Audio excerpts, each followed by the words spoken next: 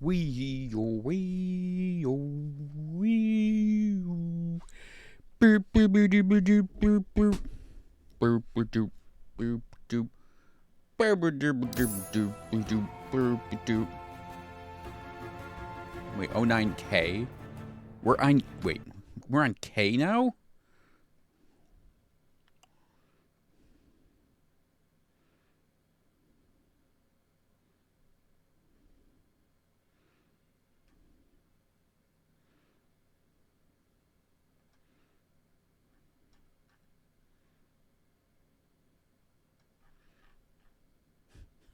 There aren't patch notes for 09K.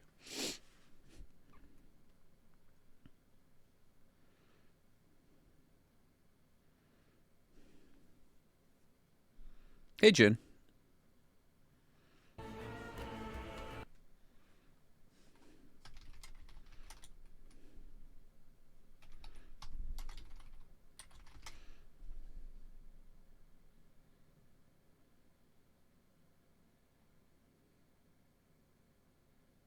Oh, here we go. Beta 09K. Relatively small patch designed to address issues we're seeing with SQP matchmaking. Scene transitions, dungeon boss store.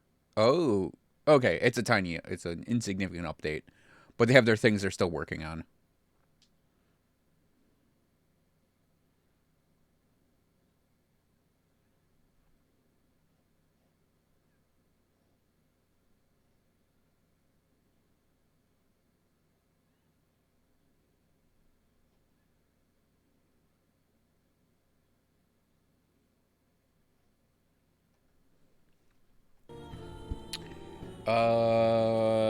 What me doing? um,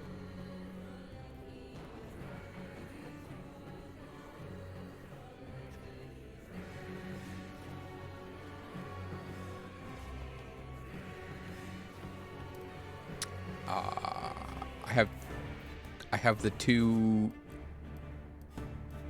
rogues. I could work on leveling more. I have the hang on a sec. Ugh.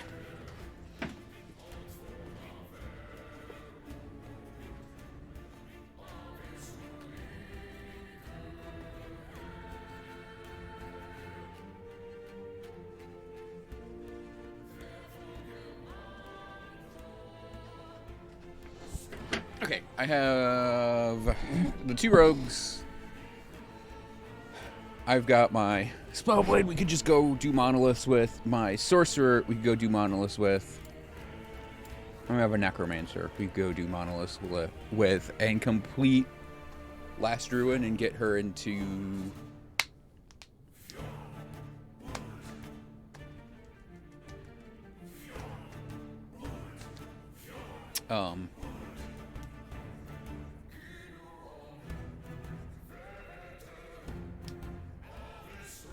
what do you call it? Empowered monoliths. Or we could just, run around.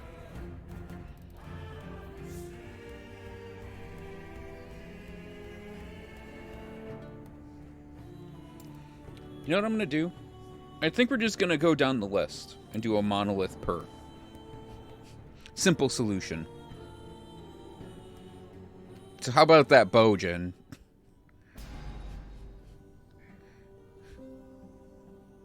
New Sagittarius bow.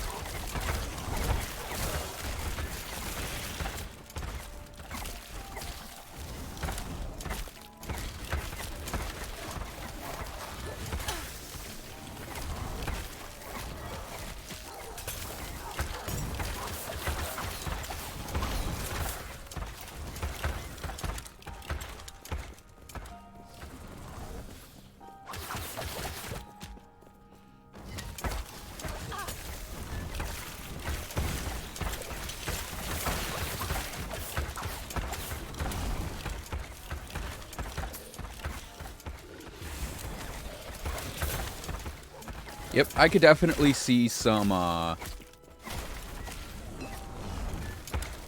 Robin Hooding in Wind.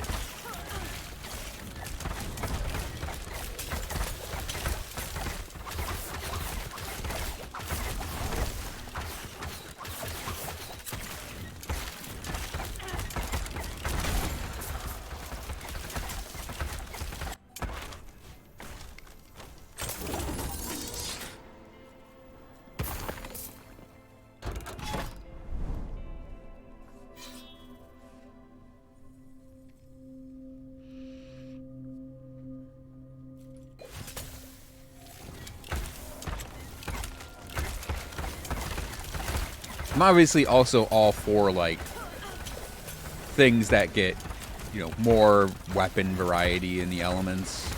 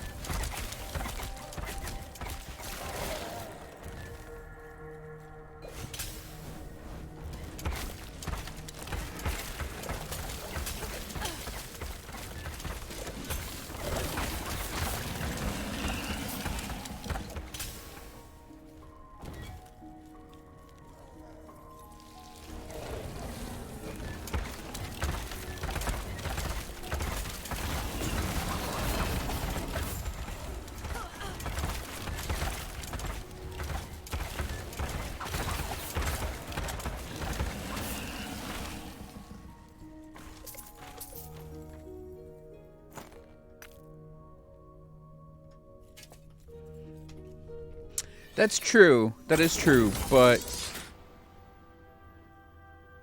it's like that is true, but it's also like, you know,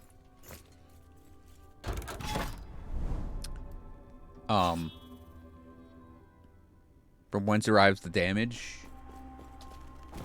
Up your face.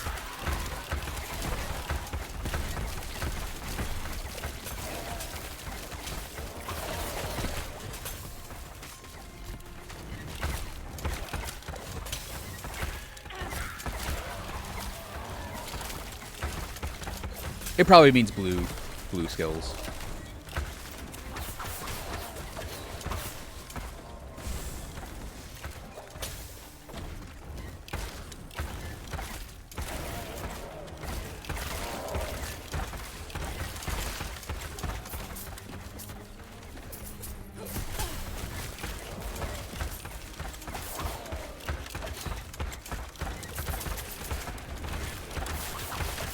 Hey, Clobber.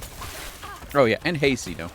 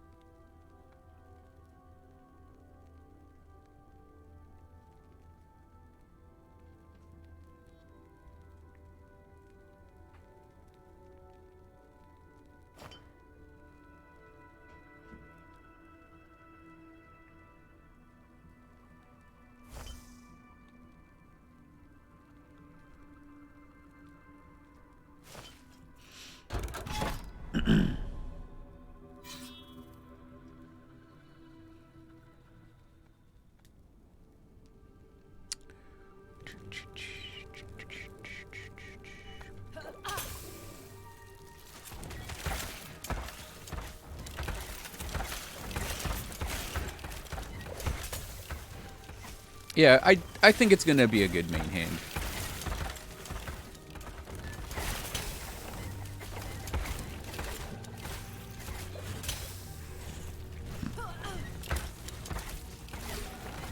I love just forgetting the level because I'm good at this game.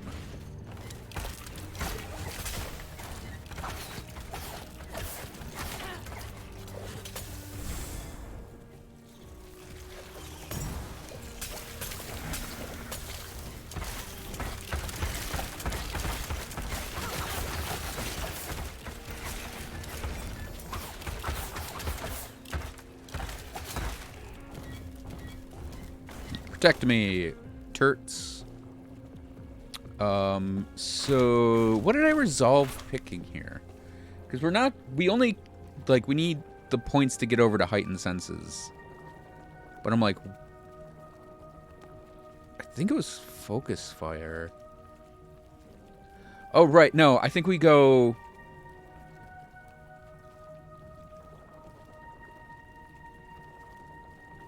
I think we go a mix of focus fire and concentration in order to get over the heightened senses. And then, yeah, we go all in eventually back here.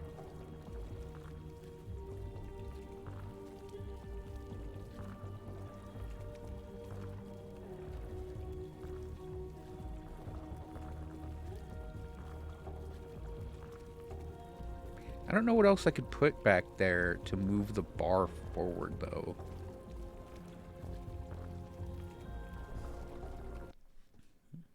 Here, let's look up the reference sheet.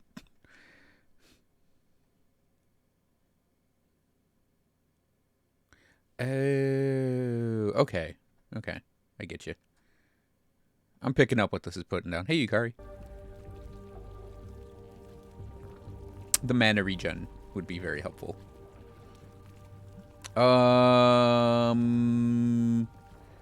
Let's steer with concentration. It is nothing important.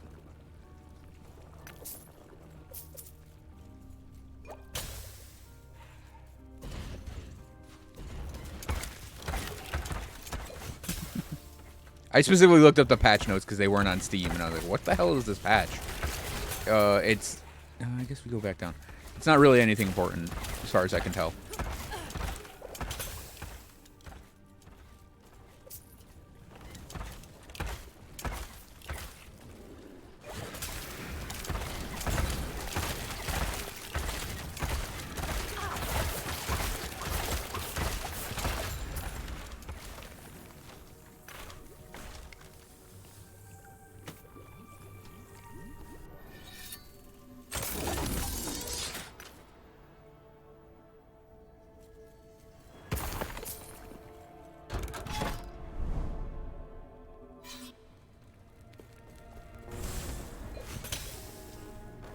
Dragon Rogue stuff. That happened to me and my mages. They got a ton of Necromancer things.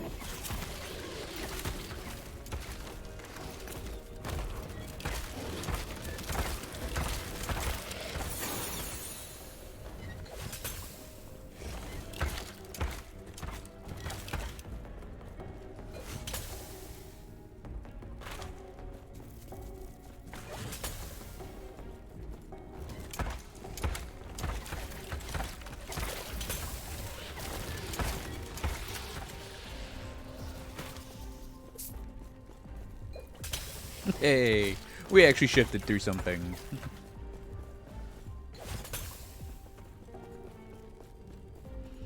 It's a perfect spot to do this. Yeah, we want that. And this one we want the shred.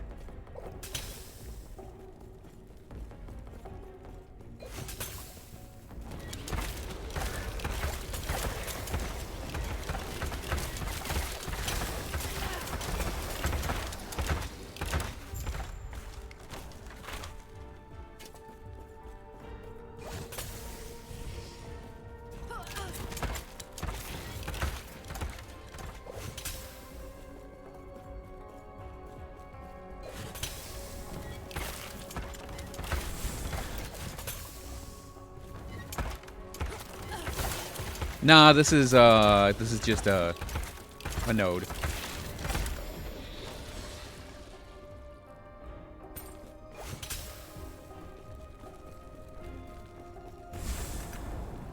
Where the hell am I going? Oh, okay. So it's just looping around, I think.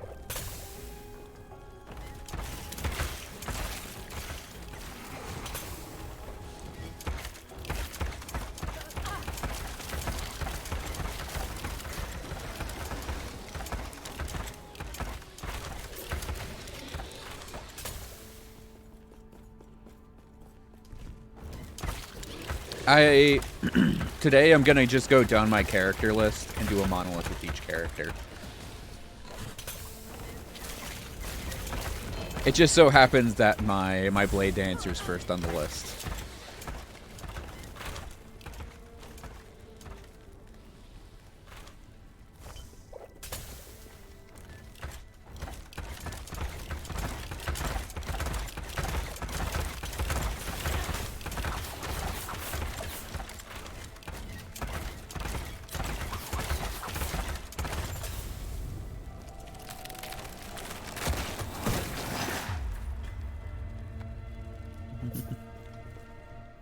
Kind of a weird field boss.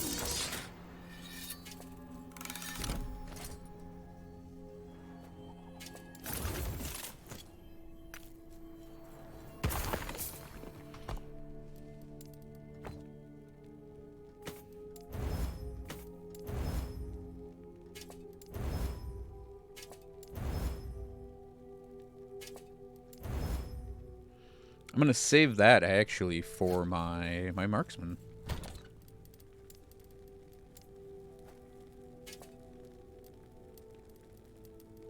You know what? Just drop these off over here.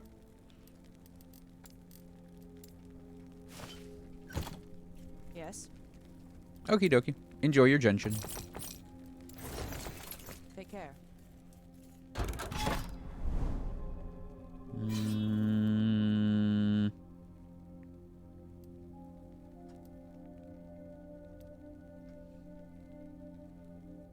Play Crab Rangoons. The story of the Crab Rangoons continues.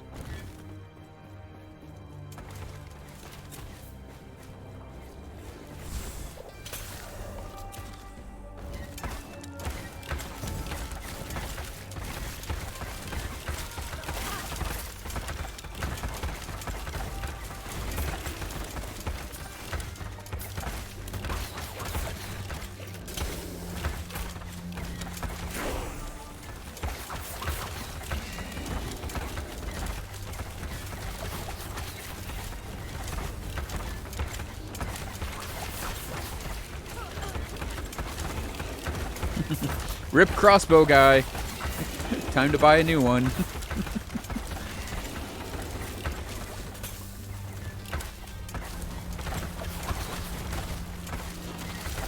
Oh, there he is. Quiven is gonna die at some point. Can't be helped. Sacrifices must be made. Crossbowmen must be fed to the abyss in order for turrets to live.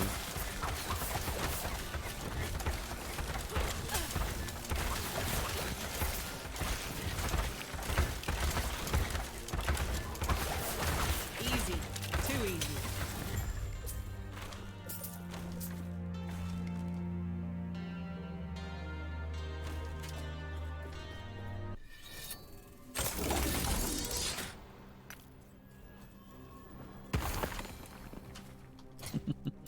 No, yeah, Yes. Clever. I got a good chuckle out of the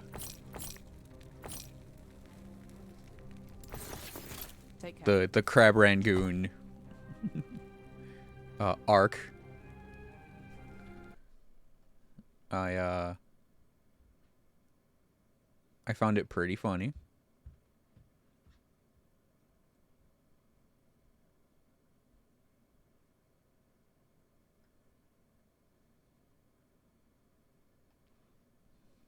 There's one more part left. It continues. I think we're going to alternate these until we hit Woundmaker, then just 1 point on Woundmaker, then go back to alternating these. Yeah, because concentration, that damage should eventually apply to our turrets when we get that one node where we get the 45% of our damage effects applied to our turrets.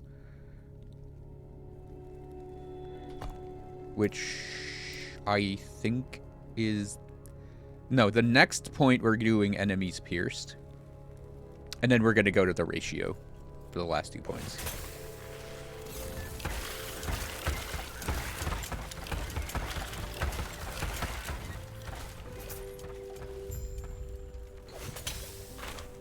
Did we start in a corner? We did. I think we got to go up and around.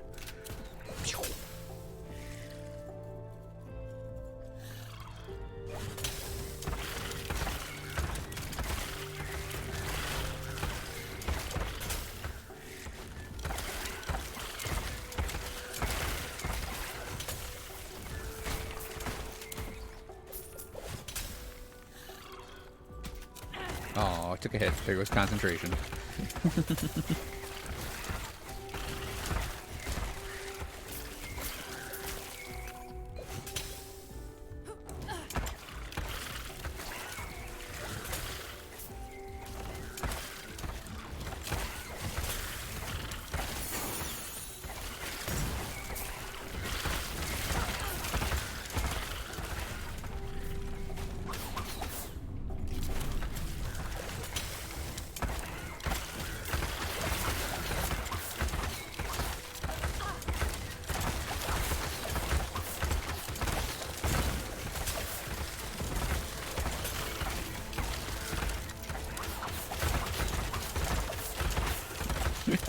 Nice tanking, crossbow guy. No, get in front of me.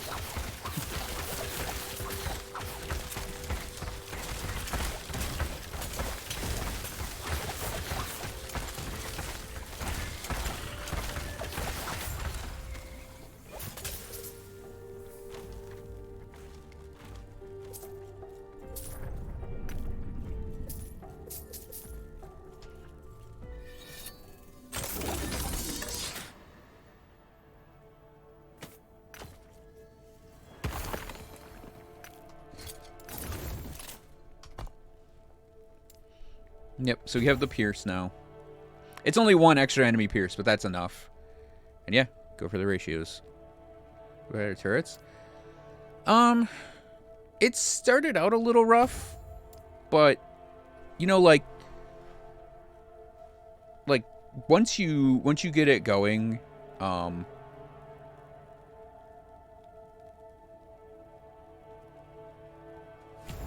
once you get it going, like, it actually does some pretty okay damage. I'm a little apprehensive about, like, empowered rifts and pushing corruption. But, like,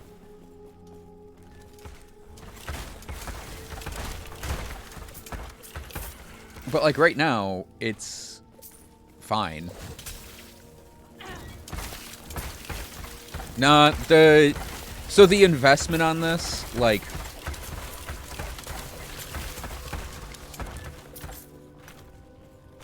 it does require some itemization to make kinda okay.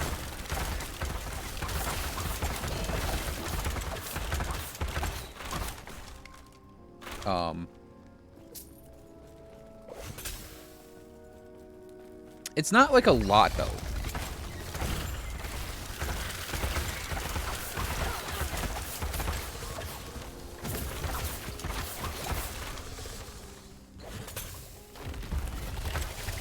It's just you do need one or two, like, pretty okay rolled items. But for the most part, like there's not actually that much.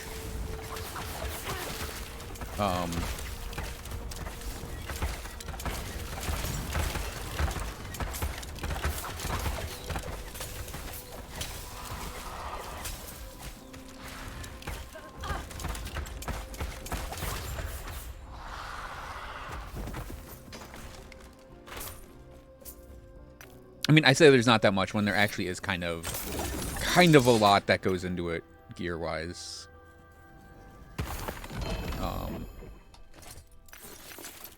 So, yeah, like the first thing you need is Uthrin's Stand, which gives you +2 max ballistas. So you can have 6, right? Or 4 off of that. Then you need essentially a tier 6/7 purple, and that gives you 6. Which is pretty cool. I have an arrow guard because it's a really good shield. Well, quiver because it's also kind of a shield. And then death rattle. This boosts this gives you minion health on minion death, and then it does give you some minion damage and crit. Peak of the Mountain. So I have a Peak of the Mountain, and it gives a giant chunk of crit. And there's a reason for that, which I'll point out in a sec. And then we have Melvern's Writ, which gives minion bow damage. We also get a crossbow archer out of it, so we get another effective turret. And then there's physical bow damage for ballistae. Idols, which obviously I only have the one, and it's paired with a kind of bad suffix for us. But the key combination of things that sort of work together to make the ballistas stronger is perfect aim, where your crit chance and crit strike multipliers are applied to the ballistas. And then I haven't fully leveled it up yet, but shared enhancements, our damage modifiers also apply to our ballista, but at a reduced ratio. And there's some other things like we boost the damage and lower the duration and mana cost. Give them more health and duration to make up for it. Slow chance, extra projectiles, a little bit of pierce. If I get some plus to ballista skills, I'm probably going to pick up the care package potion dropper. I don't think we can go get flaming shots and do explosive delivery, but yeah. You can kind of make your ballistas hit really hard. And then the rest of the skills are pretty much just to support that. To make you safer. So obviously we use shift. I'm using shift for delivering the acid flasks as well, because we're growing acid flasks. It also has mana recovery on it. So we get a little extra mana back. We have our pretty standard smoke bomb setup, where we go and grab the Dusk Shrouds. Oh,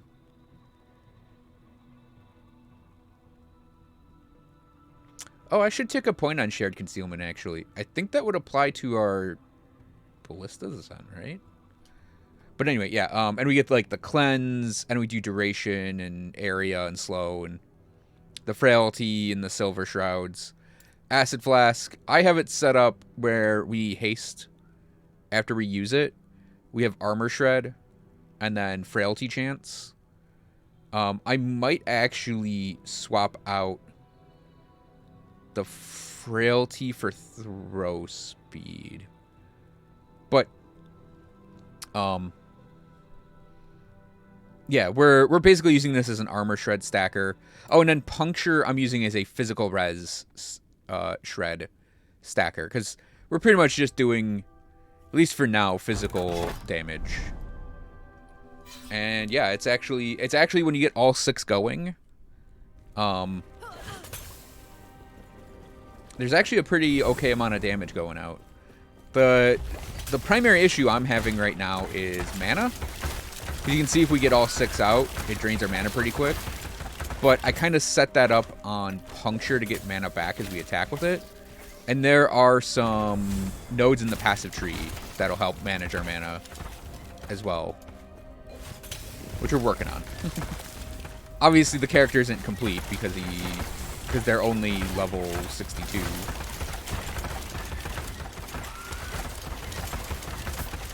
Yeah, we do have a water shrine right now, so our mana regen's up.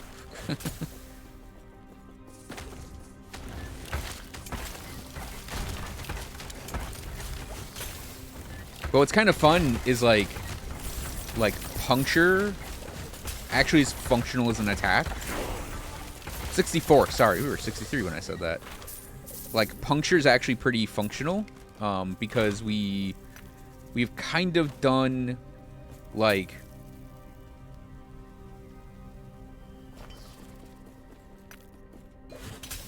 we've kind of done like a hybrid-y character, because our ballista, like they'll get damage based off our damage. So if we jack our damage up, our ballista's damage gets jacked up, which means we can actually like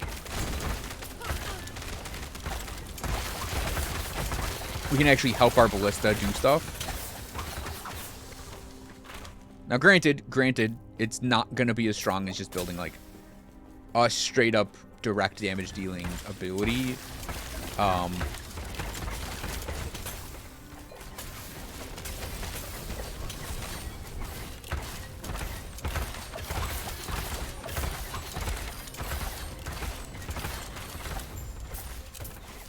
For puncture, that is.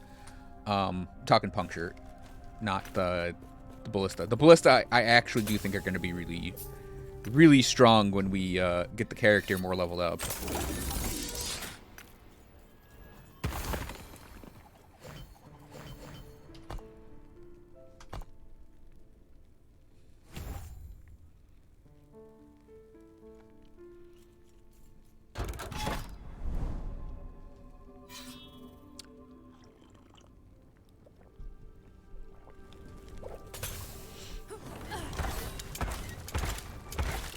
But yeah, it's a pretty unique build that, like, I was able to pull together just because of the amount of time I put into, like, farming up random crap.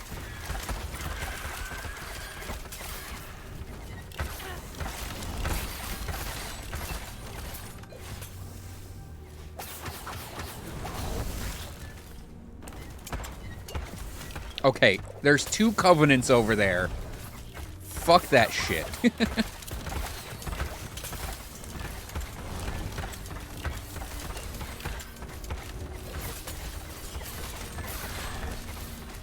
Oh yeah, you can focus fire the ballistas with the attack command. It is actually a little fun to watch them just like turn towards the target.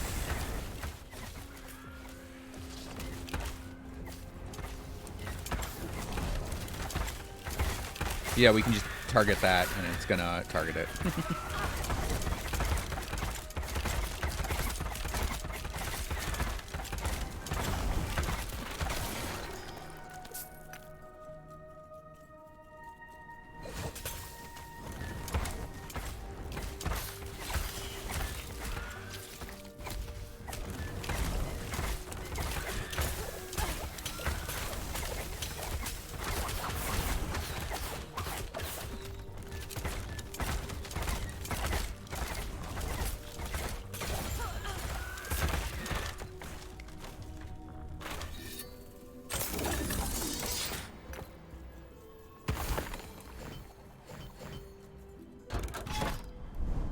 Yeah, and then the other fun bit is actually like, because we're doing Blade Dancer and not Marksman, like we actually have a lot. Well, we're doing a little Marksman stuff for the bow damage, because we're doing more of like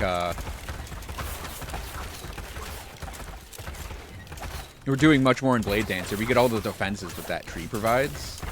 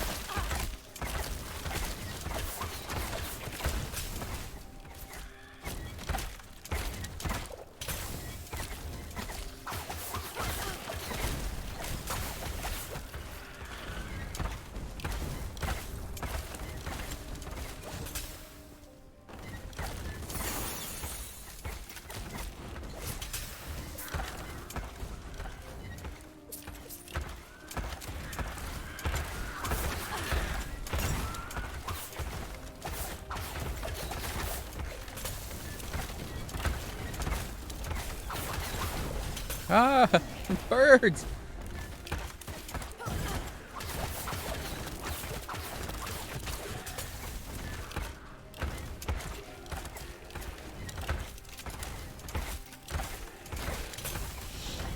I have considered, honestly, taking the reduced duration things.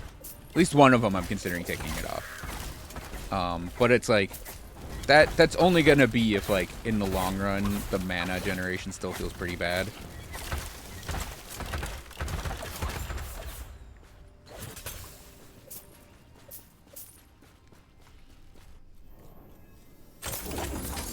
Because we would just be able to, like,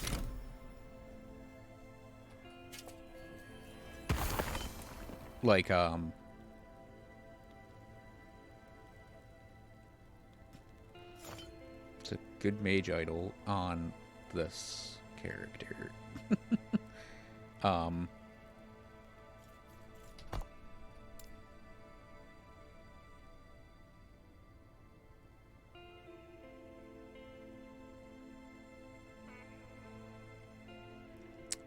So I'm gonna grab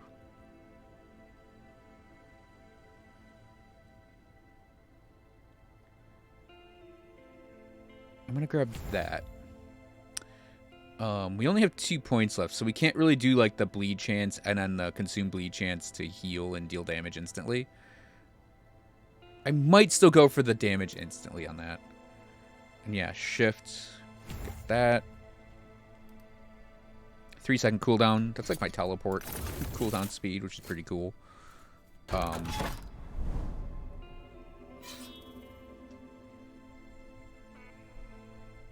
I'm doing the money, then the idols, then we'll do the monolith quests. Because this is actually like motoring pretty fast.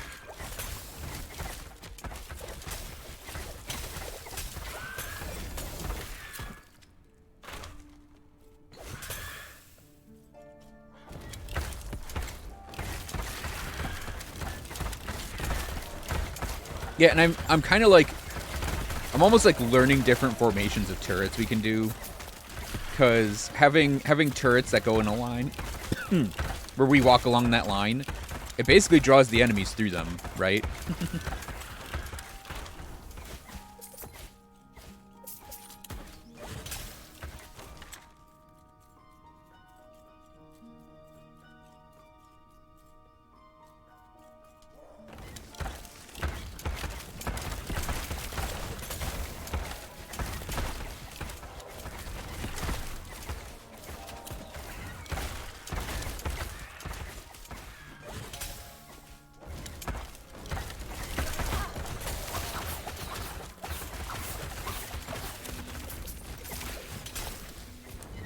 Also, bridges, which is terrain that is easily attackable from both sides, works really well with this setup too.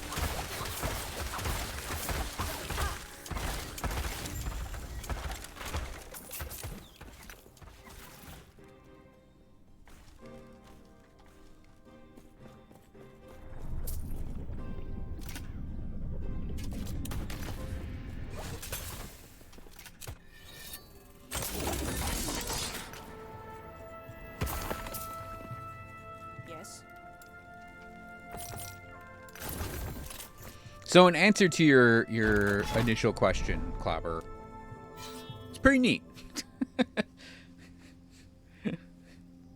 It's a build that's doing like a unique thing, kinda. Requires a moderate amount of gear, specific gear, but it's actually like also really neat.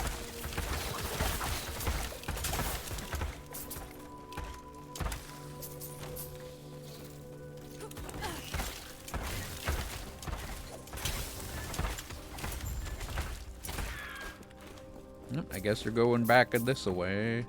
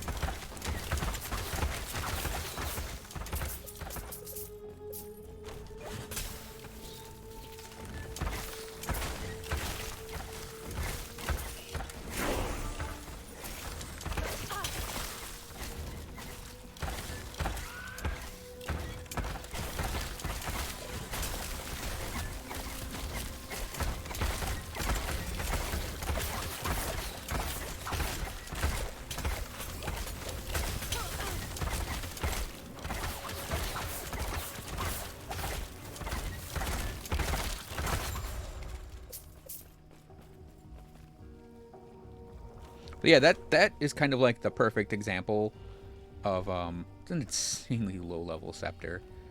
That's like the perfect example of what I'm talking about. I want to break that scepter down actually, where it's like it doesn't feel like you're gonna do a lot of damage initially, and then you like have a dead enemy, like a dead boss.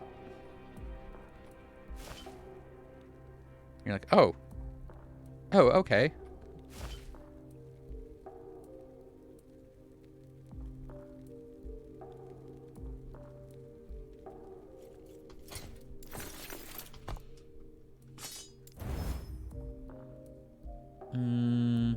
Keep both those. Break that down. I want those. I want that.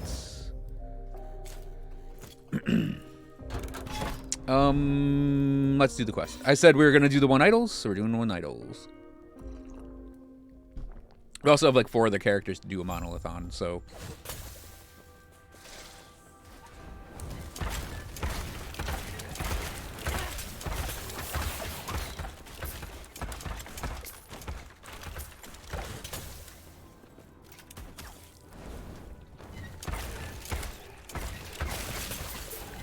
What brings you here?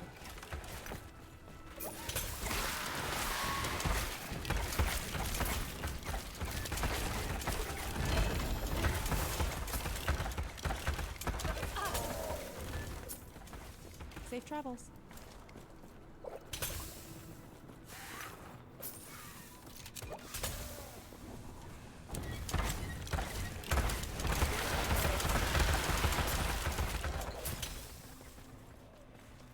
Greetings.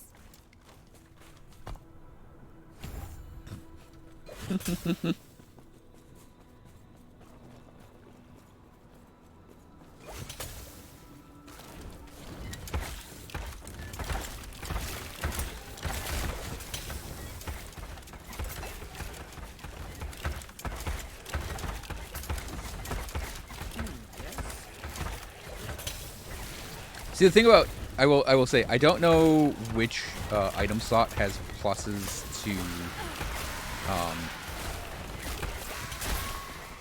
Yes? ballista. It might be relics, but I can't be sure.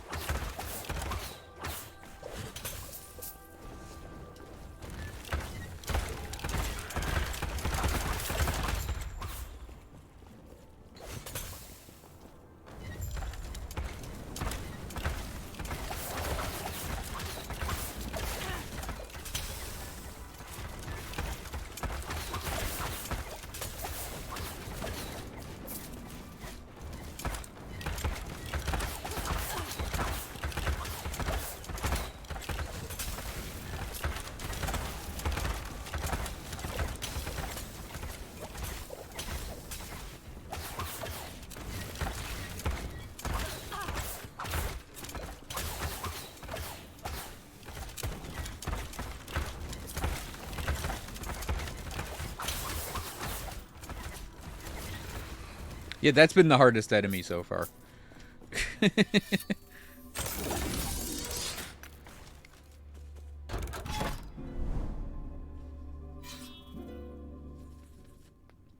We'll see what happens with Raleigh. Yeah, also the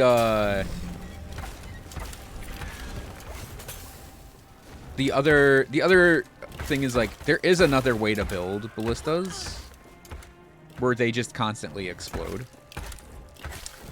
And yeah, I don't know if I want to do that one. 'Cause I actually kind of like this setup, but I also really like explosions. So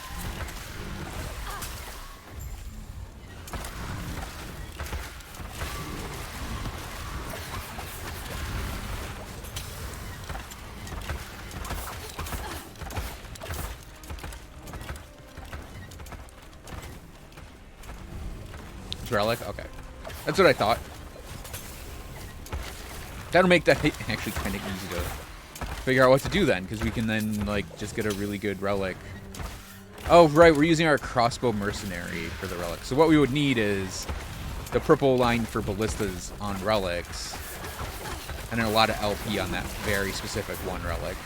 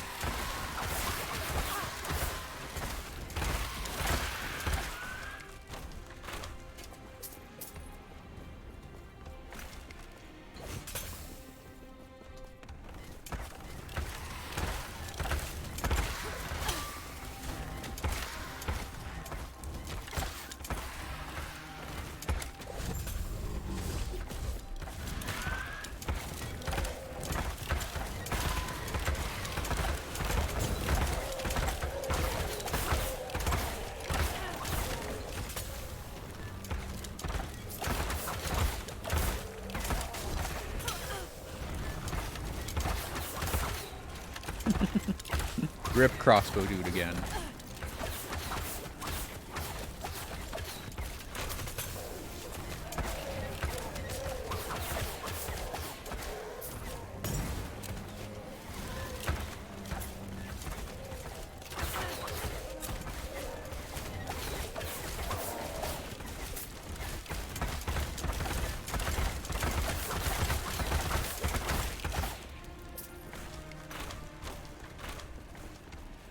Yep, and there are times when it's just the best solution is just hold down the ballista button next to the boss, or on the boss.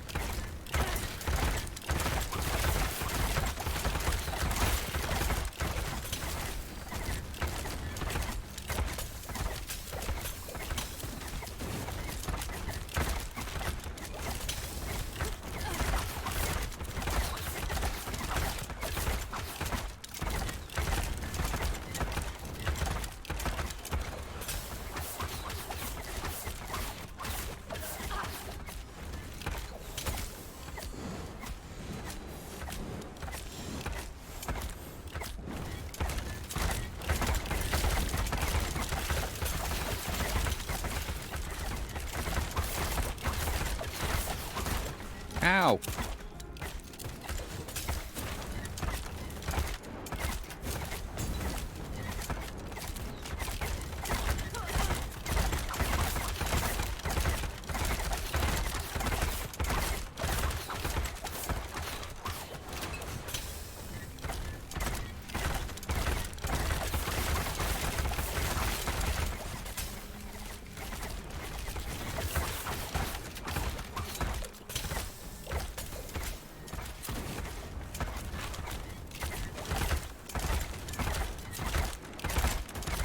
Oh, no mana.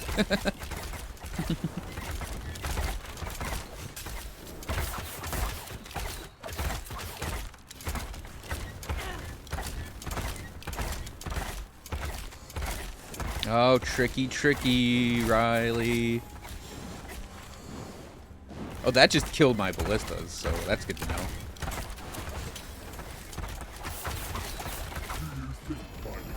Yeah, that was relatively not bad.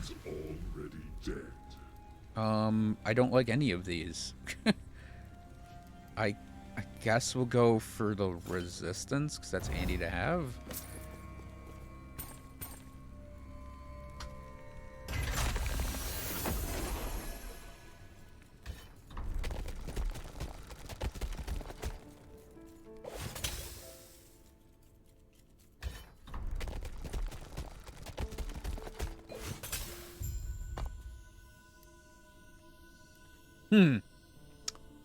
Lagan's gonna be a weird one with this, isn't he? Probably not that unpleasant, though. Like, giving it some thought.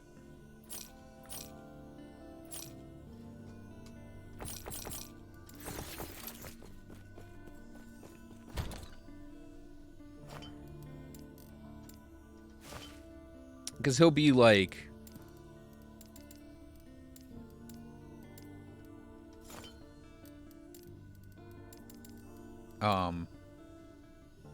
got LP on both those. And that's a good mana roll. 40%. Oh, but a bad resistance roll.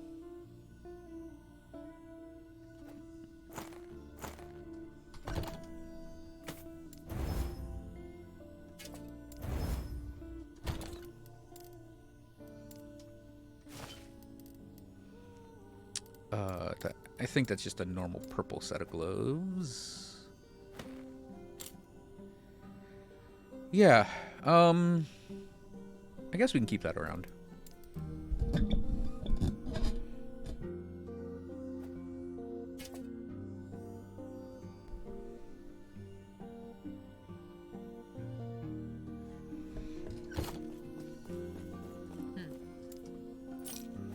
Okay, next character.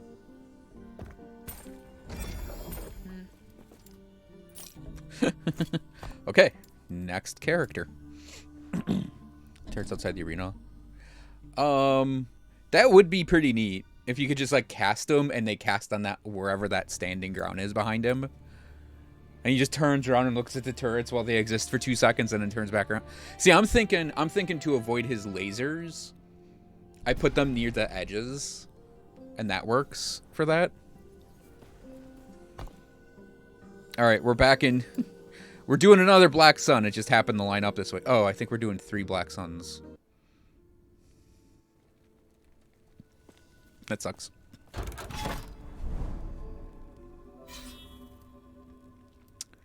Our guy here actually has an excuse, though. Oh. Well, shoot. I guess we're not doing a full monolith for him. That's fine. Yeah, oh, I think didn't he help John a little bit with Black Sun? That might explain that.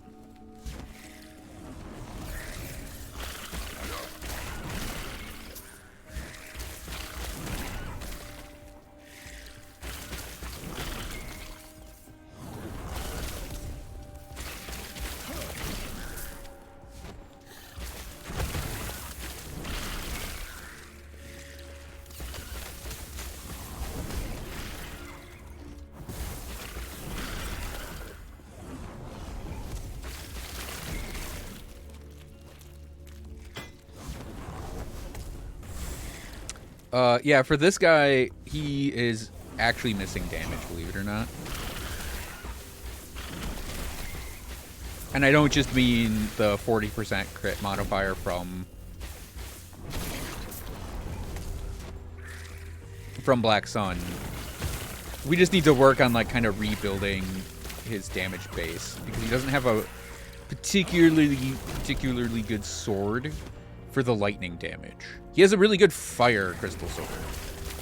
He has a couple really good fire crystal swords. He just hasn't lucked into getting a lightning crystal sword, and that's why his damage is a little on the low side.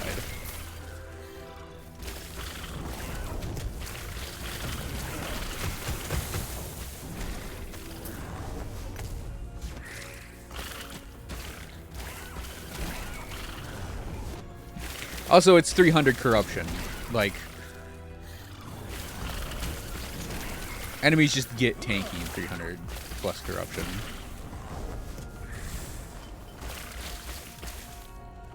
I do want to... I do want to look over these, but I know we're not going to keep most of them.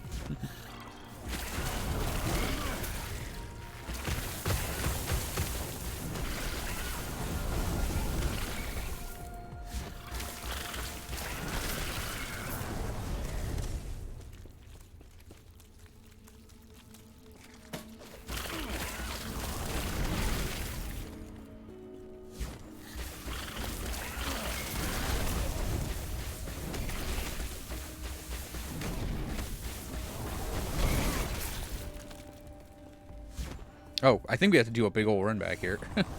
Yeah, part of the reason is, like, I built him to very specifically be tanky. So, yeah, that kind of is, like we're not going to have as much damage as we could for the time being. I'm also going to give some thought to doing... It's not a big run back at all, actually.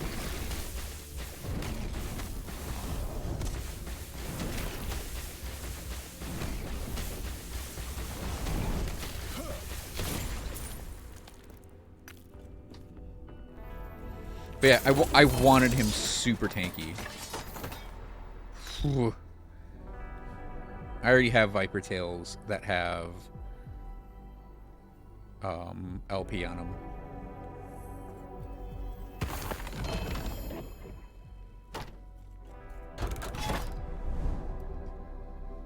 I want to get these 2 helmet nodes, then we'll do the Raleigh, and then yeah, we'll just switch to the next character because that's technically a complete monolith.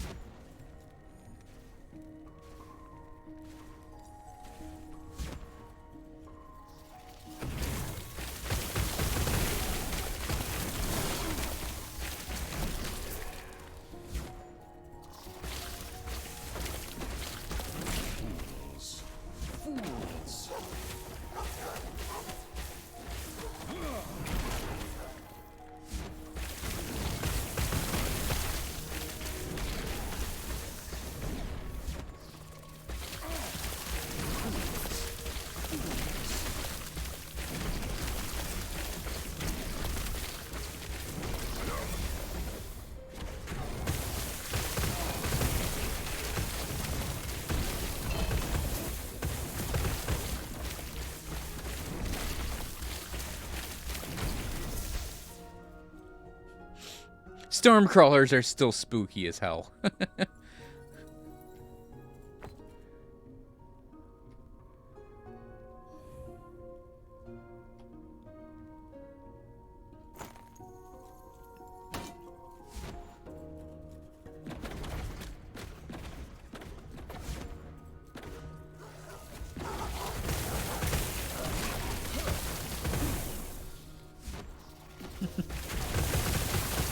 This gate.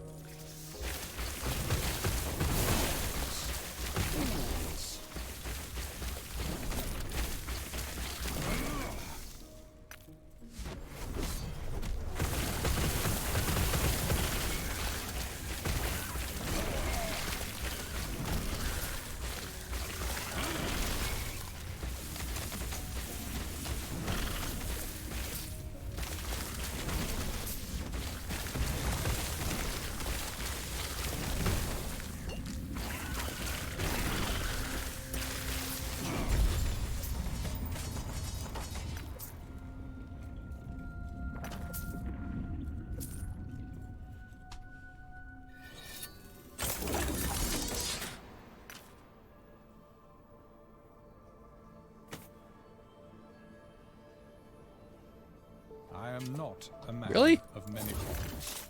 Shit. All right, because we got a whole stack of idols.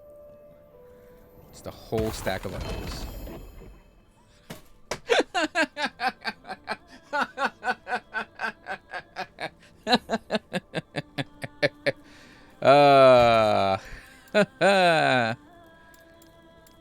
Because of course it doesn't drop on a Tuesday.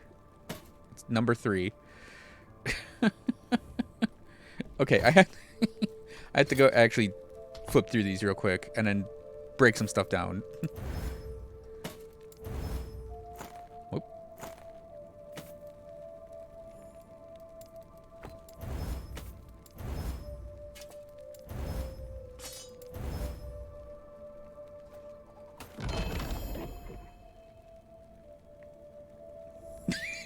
Oh no! Oh no! Oh, I feel bad about that. Oh. Gotta. Oh, that's not. No, we got Primalist. That's a B idol. Rip John.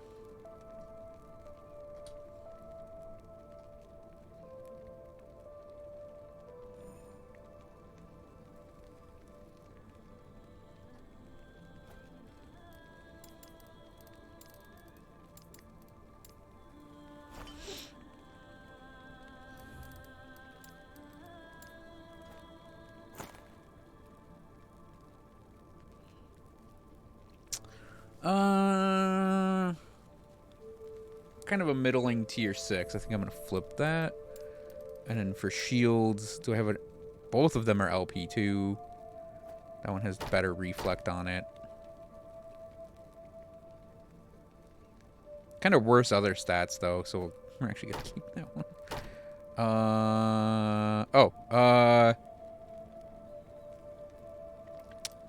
Yeah, that could be a good idol for this guy, specifically in the future. Oh, close call. I think my close calls have LP as well. 50, 100, 50, 120, 44. It's better. Okay. Oh, crit one. Yes.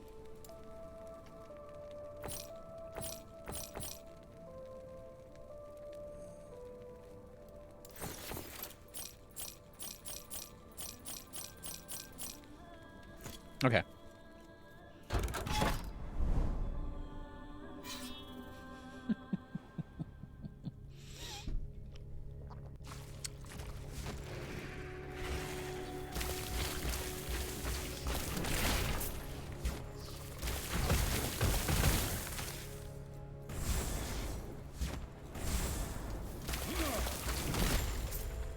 I cannot do that.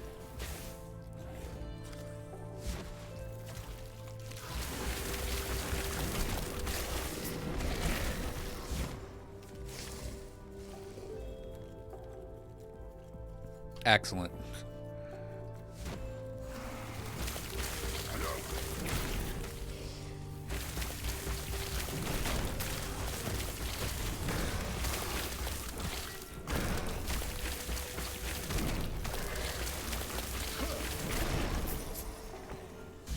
Yeah, Raleigh's gonna take fucking forever, by the way. I just realized that oh, shit. Void enemies deal more damage. That's a problematic modifier there.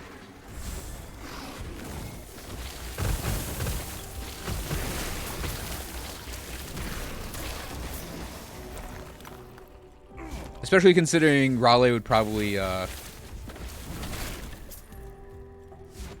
one-shot us, and it would be a long-ass fight. So I guess we're doing some bonus nodes here. Because we've also stacked more health damage is always there. We've also stacked up endurance and crit avoidance / health.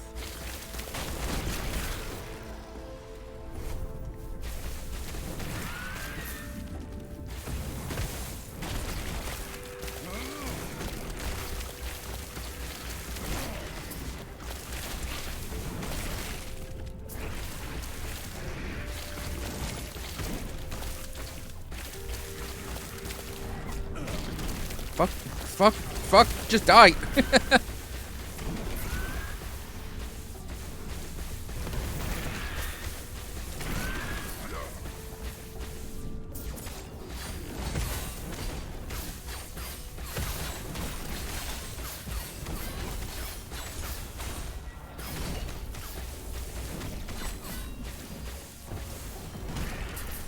Oh boy.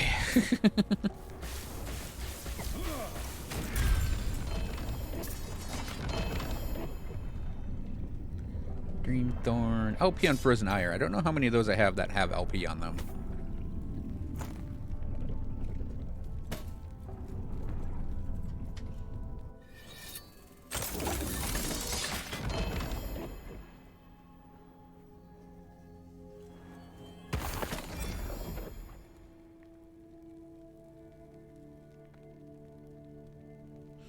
Oh, dang. It's a Fractured Yes. Crown attempt. We're going to do right now. Ooh, cool.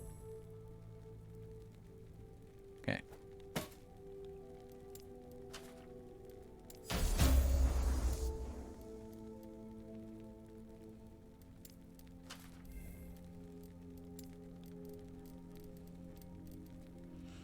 Yep, damage out to health for mana. Fuck off. Never mind. I care more about having the focus shards, I guess. Damage out to health for mana.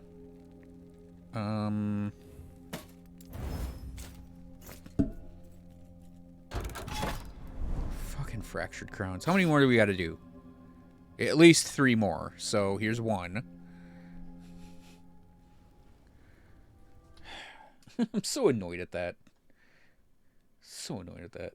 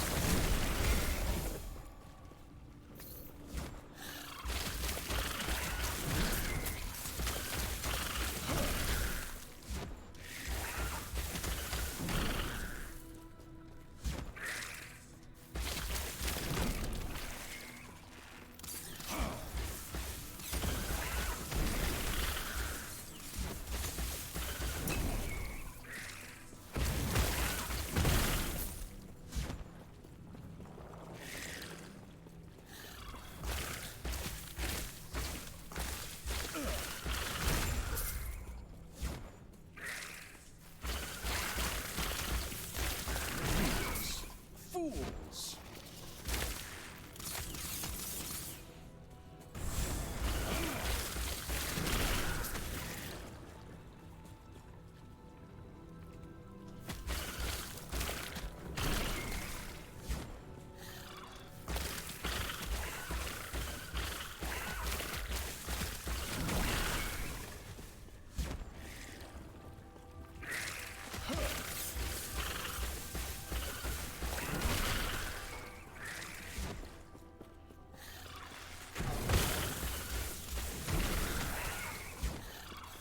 Welcome back, Yukari.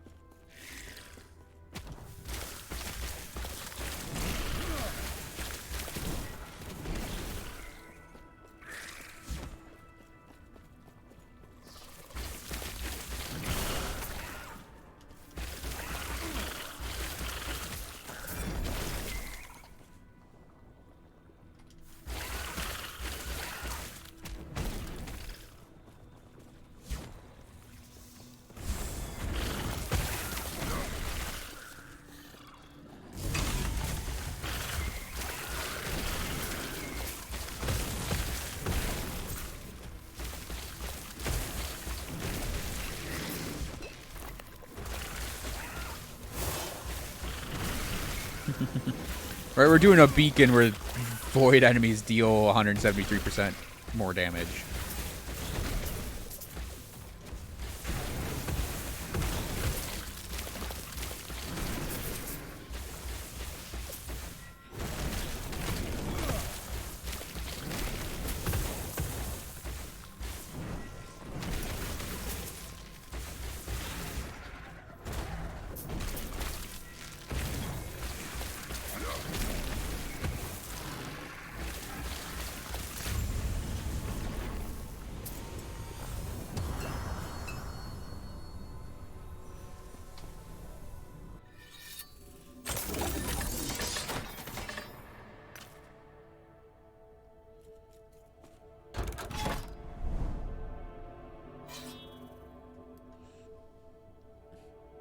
So bright your eyes hurt.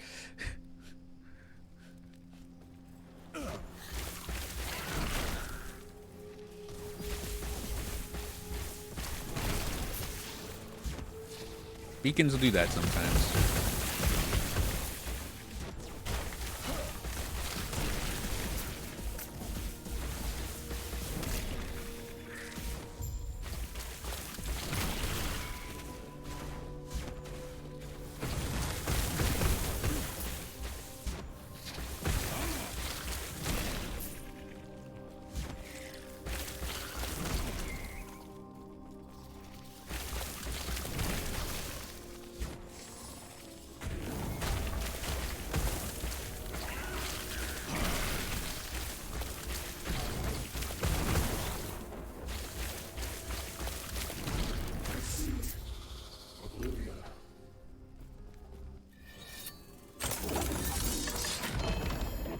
Yeah, Beacons, Oasis, and Snowmap.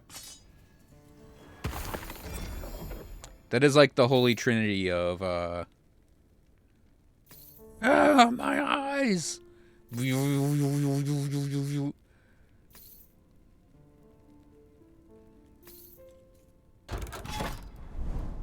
we'll do the unique. I didn't read the modifiers again. We had to do more because the void damage is back to full.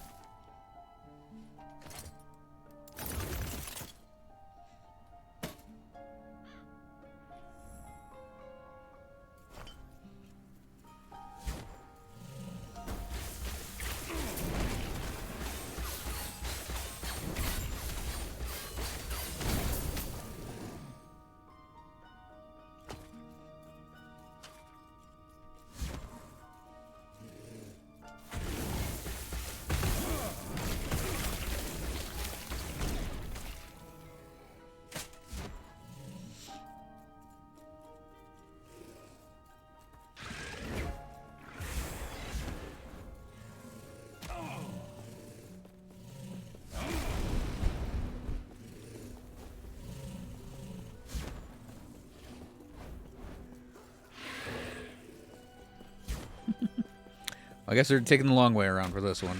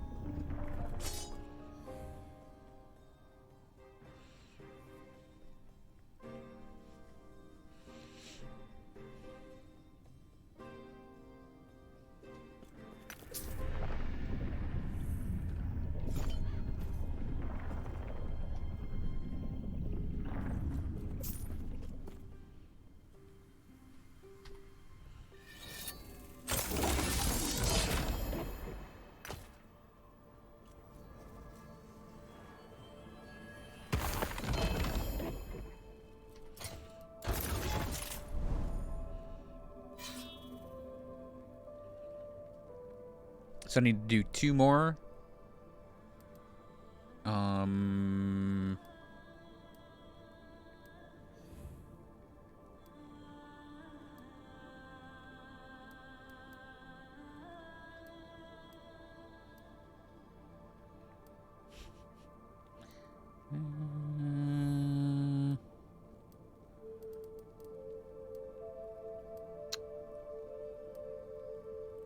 I mean, I guess...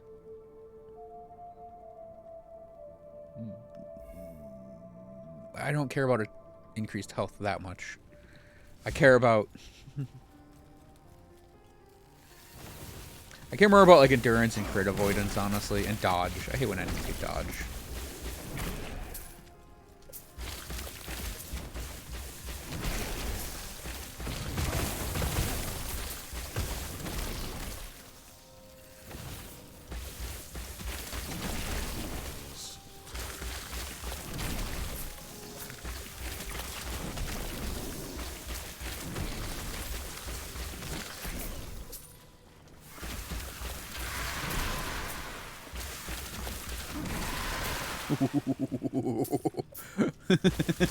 Numbers! Waves of numbers.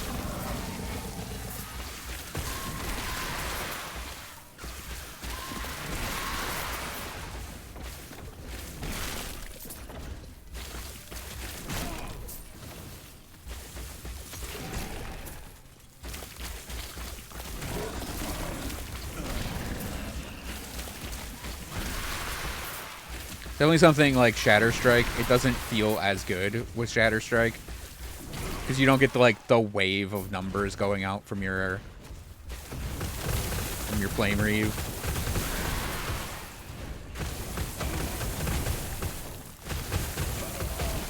It's just not the same.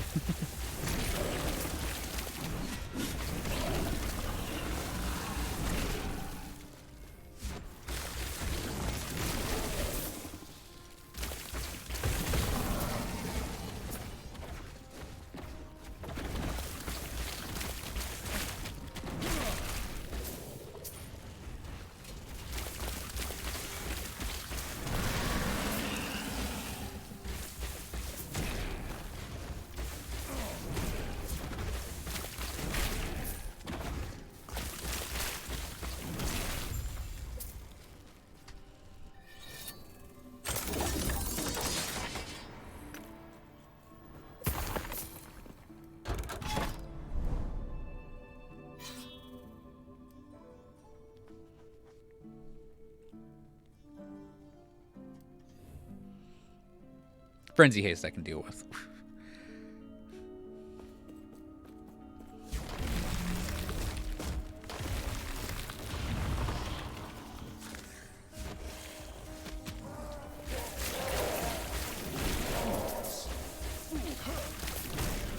Nice.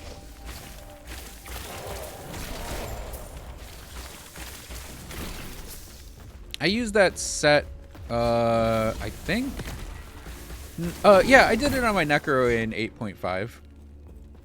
In the previous version of the game.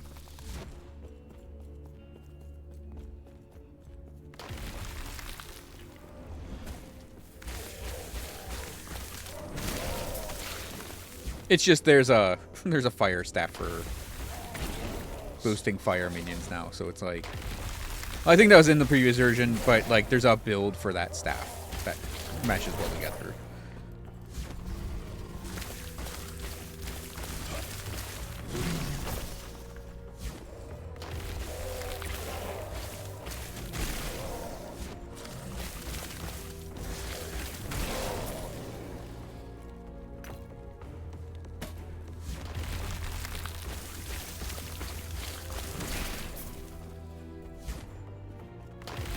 My character, that teleport landing, my character taking the second. I'm like, uh-oh.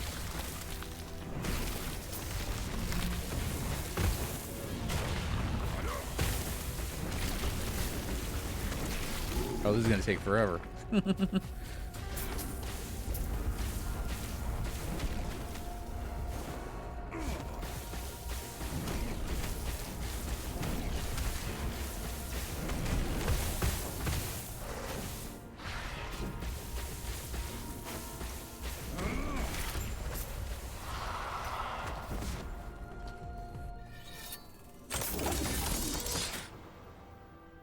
that makes sense.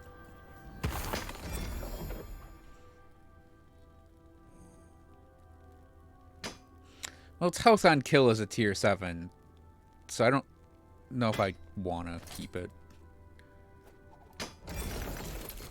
Damage over time on a tier 7 is pretty good. Alright, Raleigh.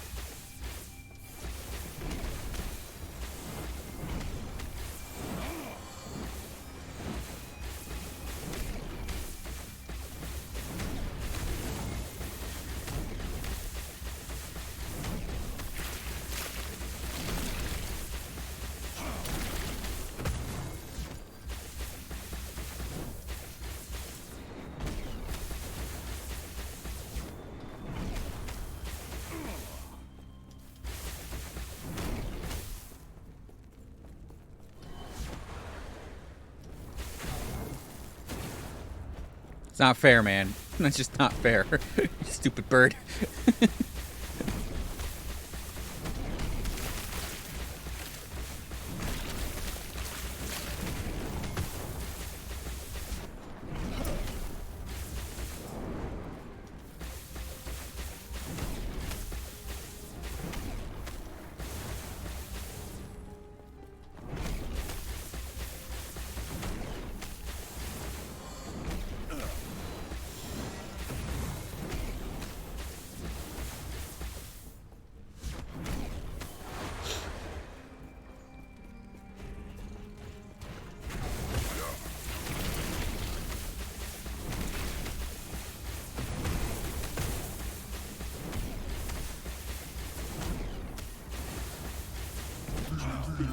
Oh, he didn't even land on that one.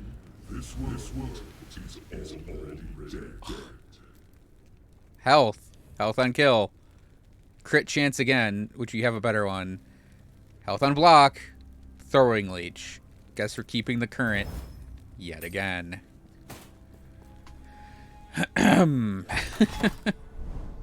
Stupid bird.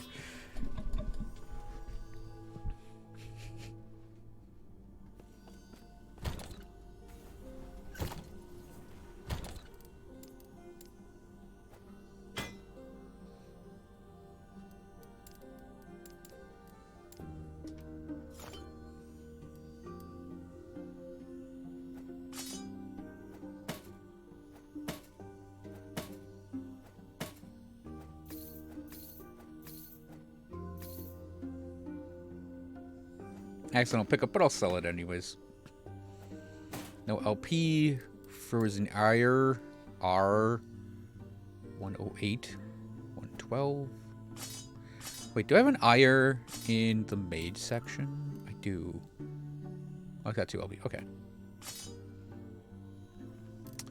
Hummingbirds. We'll put this one in here.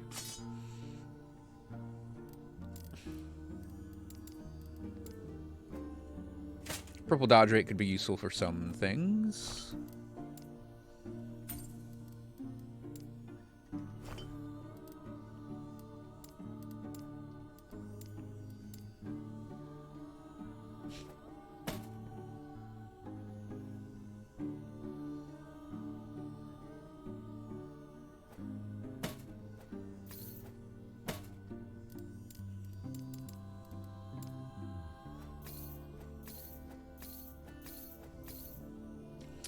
Let's see.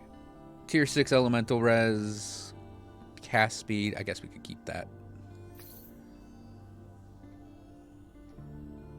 Health on a health one. We have the option of fire pen or cold pen. I'm actually going to break that down for the pens. Fire damage on a lightning res, spell lightning one. I think I'm going to break that down as well. Spell damage, elemental damage. Yeah, that one is okay. Mana on a minion one with minion health already there. Because don't you want minion damage on that? I guess we could set it aside over here. Yeah, there's minion damage, which is probably way better. Like, no matter what. I'm going to sell it. And then necrotic damage on a freeze, but it has crit chance. What tier is that? Tier 7. Yeah, we'll keep that. Because that can go and be something we feed to another, to a legendary amulet.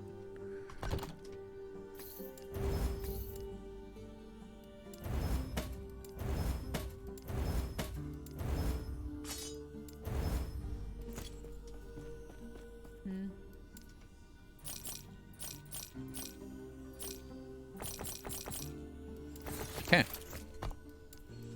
Next character.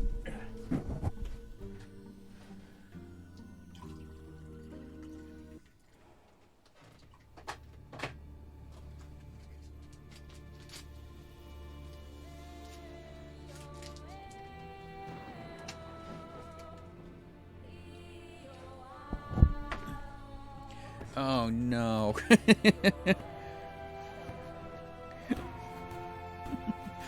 We have another bird to do, I think. I might actually skip this one for tonight.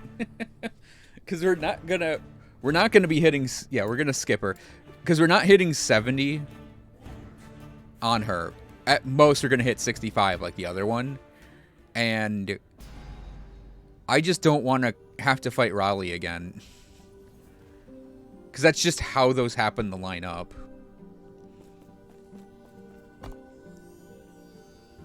Yeah, we have a ruin to last of.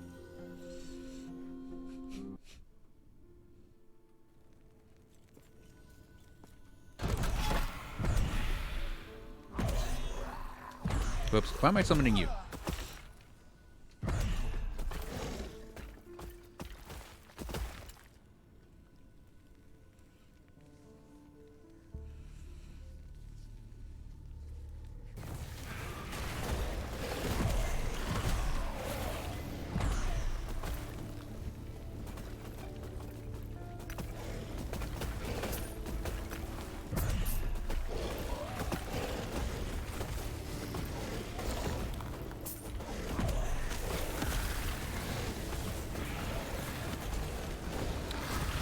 If you're, like, the small temporary flame raids are actually insanely strong. Like, there's a whole build that's, like, really good. That, like, it's a build I'd consider switching to on my Necro.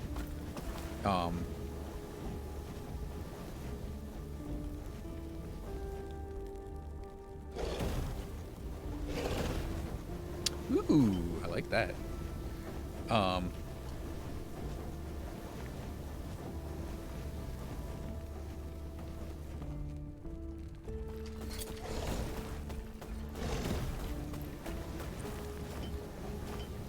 I just realized that's minion mark for death. We do that with our curse. I guess minions have a chance to also mark for death, huh?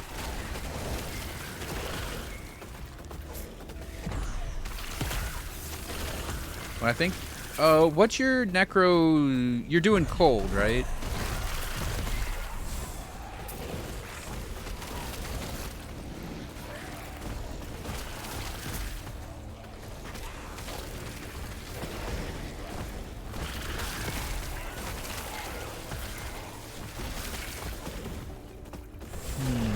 I wonder if you even need the wraiths.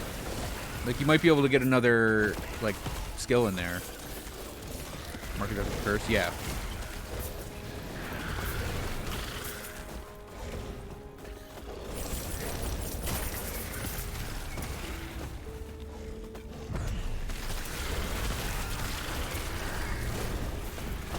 If they die.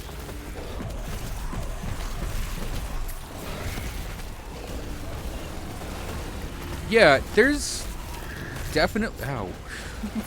There's definitely a way you could set them up.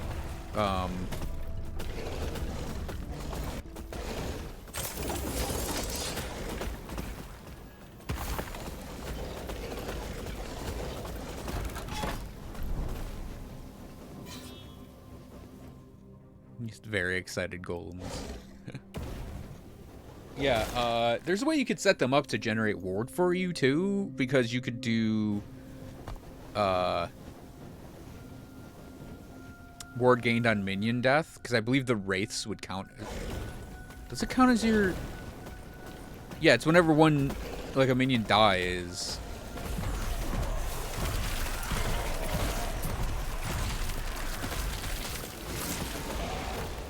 Game's bugged.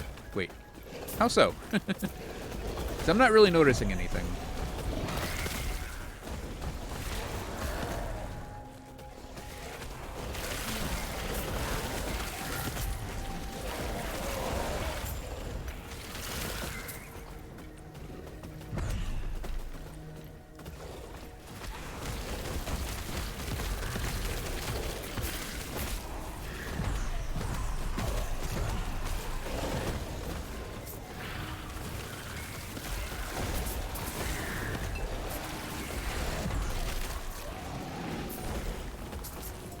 Beer!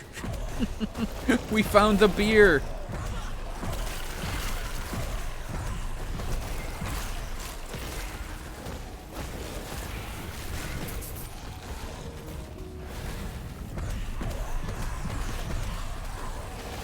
Yeah, I'm thinking of grabbing that ward node because, like, I'm using the volatiles, and whenever they die, we'll get ward.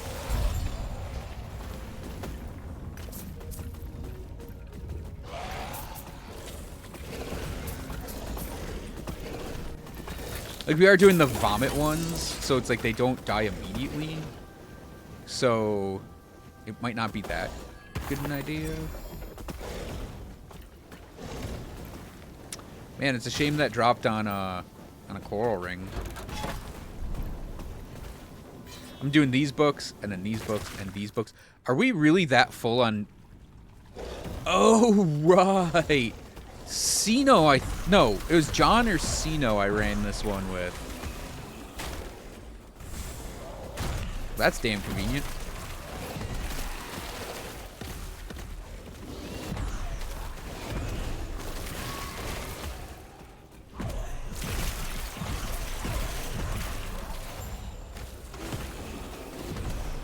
I mean, I could also turn my volatile zombies into just normal volatile zombies that explode and they don't vomit.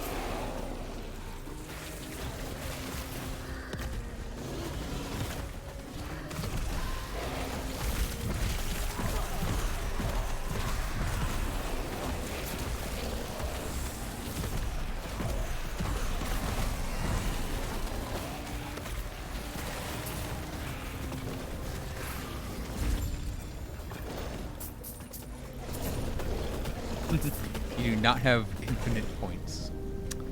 Dang.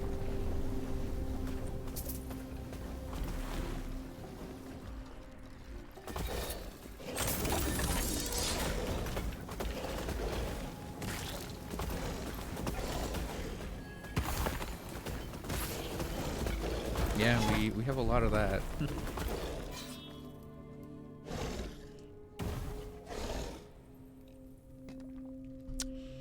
Did you count your points up on your skills? Because that's what I was doing before the before they fixed the thing that one time.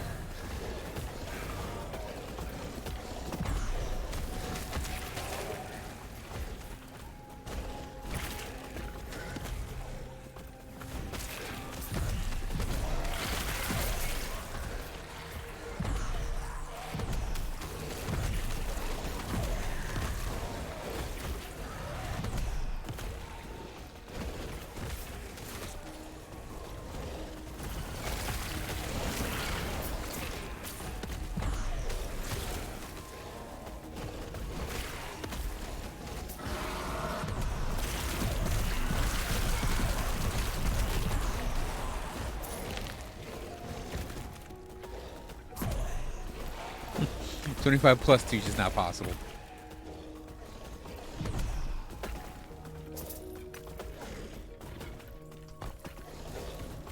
Yeah, I think my golem is 25.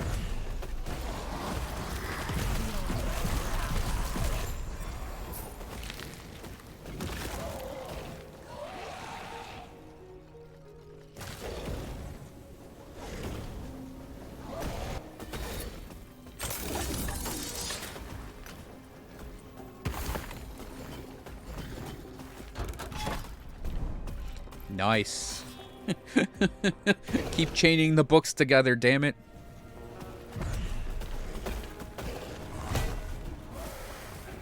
Clank. Golem, just don't react at all.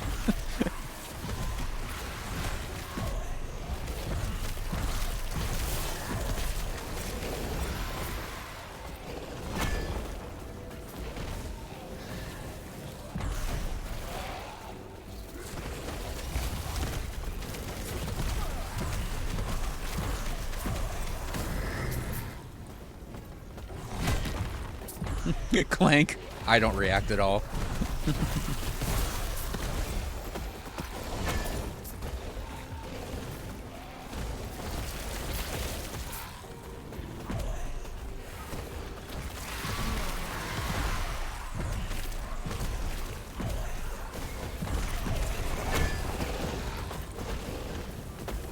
I know the damage on the flame spires is on the explosion, not the clank.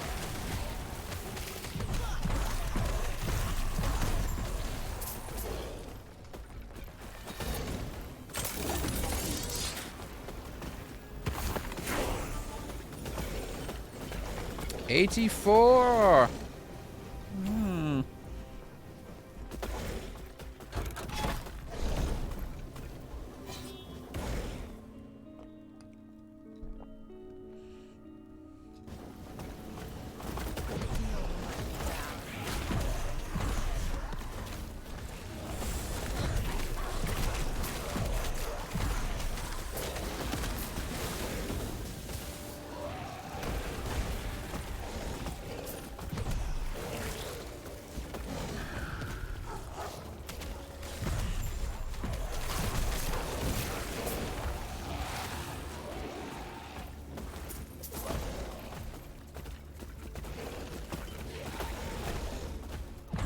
Wait, did Yukari just sag?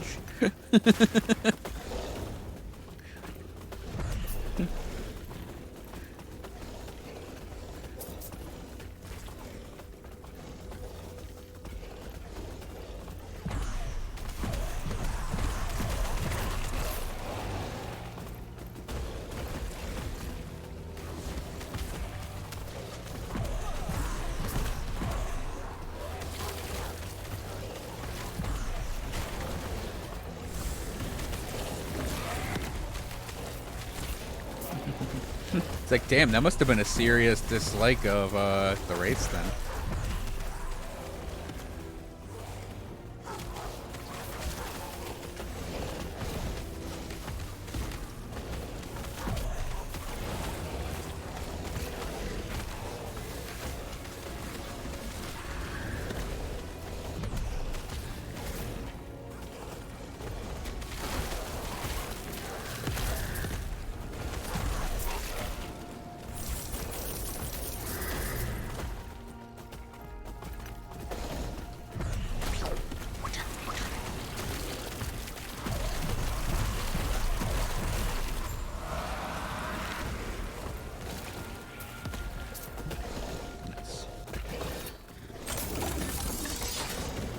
Damned souls. The first damn souls I've gotten so far.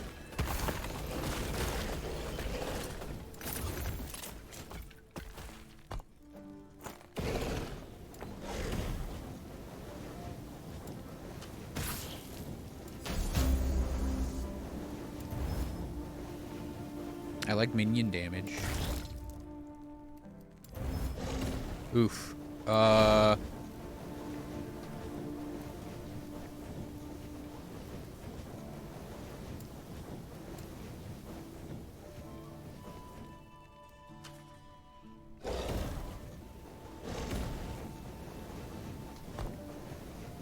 Physical. We need physical. So let's add physical. Physical. Okay. Okay.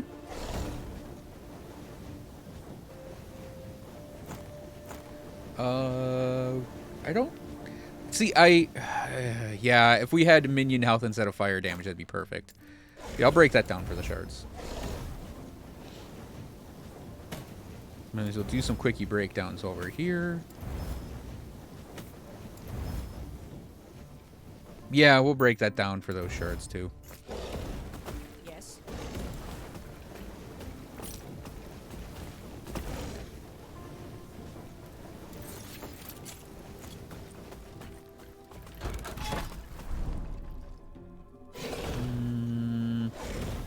Yeah, we'll beacon.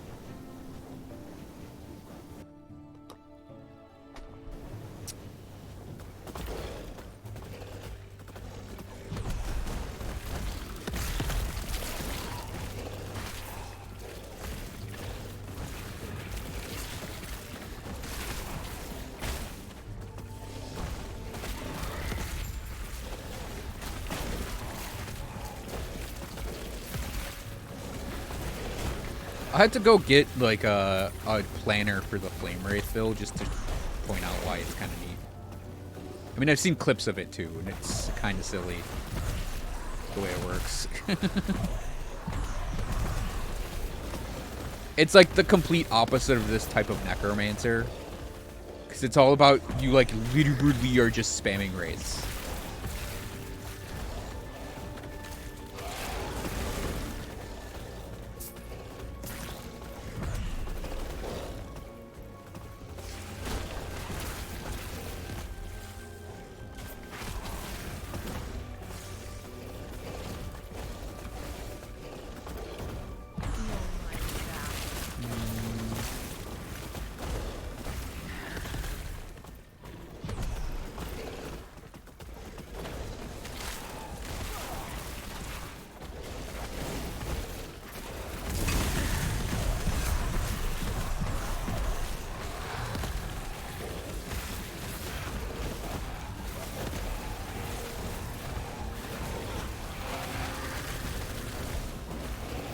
Oh no, we want minion damage. We want minion damage and plus the skeleton mages on damned souls, by the way.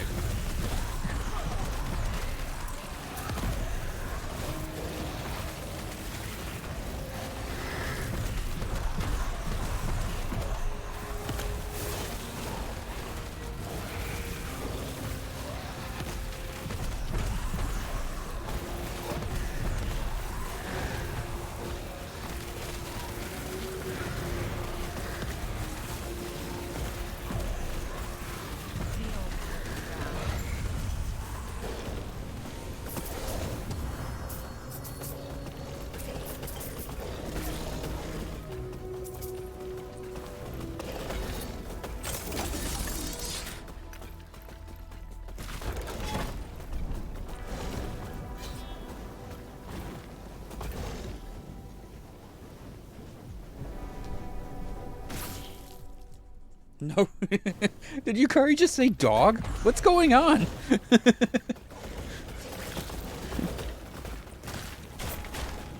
Back to perma-wraiths. That can happen sometimes.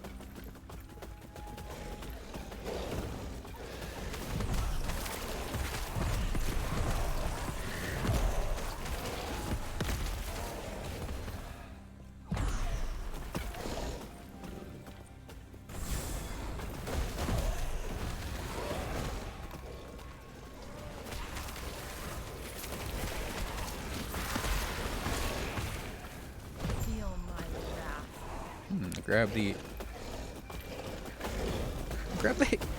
hay shrine.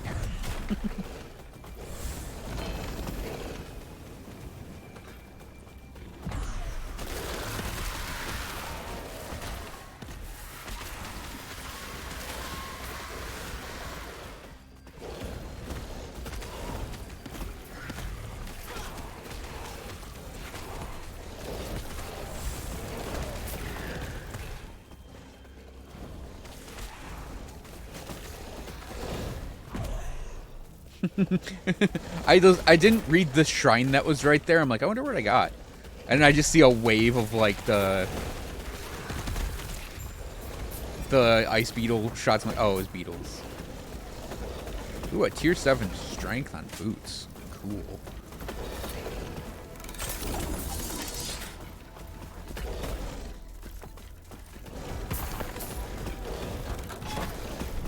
Not quite enough there.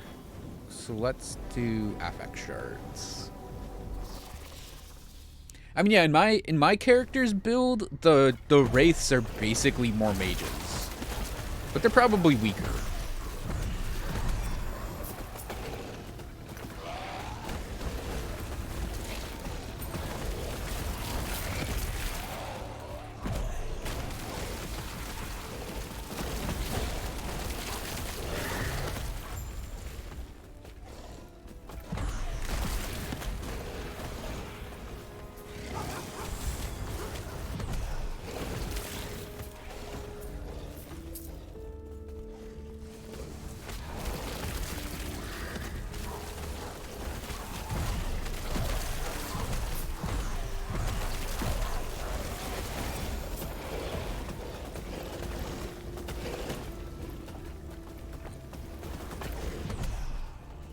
Yeah, I couldn't tell you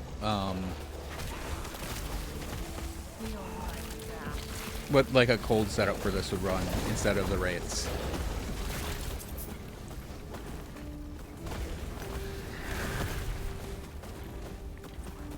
Because if you're doing the normal melee wraiths, then I think you kind of run into a problem of them running into things and dying.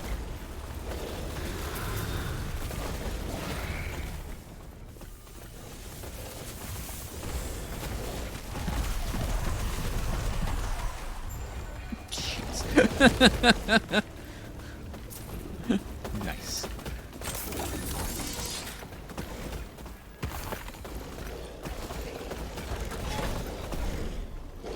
I'd say the Necromancer is probably really ready for Empowered Rifts. Monoliths! I didn't say rifts. You guys said rifts.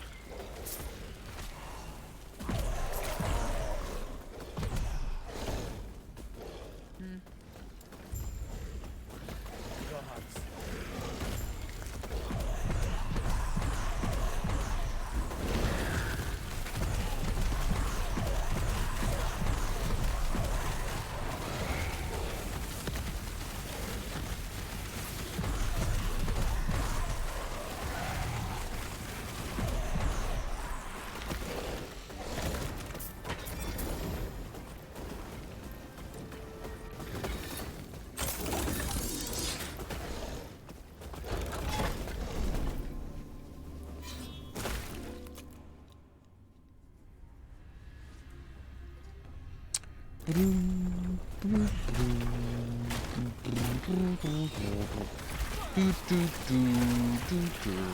something I want to try on my Sorcerer, I think.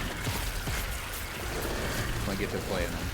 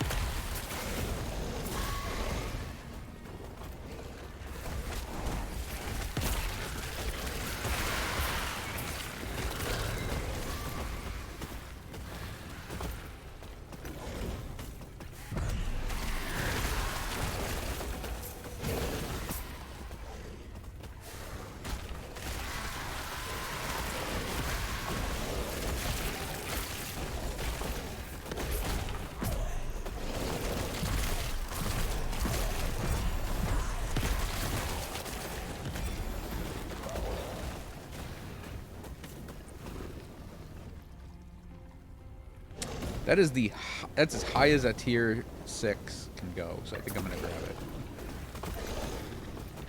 Yeah, I guess I'll grab that.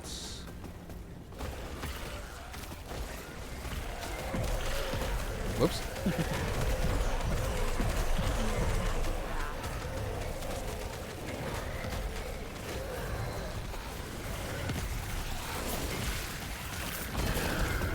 Play.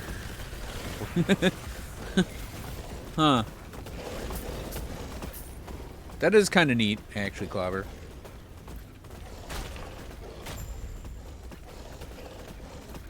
Do that. Help me. It's like, all right. I get to press one button right now.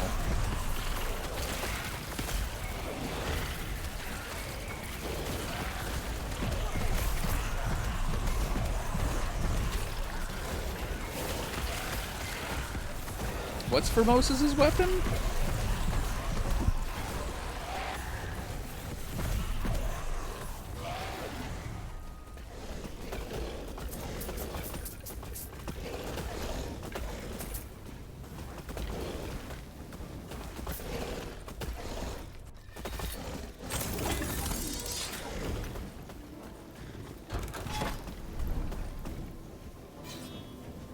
Because the boots are last steps. Then he has the amulet. Lost refuge is gone and I am always that. My magic has no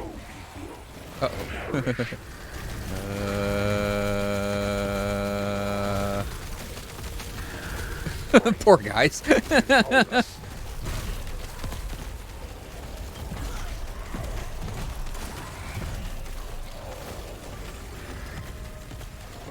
Oh yeah, they all got real hurt. So we're gonna.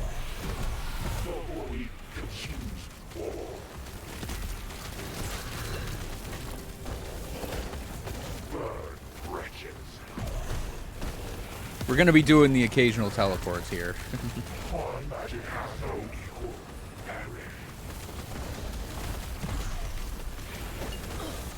Ow. Ow. It is hopeless. I love how I'm running the exact wrong way right there.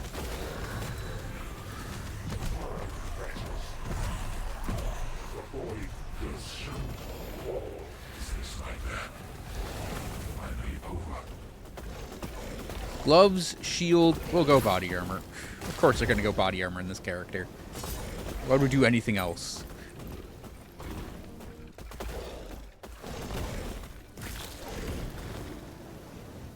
Oh. Yeah, because Formosa's... I've only ever wanted his boots. And then that's only for, like, one very specific build that is, like, one very specific build. Breakdown. Breakdown.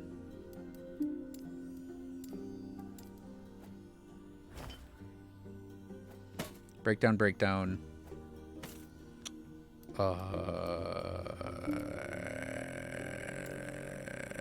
Casper's Will. I have 2 of these already. So we'll sell that one. Okay, breakdown. Breakdown. Breakdown. Breakdown. Now I can sell those. Break that down.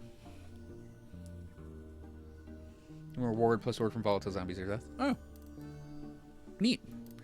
Yeah, I might do that. Cause I have, and I think I mentioned this before, I have like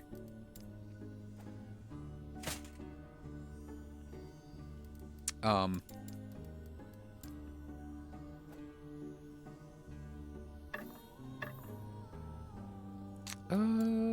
guess, yeah, we can have more chest pieces. I have like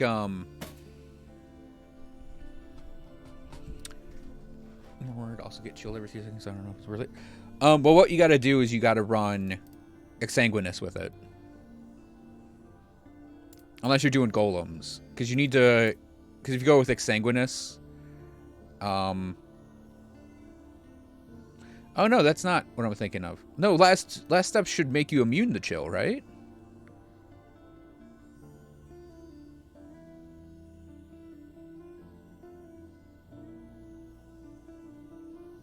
I thought you got immune to chill from that combination. Or you're immune to bleed at low health. That's what I'm thinking of.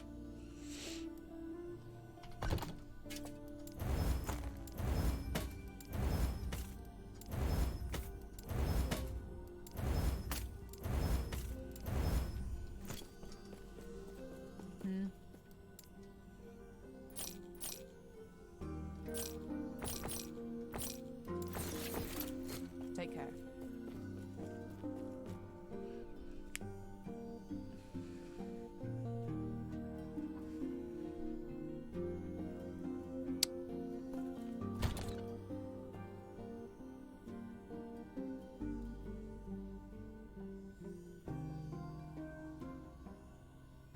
Yeah, you can skip the boots if you want, Yukari. If you're going theming. Yeah, because I know I have the amulet. His eyeballs. And yeah, his boots are last steps of the living. Yeah, Snowblind makes you immune to blinds. Because that's not his helmet. That's off of Hirat. Yeah, I don't think I've ever seen his helmet in particular. Should get it? You definitely should get it. If you're doing cold minions, that's the whole reason I have a couple of them. It's like one of the best, if not the best amulet for your cold minions. Lich Head offhand. Lich is scorn. Oh, yeah. Yeah.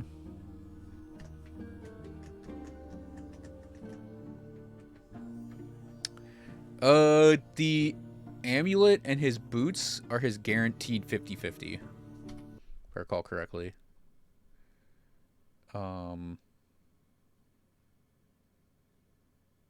Blood, Frost, Death. Oh, right. His shackles are his other thing. That's right. I actually have his... What the hell am I doing? I actually have his axe. I'm like, I don't remember what his axe is. I have it. Eulogy of Blood is his axe. I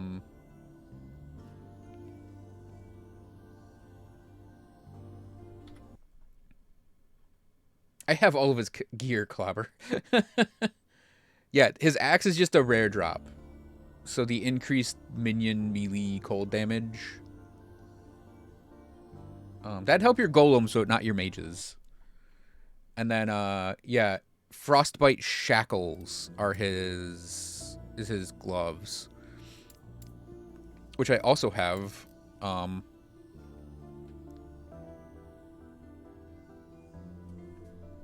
Cold related gloves. So yeah, you can get all of that together. The only thing, yeah, I don't think he has an empowered only item, does he? Because his eulogy. Yeah, his Eulogy of Blood is just rare, and then his gloves are rare. Yeah, and Lich's Scorn is also just rare.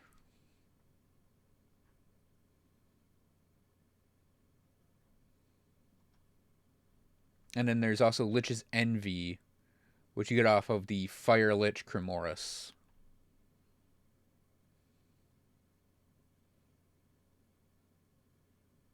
But you're wearing the frost gloves, obviously clever.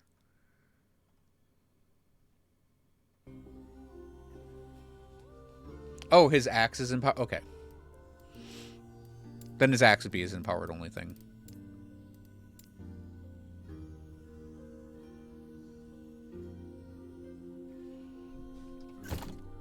All right.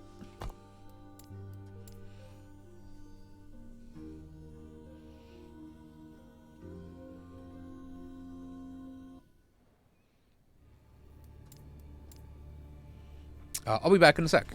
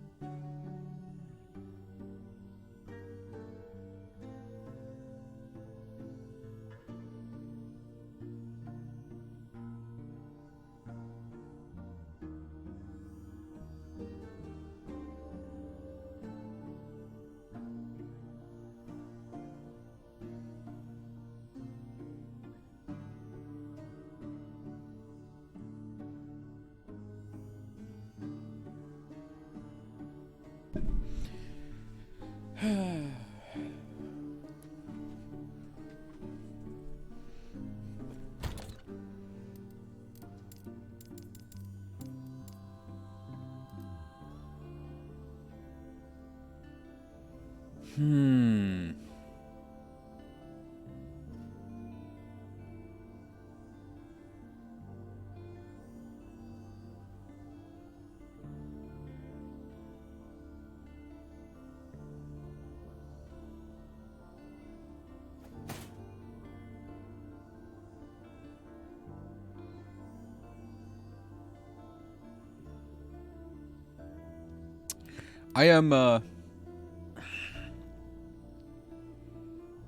I'm giving some serious thought to doing a cold sork again.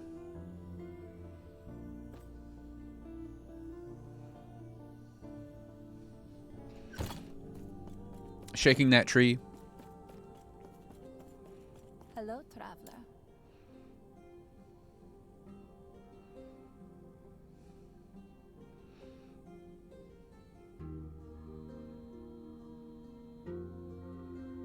Yeah, I'll do it. Because it also lets me do a award setup, which I've kind of been wanting to rock and roll on this guy, because reasons.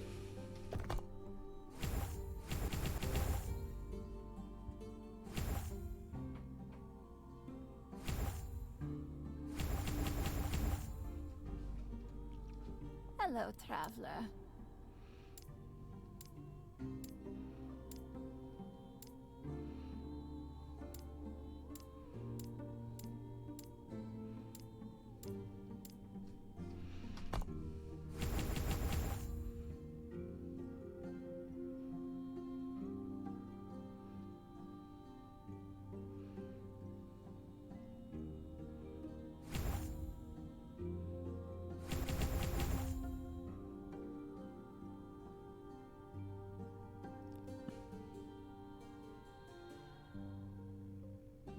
Oh, I can clear those 2 points out.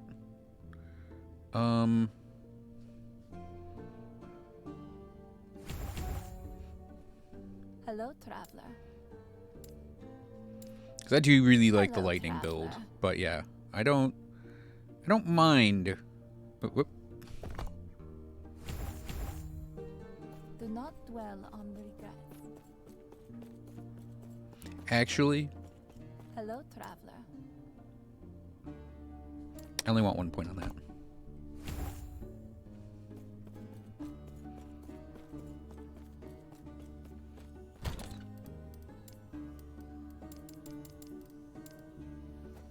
Oh, that's a static orb thing.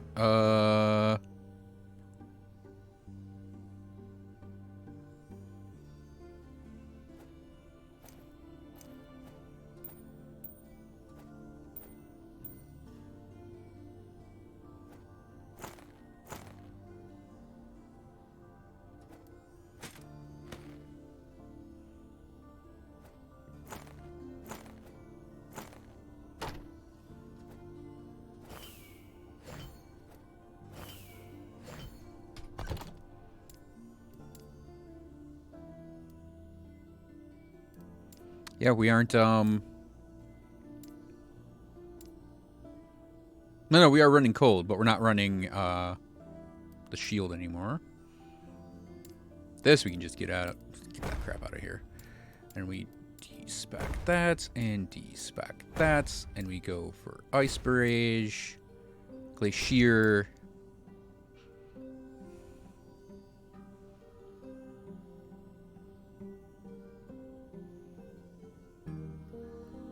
Guess Lightning Blast again.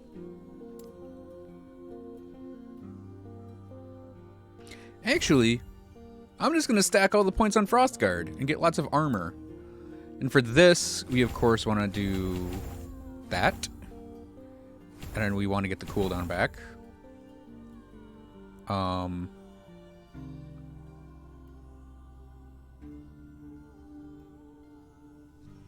I don't know what else to put the points in, though, for Ice Barrage.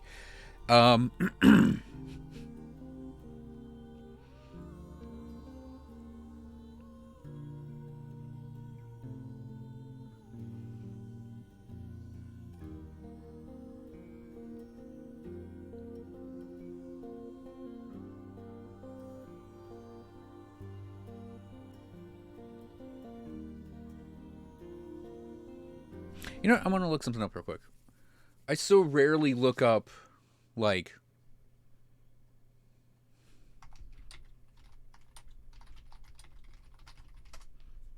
stuff for Sorcerer anymore. I'm doing a quickie looky loo at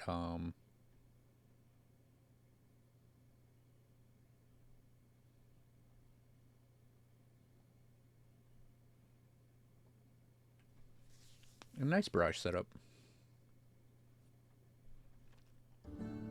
Okay, yeah, I get it. We go Pierce Chance and max the Pierce Chance out. And then we can go and grab, like, Sublimation. Because even though it's a lower fire rate, it's more damage.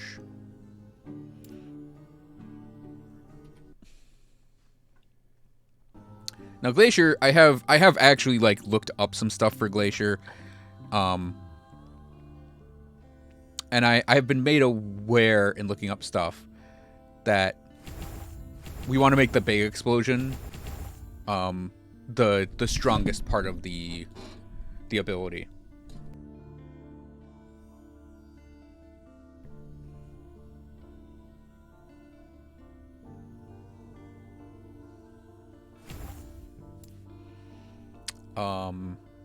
And then this we can go, and it shouldn't be that bad grabbing the conversion and then making it the single target again.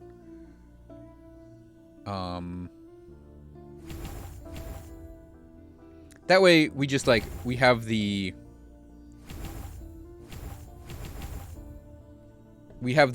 points freed up for it. We still don't have more cold than lightning damage. Oh, our physical res is bad. I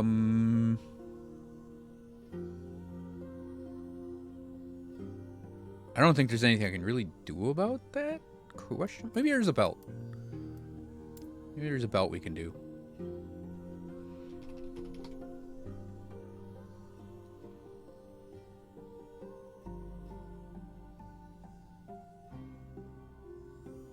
Oh. I mean, that increases lightning damage, but yeah, we'll go for the triple potion slot belt. It's a classic I've had for a while.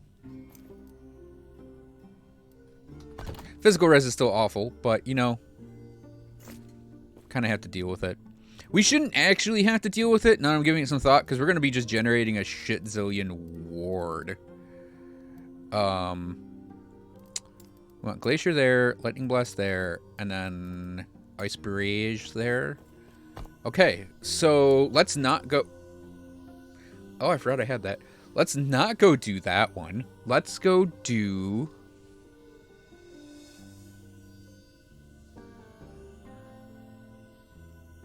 I mean, my usual haunt for this guy is that. Is Reign of Dragons. Amulets is, Winter, right? Yeah, Age of Winter. Yeah, let's do Age of Winter. I don't know how cranked I have the corruption here. Is the thing. Because I know my 300 ones are Black Sun and... Oh, 280. Cool. Let's go get some experience books. And hopefully not die immediately here.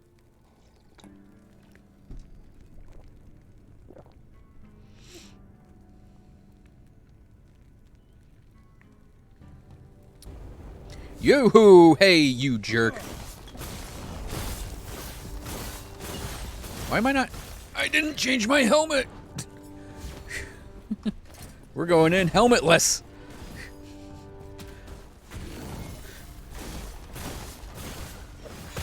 I'm like, why am I not generating ward? Oh, right. I specifically have a helmet that's stopping that. And I didn't change it out. Because I was like, oh, right, my helmet I have set aside.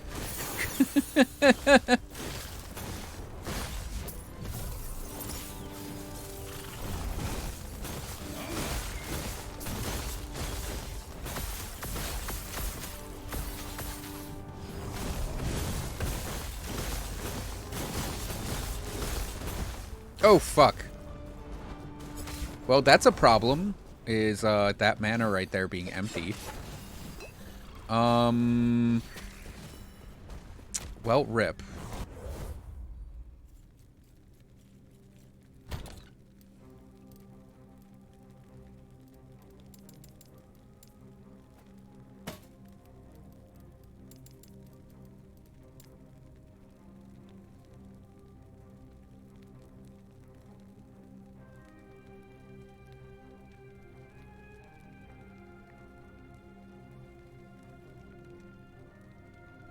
We want big inty, I think, on this. Hey, David Rogers Games. Yeah, that's not a fair... that's not a fair run. I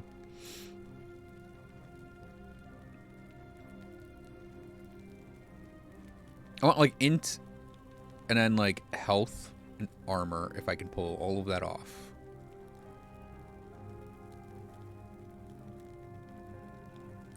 Pluses to teleport would be really cool, too.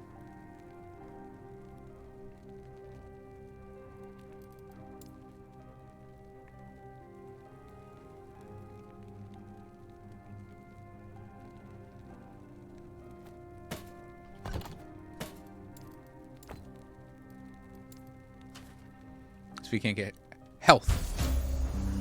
Health. Health. Hey.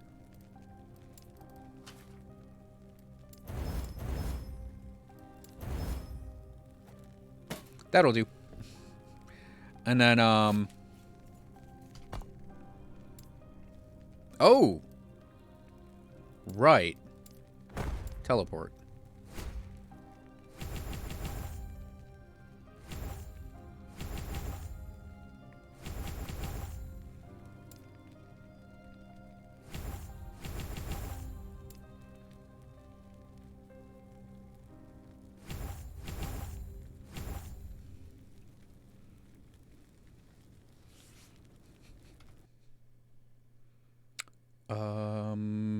That's an interesting glacier setup for this.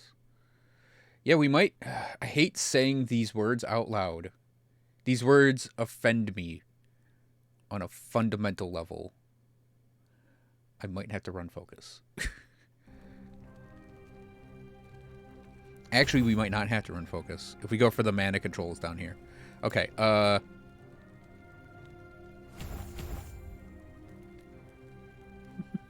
it's like, this is going to offend me on an emotional level. I might have to run a skill I don't normally run because I don't really enjoy it. All right. Let's do also something where... Wow, I hate all of these. But I guess enemies dealing damage is probably the thing that I can take the most if we have 6,000 ward. So let's try this one.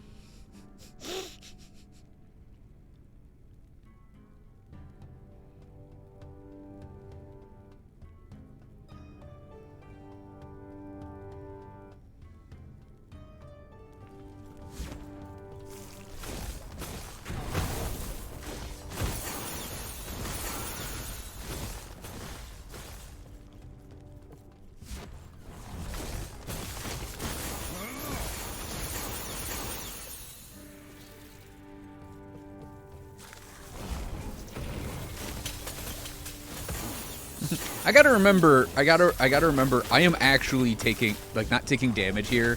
It is my frozen heart doing all of this. We want to, like, also space these out, too.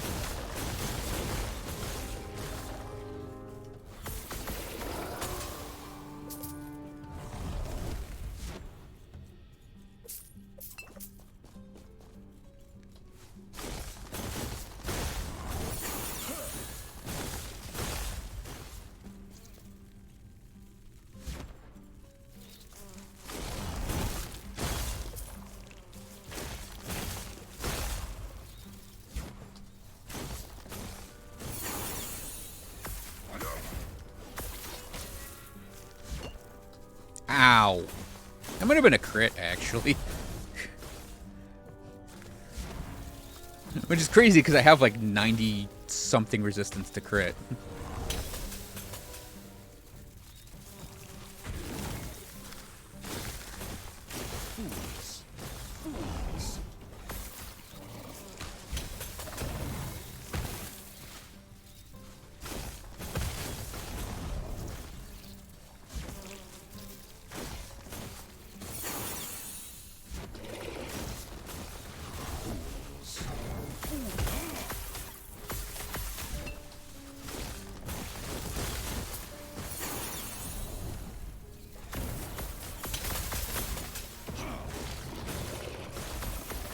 Yeah, this fucking hell.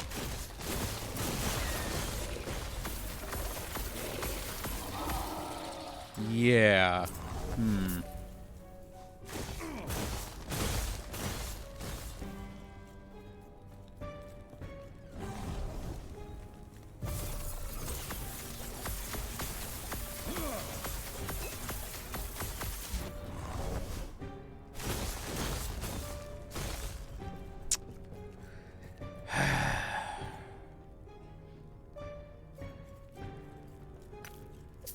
I'm just like sitting here like I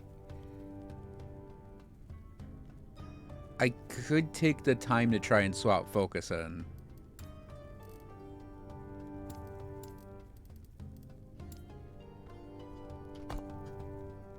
Instead of lightning blast.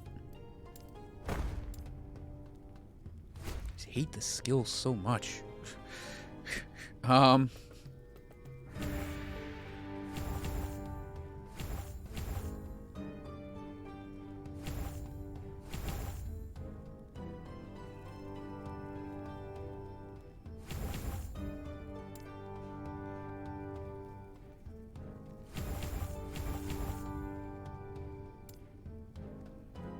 I like that the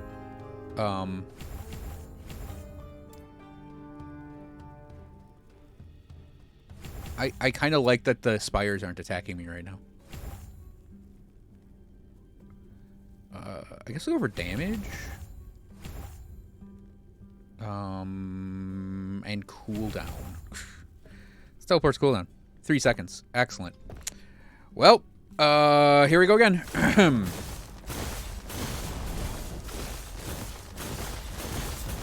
I missed.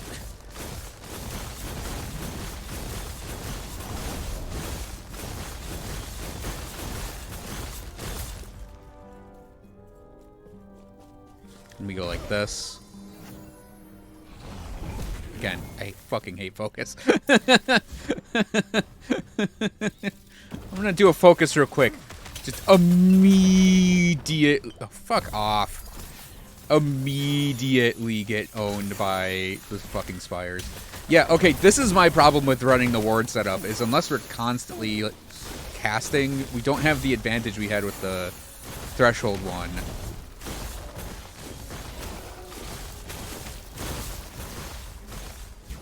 Where we can kind of just walk through everything with impunity.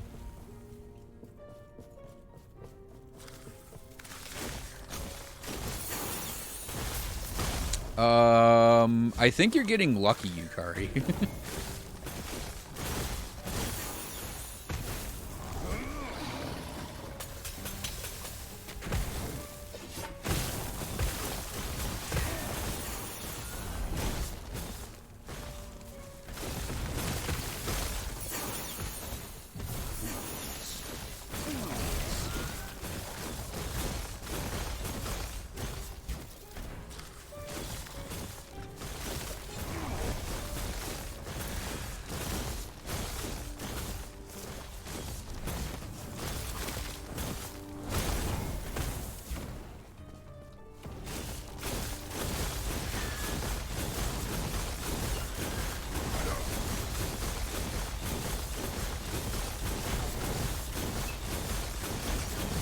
Hey, how do you feel about 12,000 ward, everyone?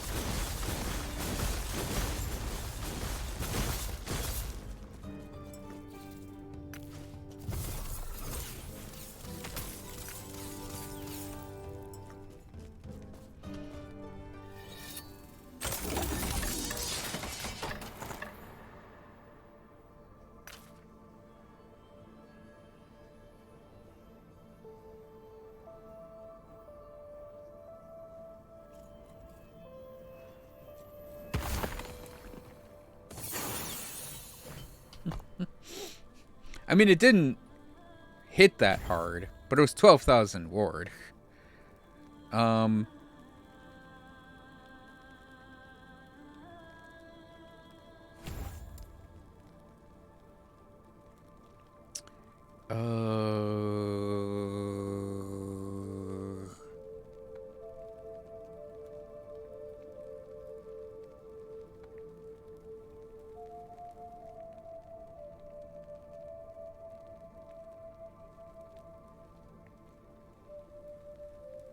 Sure, I'll go for that.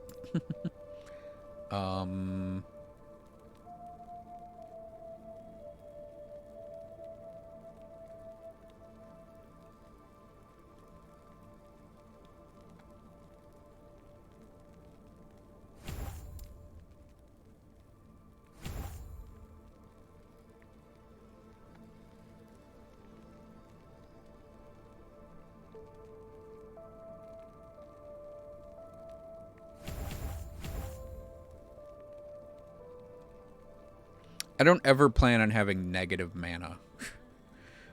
You gain ward equal to a percentage of the mana you gain.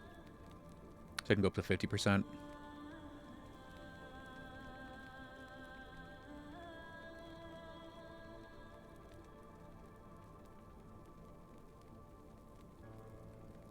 Oh, we want haste after channeling, definitely. If we need the ability. Because there's a good chance that as I use this, get more used to it, we won't actually... We'll go for mana to ward. There is a good chance, pretty good chance, I don't actually need focus.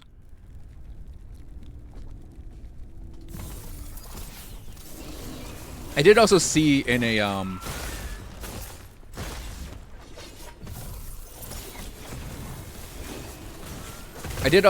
Reddit thread, someone mentioned that with a Glacier build, you can do Ice Barrage and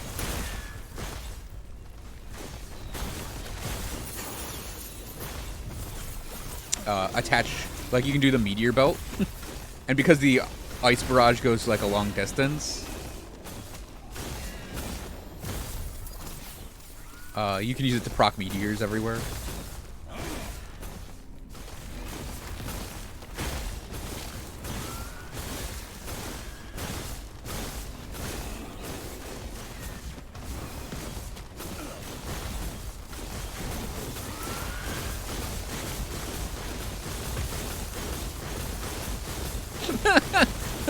I'm just gonna... Oh, crap. Oh, crap. Oh, God. The Wengari Spires can actually hurt me. Yeah, I think I have one problem with the setup, and that is the damage to single targets is not that great, honestly. Maybe it's just its damage to spires is not that great.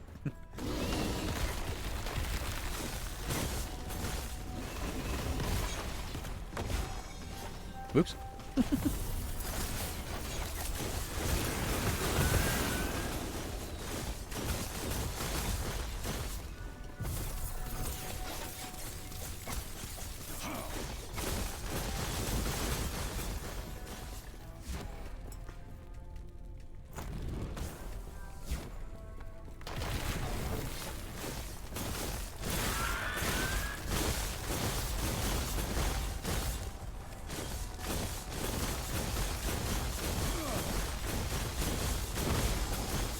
What the? Oh, fucking focus.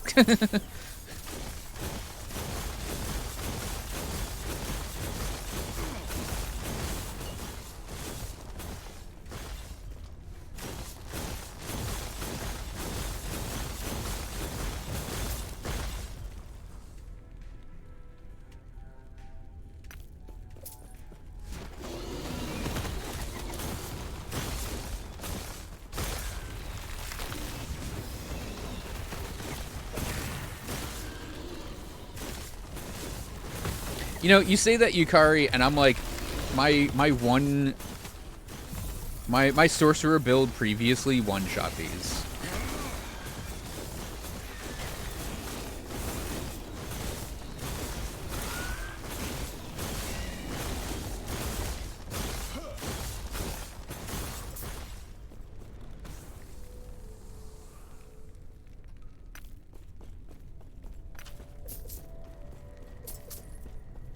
Come on, fire a thing. Okay. Of course it fires it after I start.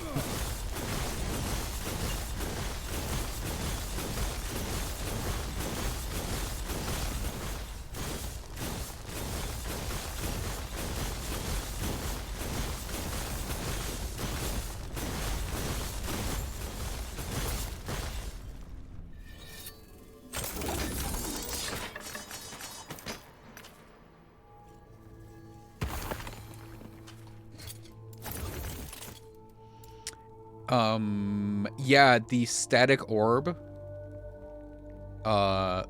actually one shot the spires. I could probably go back to it too, and it would work.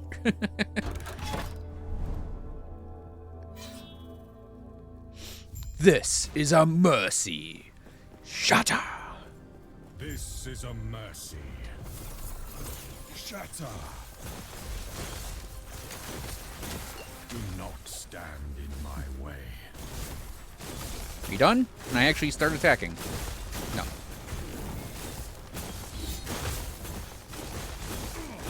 This is a mercy. Do not stand in my way. I actually don't know if I'm hitting him right here. Shatter.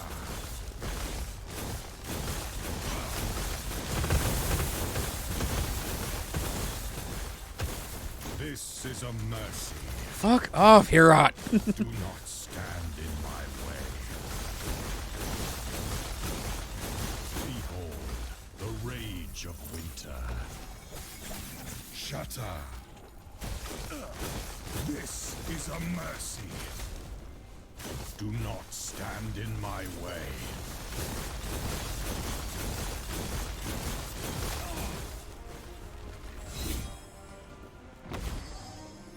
Shatter. This is a mercy. Do not stand in my way.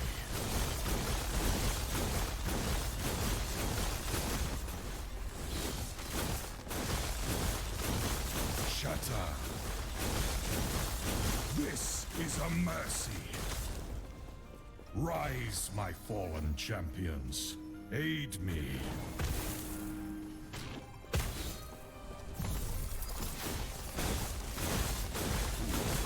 Shatter. Do not stand. Shatter. This is a mercy. Getting a little confused on your voice lines there, huh, champ? Stand in my way.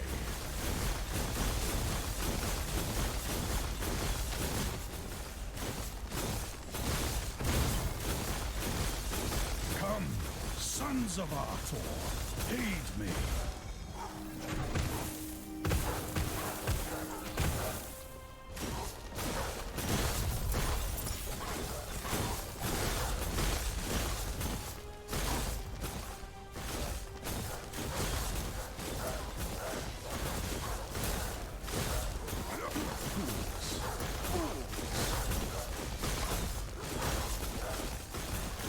This is a mercy. Shatter. Do not stand in my way.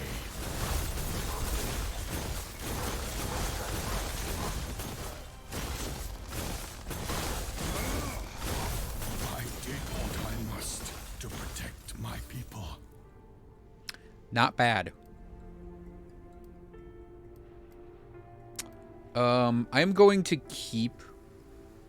I'm still going to keep the endurance threshold in case we go back to the previous build.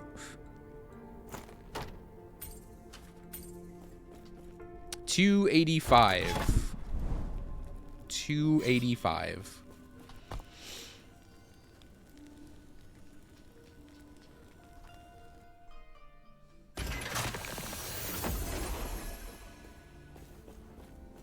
That was the corruption on that.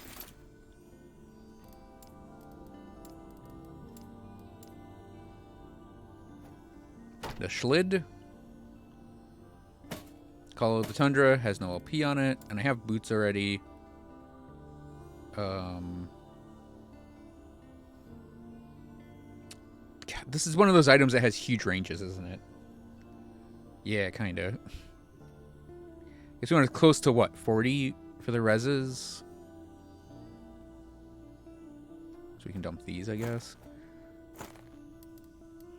The game gave me 2 temporal sanctum keys. I think it's telling me something. I think it's urging me onward to go do a sanctum.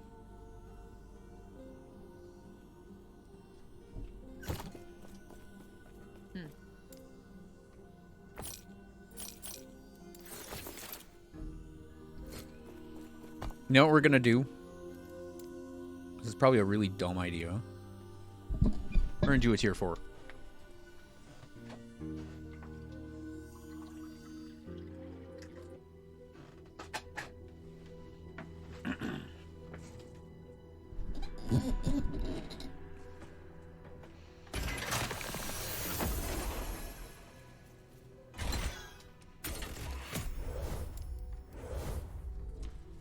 Enemies drop substantially more exalted helmets.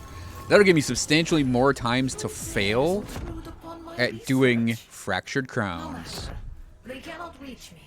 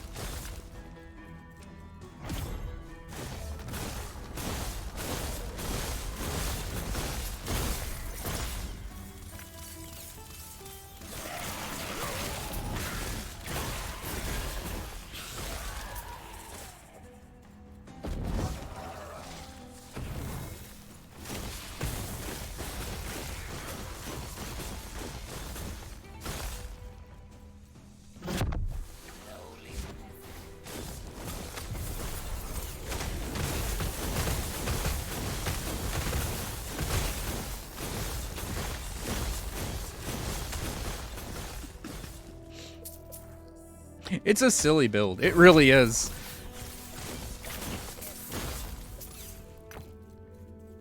Hey, cool.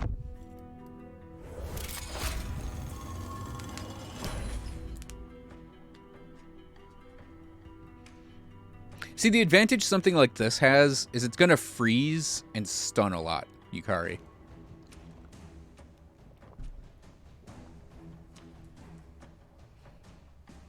In fact,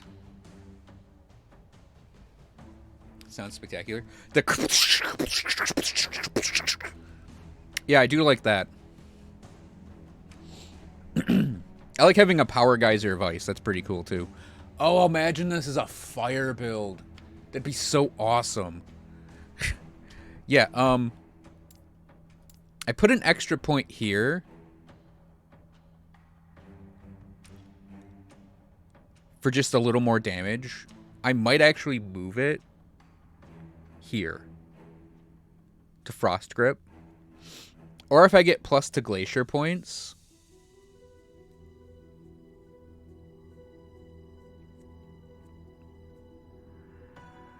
I may go and put it on the stun chance / freeze multiplier. I'm thinking here.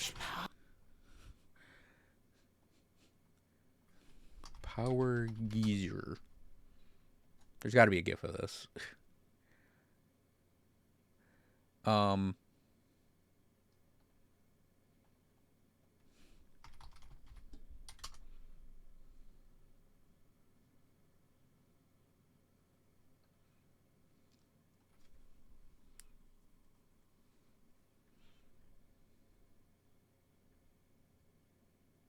Yeah, here we go.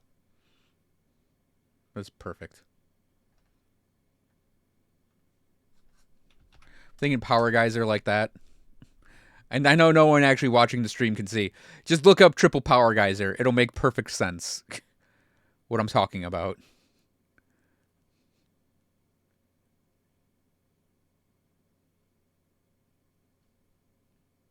There's a whole 10-minute video. 10-minute video called The Evolution of Power Geyser. Here, let's put that in here too.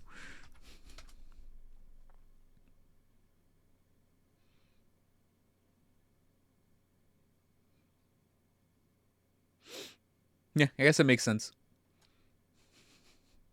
But yeah, that's what I'm thinking is we get the triple power geyser going for this. It'd be so cool.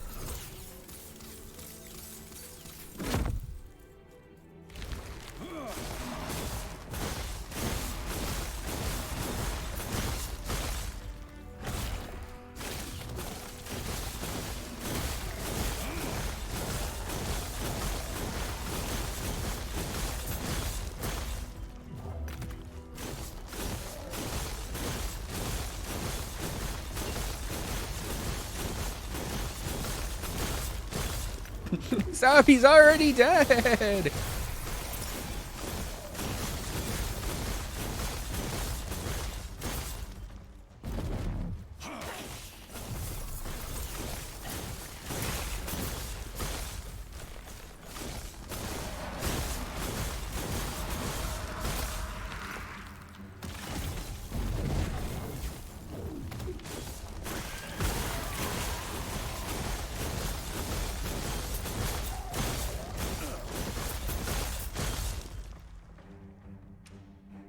Ooh.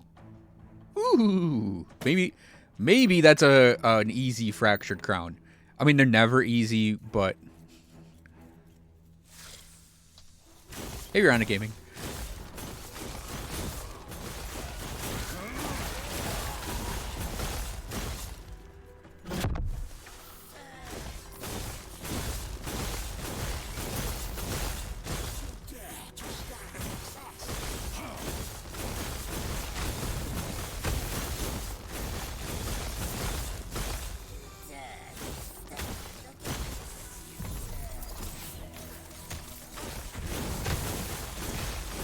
Oh, nice, Yukari.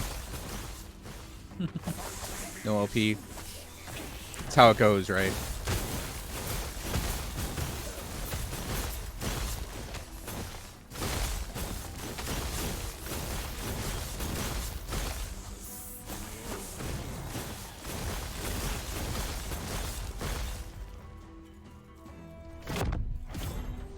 You know how they have the devs have some creators have like made items for them, which I think might be like a buy-in thing, but whatever. I'm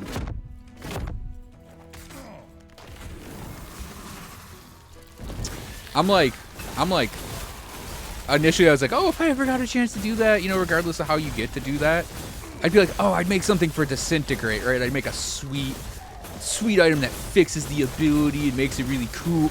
And I'm like, actually, now that I'm giving it thought, I want Fire Glacier.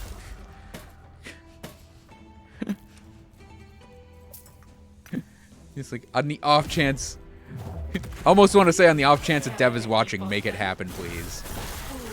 You have no use for it. 'Cause I want power geysers.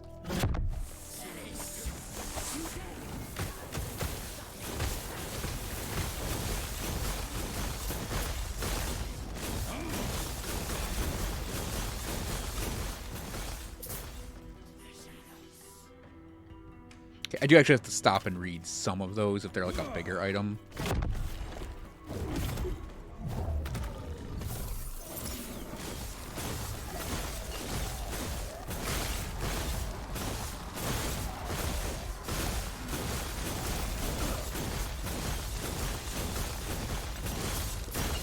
Just making sure.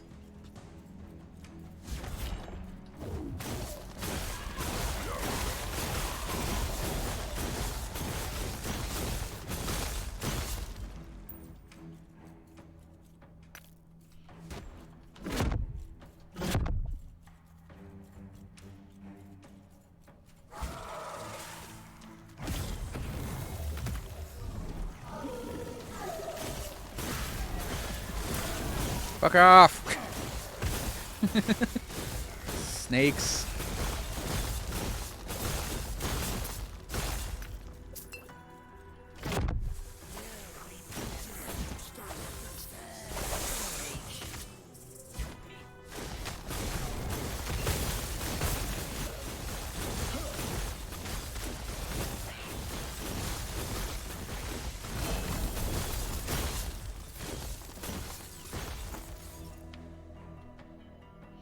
Yeah, an arrow guard. Ooh, that's another one that could be a fractured crown. An arrow guard with LP. I always like to see those.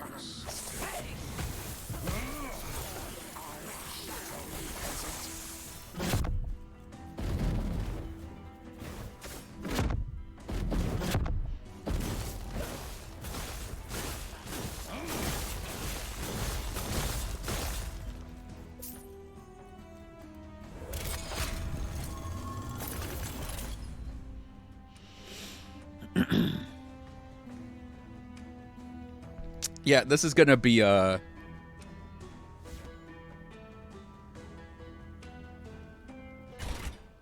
scary.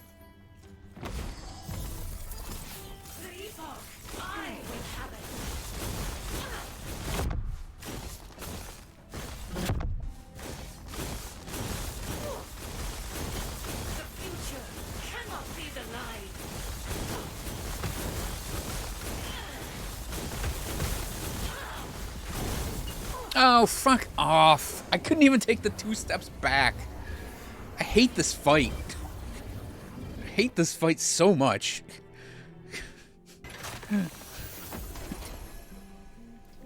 It's like one of my least favorite things in the game is trying to do a tier 4 Jorah.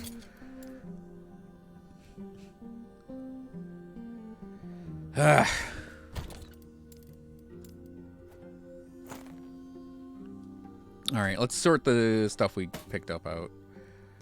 I mean, I don't have many Primalist helmets, so I guess I'll just keep it.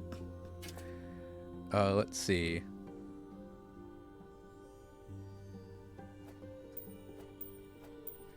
Like, I think we maybe would have done okay on that if I saw she was doing the rotating orbs. Because the thing is, our Void Res is not the highest right now. That's like our one resistance we are missing. And that's what she does. So I think if we had the proper... Well, 1, proper Void Res. And 2, if we had done a time shift as soon as I saw the balls, we probably could have gotten away. Let's sort these in the middle. Hate that fight, though. Tier 6 bleed I'll pass on. Poison on a belt will keep.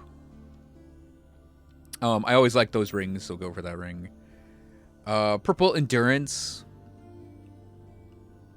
I don't care for on that.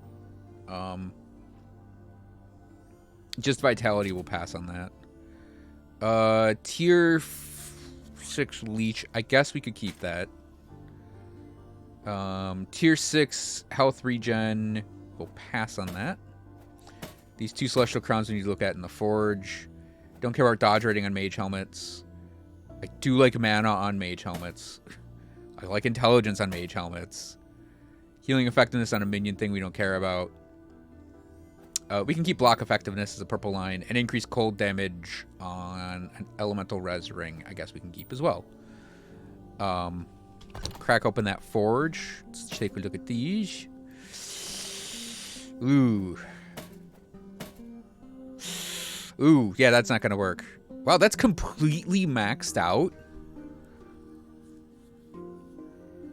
That's effed up. Yeah, had this actually not spawned with the completed fire aura damage thing, I'm just gonna break that down. If that had spawned as like a tier 1, that actually would have been perfect because we could have, you know, despaired it. So yeah, this is going to be the risk. Okay, good, good. So we need damage dealt to mana before health. 2, 7, 10, 16, 19, 20. Okay, I think we got it. Yep. It is max crit chance. That's good. Kind of not great multiplier. Bad mana and mediocre damage dealt to mana before health and no LP.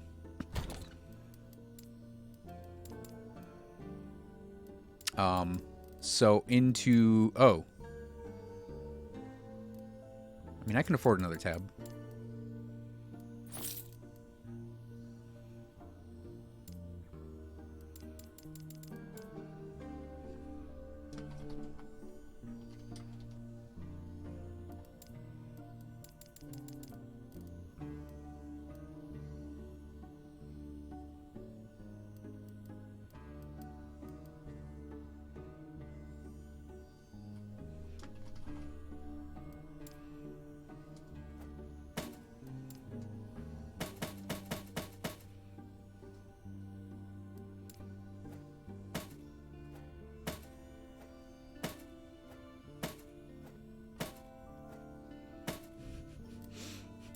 In case anyone is wondering, it's a hall of failure. Is what that is.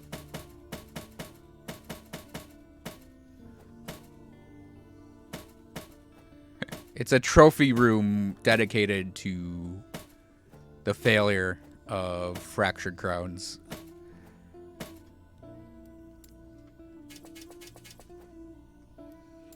Although it's like, how funny would it have been if I had actually had one roll that was really good?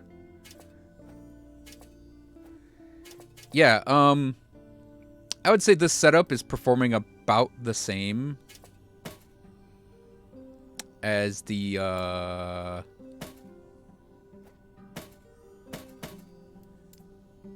let's move these to page 2.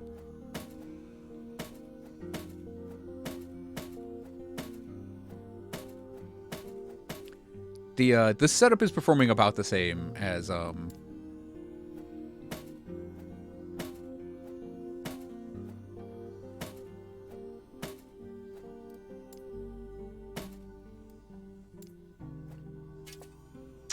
the crown setup. It's a little squishier, actually. Well, it's how can I put this? It's a little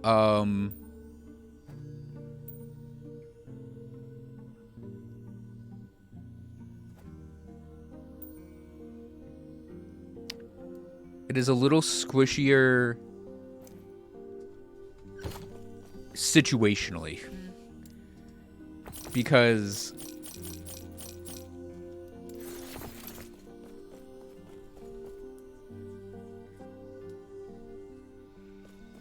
I actually want to run one more round with this. It's a little scarier, but it's potentially more tanky. I want to do like maybe like 2 more nodes. Like, I'll go back to doing a different character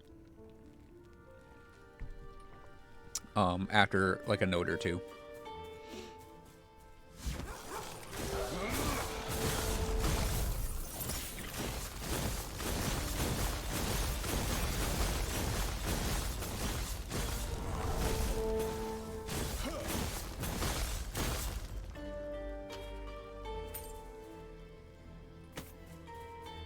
Oh, I should grab my meteor belt just to see if this actually is worth doing.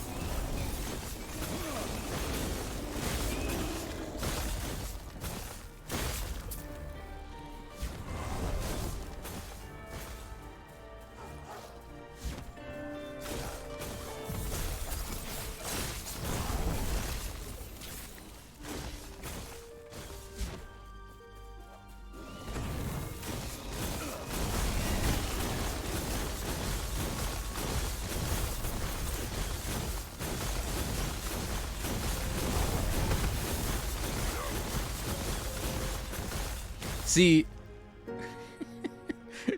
the siege towers, unlike the Wengari ones, I can actually tank through these shots, so...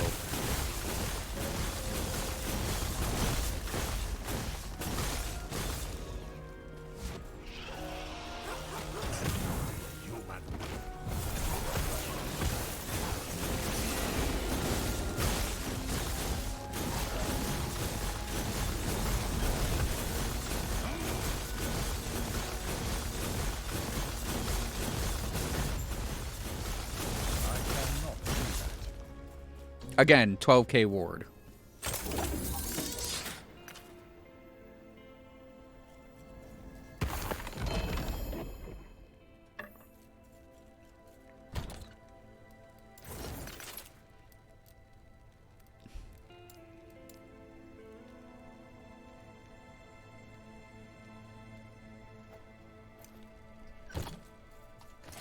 What do we got in here?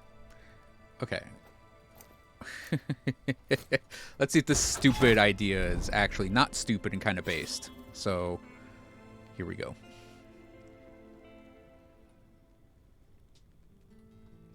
This would only be for map clearing. If we get to a boss or something... Oh, Wengari Spire is great. If we got to a boss or something, we'd actually want to...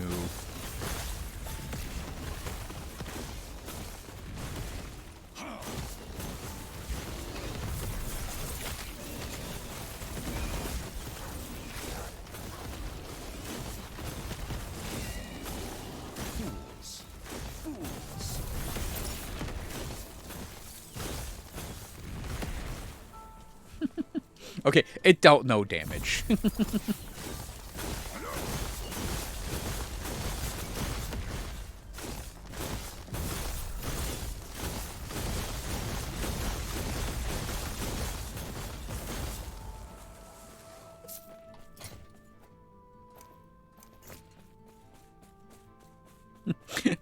TLP Meteor Belt, like, do something that's not pets. Do something that's not pets.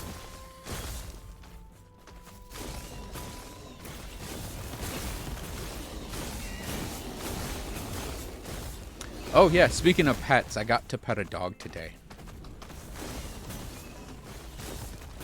My coworker who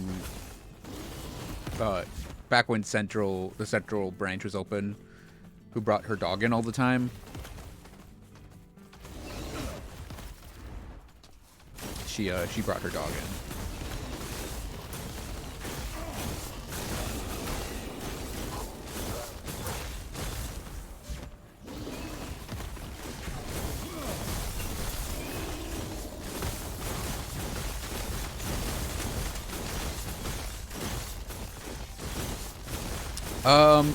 The dog is a mixed breed between, it's a type of sheepdog and border collie. This is a Belgian sheepdog. 13 and spry as a puppy.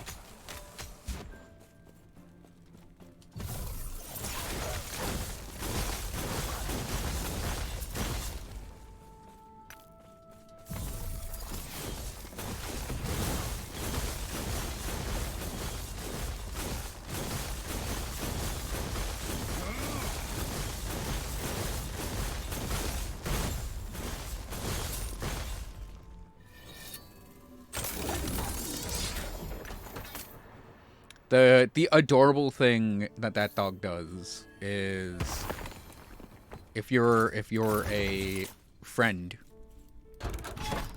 you're a dog friend. Yeah,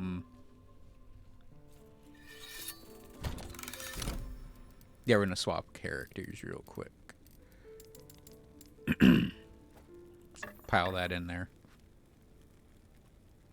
2LP Jaspers is kind of interesting. Break that down. Break that down. Keep that. If you're a dog friend, I am a dog friend. She will lean against you, and it's kind of like the harder she leans against you, the more she likes you.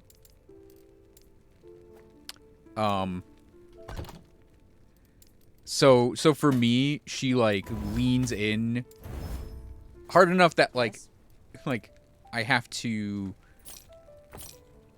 Like, I had to, like, my knees get pushed in. Which, that does happen with men, by the way. Men have some legs sometimes where you can kind of push. I mean, I guess it could happen with women, too. But I know it happens with men where you can kind of recurve your knee. And, yeah, that happened with me and Pretty today, where she leaned into me, and I'm like, you know, with my legs, because she'll just press into you if she really likes you. Well,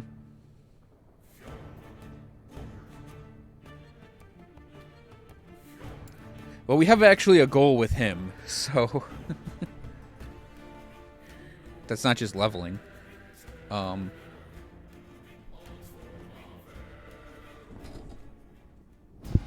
Is there some? There might be something on my my desk right there. Unfortunately, it means more Raleigh. But yeah, Prudy leans on you. The harder the lean, the closer the friend. And yeah, she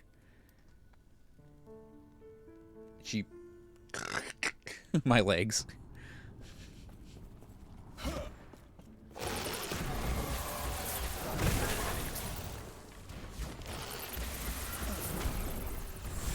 Okay, I really hate those bats. I really hate going into melee with those bats. So this is gonna be a possible failure of a monolith, depending on how many bats are actually here.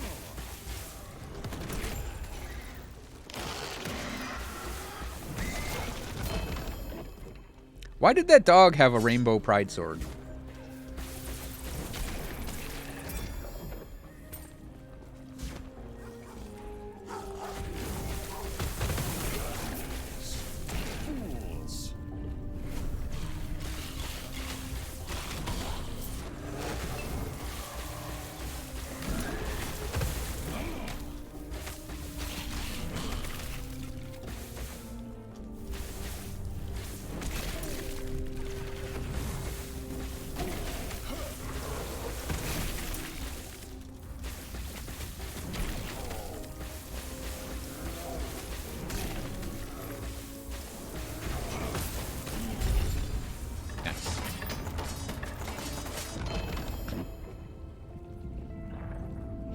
Like,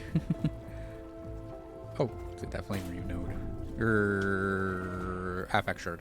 Shard. I say everything in this game is a node for some reason.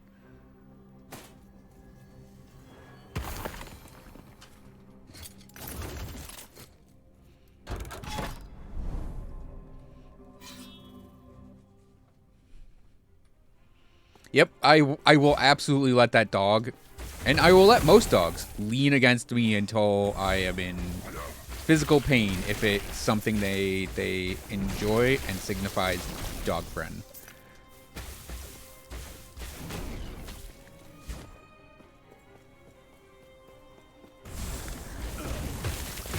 And I haven't seen that dog, by the way, in like months. 6 beetles, go!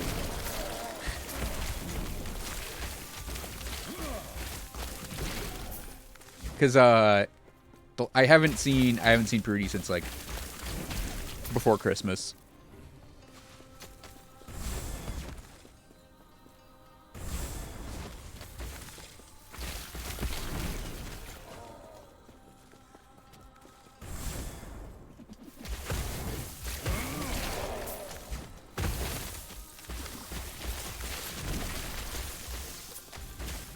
I find it kind of funny. It's kind of like easier to teleport going down in this game.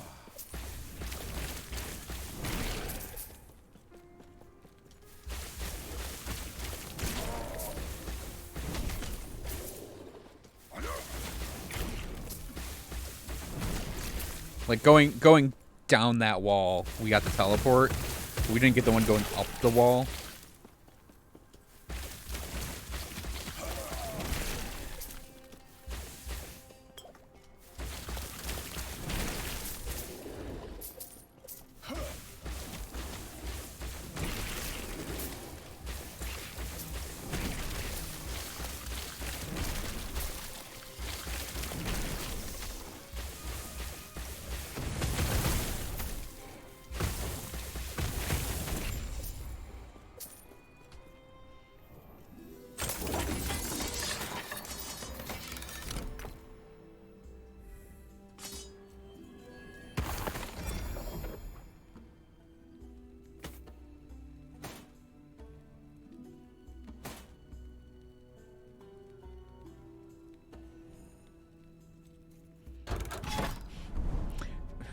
Well, we just had a glacier chest piece drop.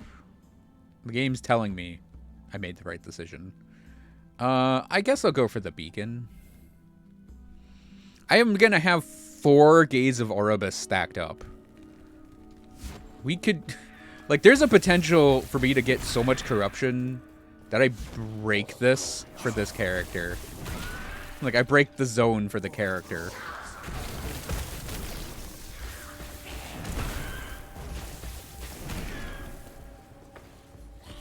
fucking birds.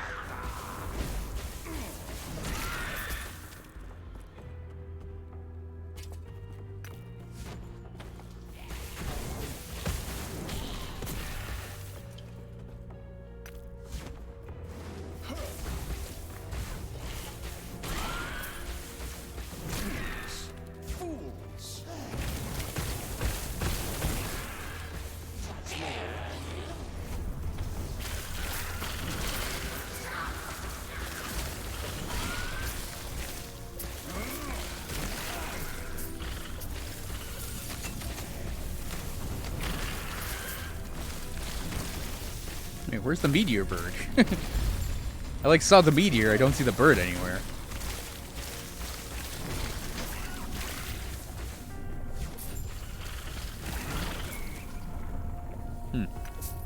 Maybe we caught him in a flame reeve.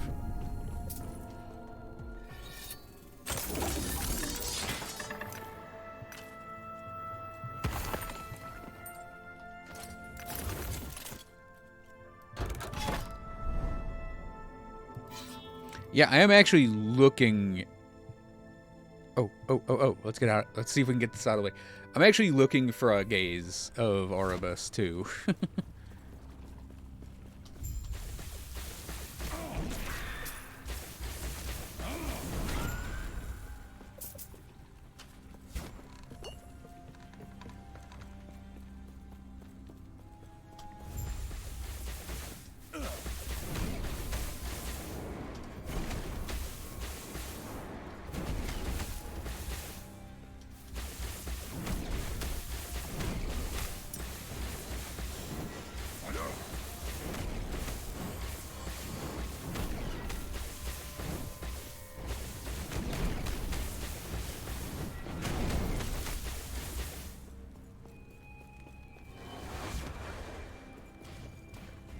Oh, go to hell, you jerk.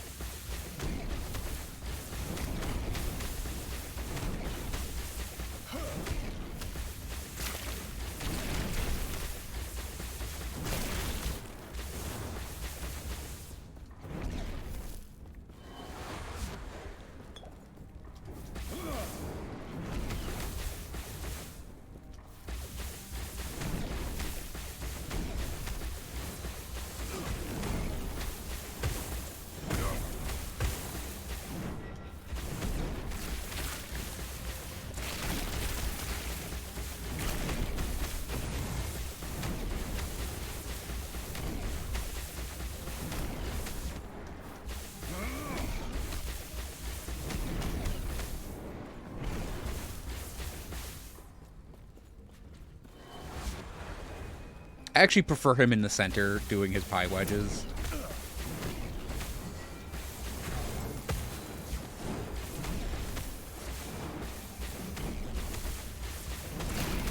I prefer him doing this move because it's very easy to get the stacks for beating Flame Reeve up.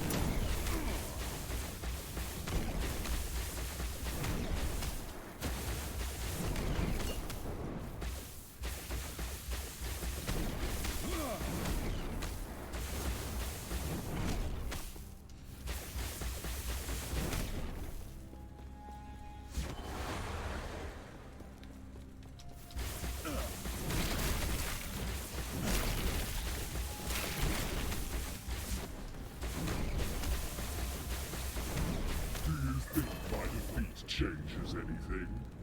This world is already dead.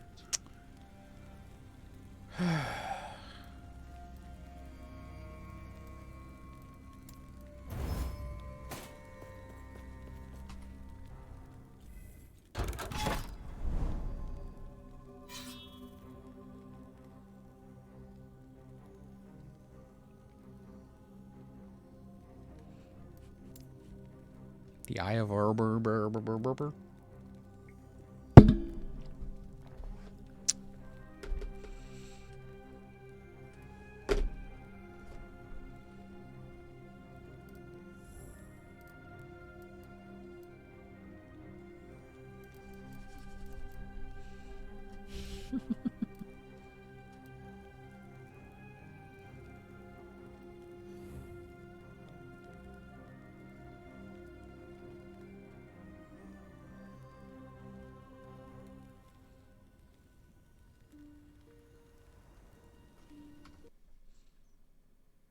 All right, I'm looking up the item real quick.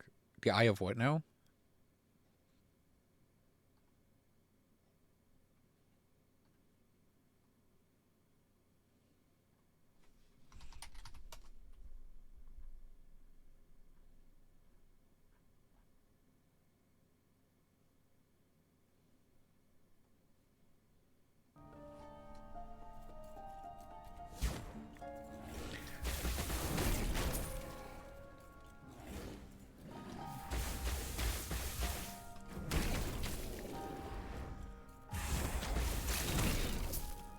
What eye?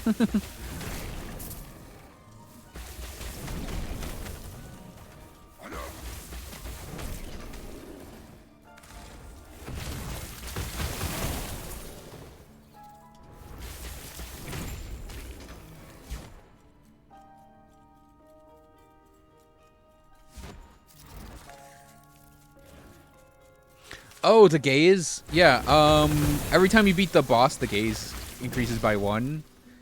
And it makes it so when you beat an Orobus, you get bonus corruption.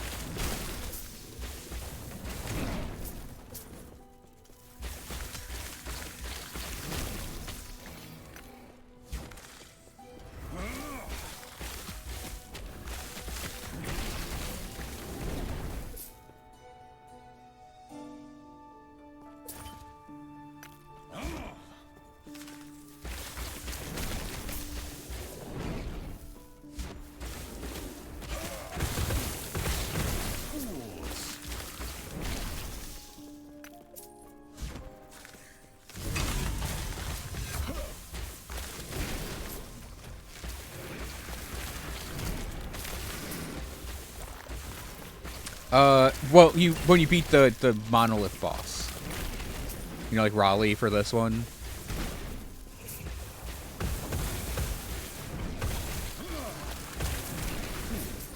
It increases the gaze of Orobus by 1.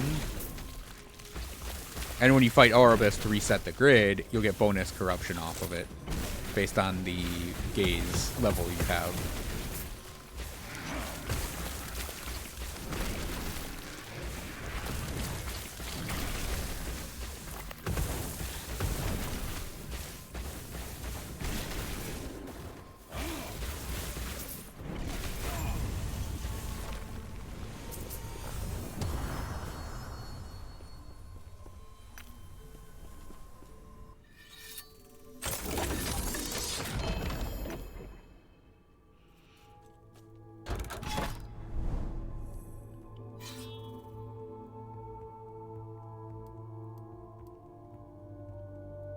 I don't want to go get more keys just to get a beacon. We're gonna pass on that. Yeah, if I find one, if I find a gaze of or an Orobus boss fight, I'll point out the bonus corruption.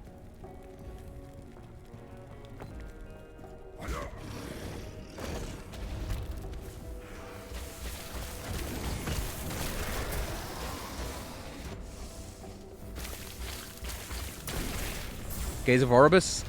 No, you just get it automatically.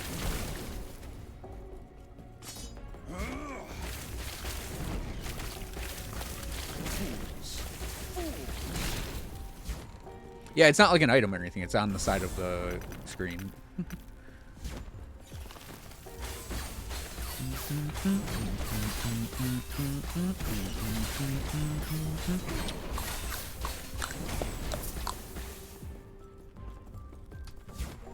Tempo. Combos. Spellblade.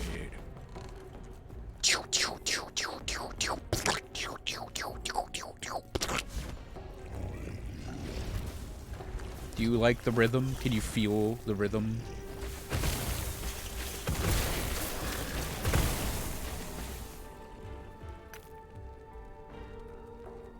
The rhythm of the Spellblade.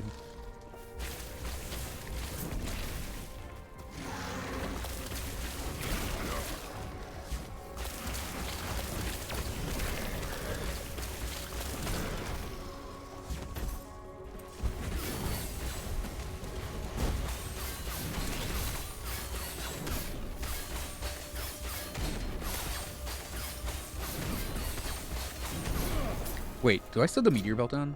Oh no, that's the other character. I'm like, wait, why do I only have three potions? Did I keep the meteor belt on? Oh right, that was the sorcerer we were trying something on.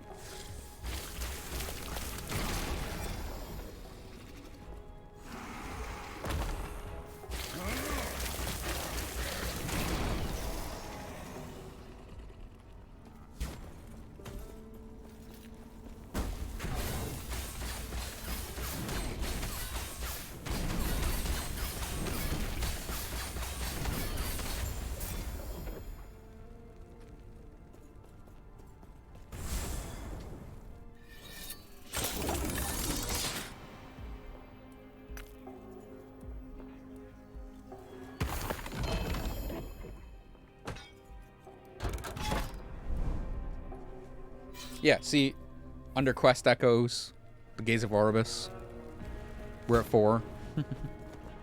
That means whatever, if we do manage to find and beat Oribus, we'll get an amazing amount of corruption. Like I said, it might even break the character's ability to fight this set of monoliths, so...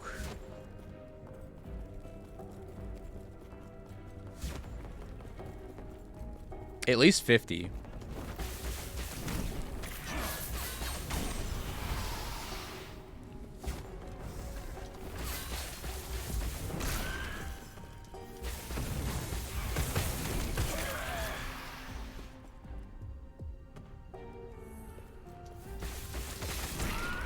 Actually, I want to grab that.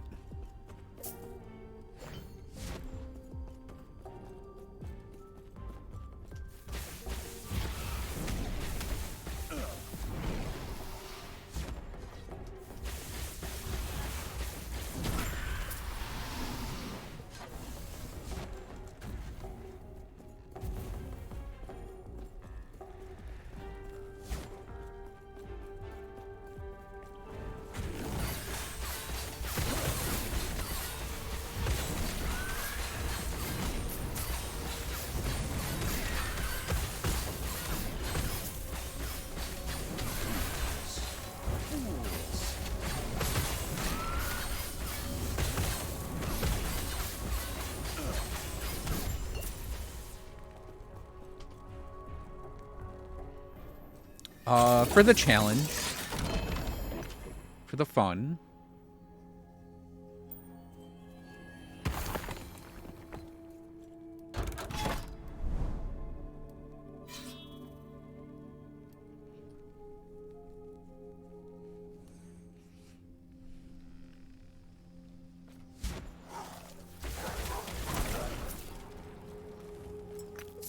to see how good and tough and strong the build is. Higher corruption also does mean rarer things drop.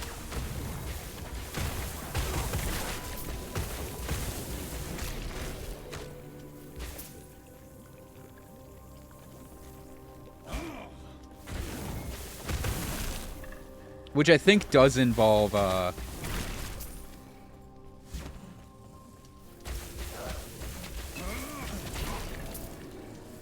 LP, but I've also heard it doesn't.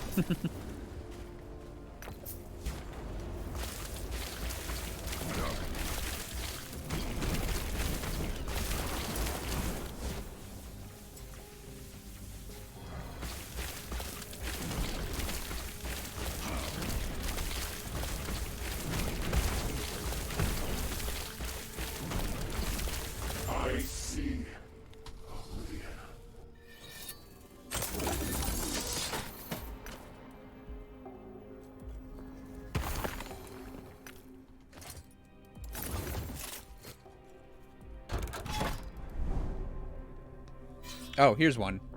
It's not 50. It's 26 from the gaze, 7 bonus, and then 2 by default. So the times 4 the times 4 on that gives us plus 26.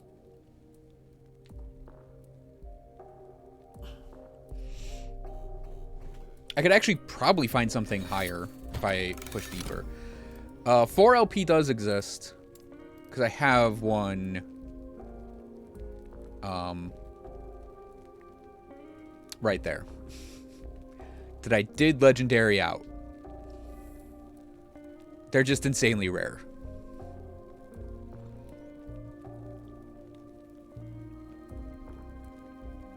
There's a 3 LP one right next to it. So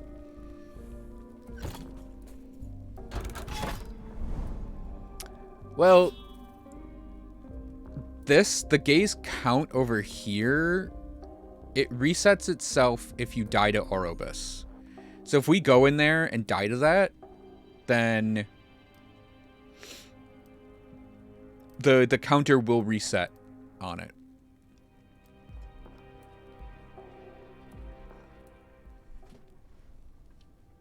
I actually don't know if I want to do that one. It'd be like plus 40, I believe. No, plus 30. I was actually really hoping to get one that would be like plus 50 or something. Or plus 90.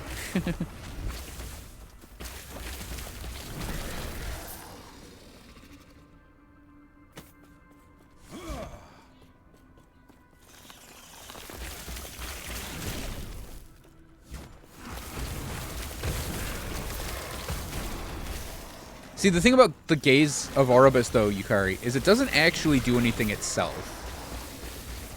So, like, the corruption is the thing that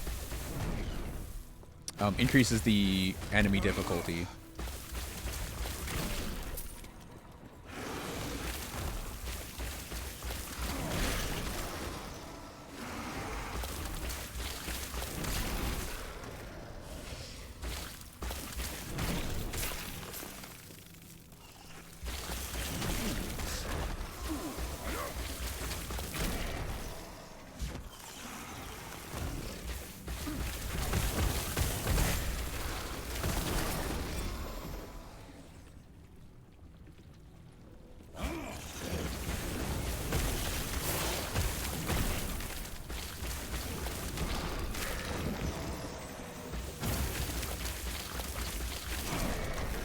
Yep.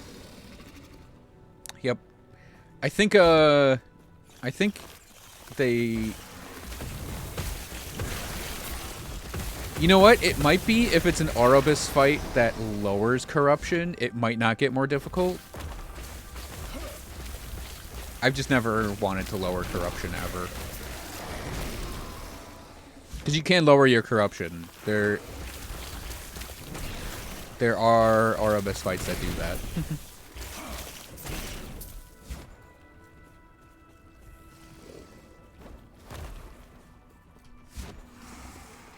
Oh my god.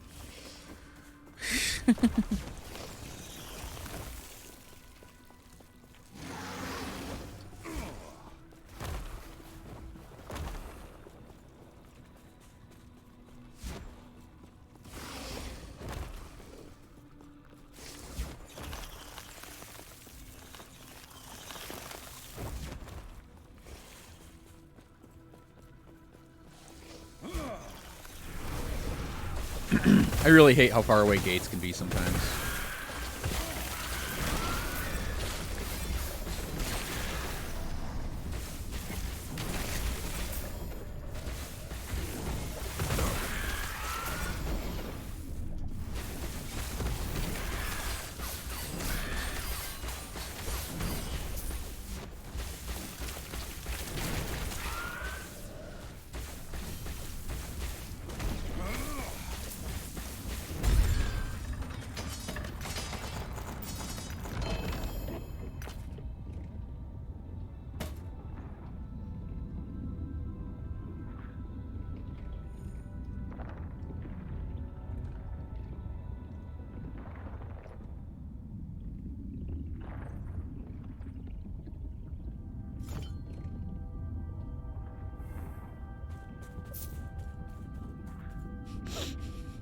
And it's like, I took a thing out of that pile.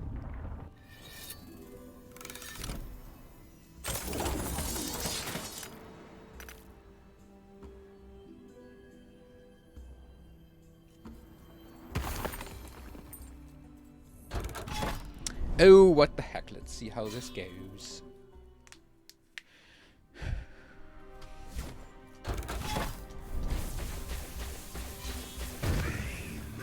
An eternity of pain. Annihilation.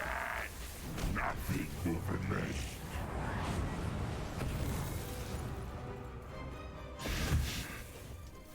Flesh.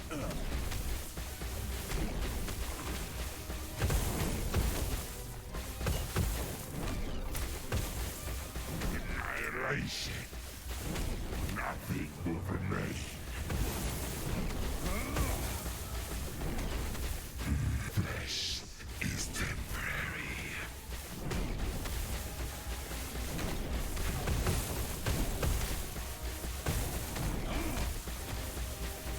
Annihilation. Nothing will remain. Flesh is temporary.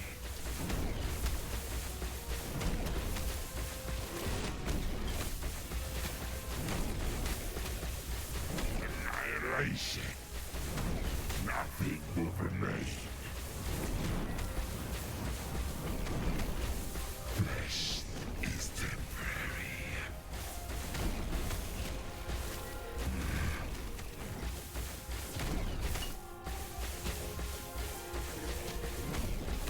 Annihilation.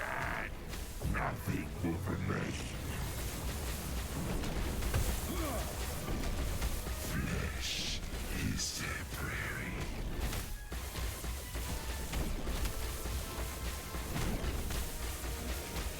This Nice. means nothing. The end will come all the same.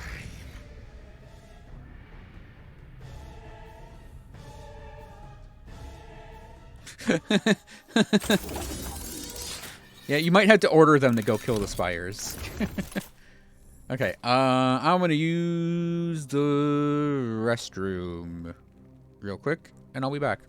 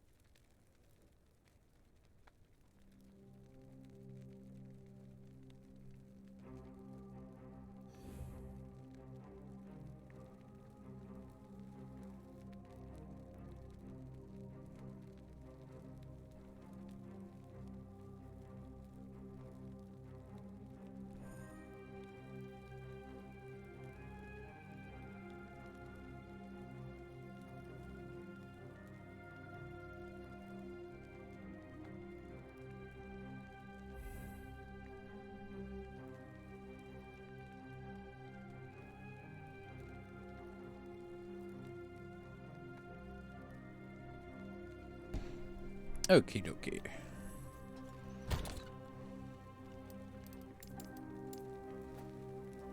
Fucking Sentinel. I might have to give a class I don't have a build for another page already.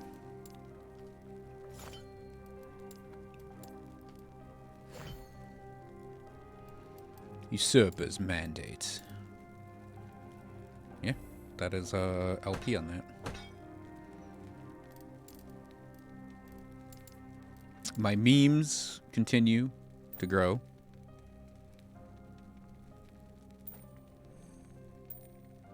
Yeah, it works. No LP on that prismatic gaze. Breakdown. Breakdown. Sell. Oh, sell. That's an excellent pickup. Breakdown. Breakdown. Breakdown. 2 LP on a Quicksilver coil. I like the looks of that. Put that with the mage stuff. Probably a Void Knight doing some form of melee void damage. I don't know which Void Knight that is. Man, I have a lot of chest pieces for the frickin' mage. I think I'm going to pass on the Vitality one. Big Intent Glacier, though, we'll take. And for Rainbow Swords, 777 versus... Oh, they're all 7s, aren't they? So, 69. Nice. Or 25. Yeah, we're going to keep the 69. Nice one. Yes.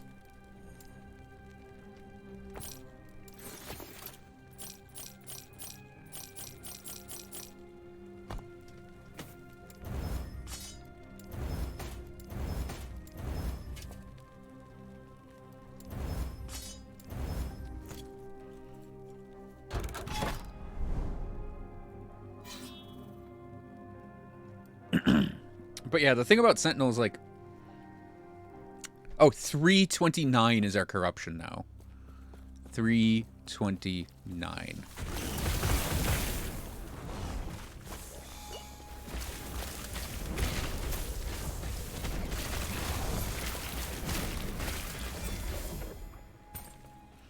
Yeah, like... I have now... 2 mages, 2 rogues, and a acolyte, right?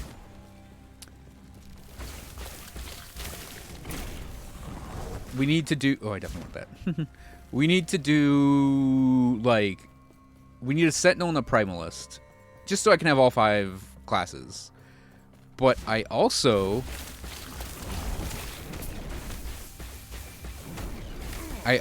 would like to have, like, a Lich. And then we're going to definitely do a Rune Master when that comes out. I'm not going to do a Falconer. I actually don't care for the idea of the class. I'll go up for that unique. Books are useless, but we can go for the unique.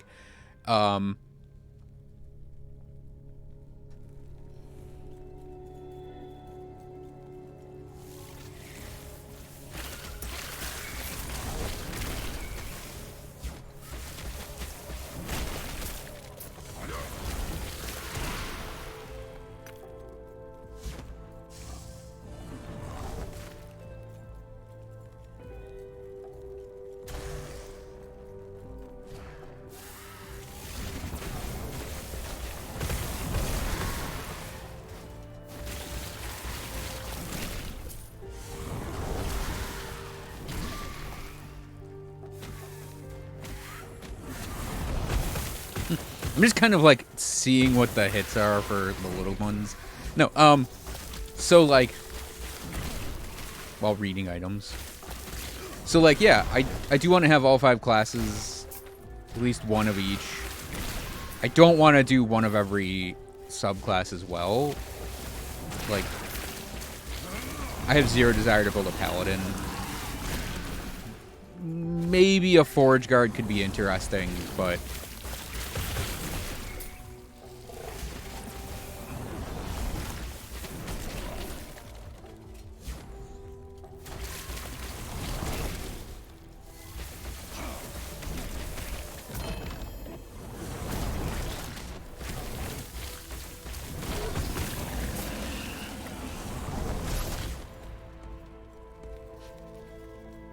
It's funny that the spire shots don't really hurt me that much.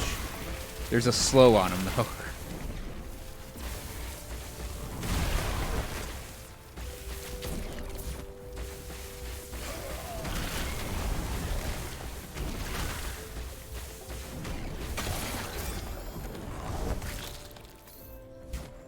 It could be an amulet we equip on this guy.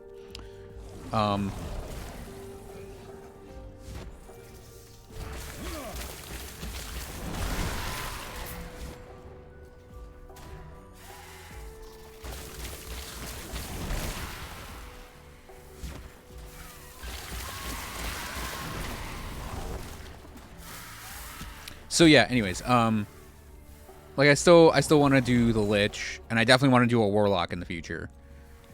So we need another Acolyte, Mage, and then a Sentinel and a Primalist. And it's like,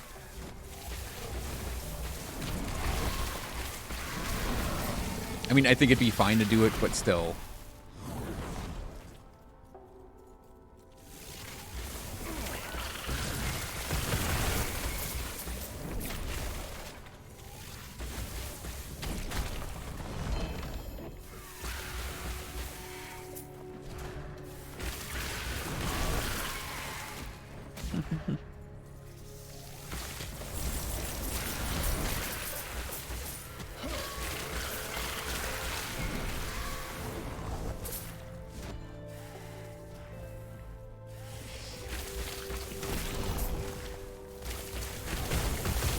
Oh, the other thing is I actually don't feel like going through the beginning of the game right now.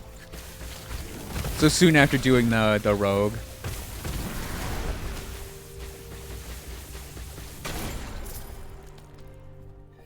The marksman, I'm like, I don't want to go through the beginning of the game.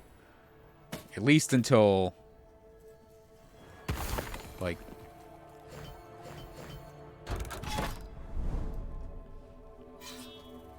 I don't know, I want to give it maybe another 2 weeks before I do another class.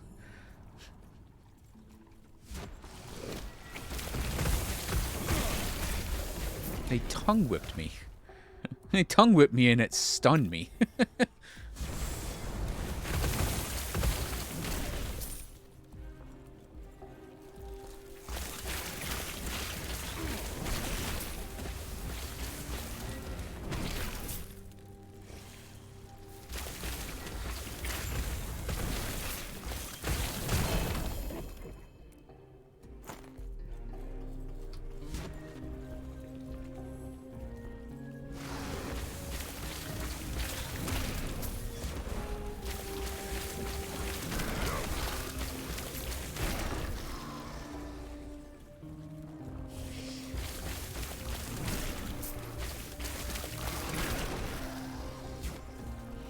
I think I'm going to do one more Riley, and then we'll call it for tonight.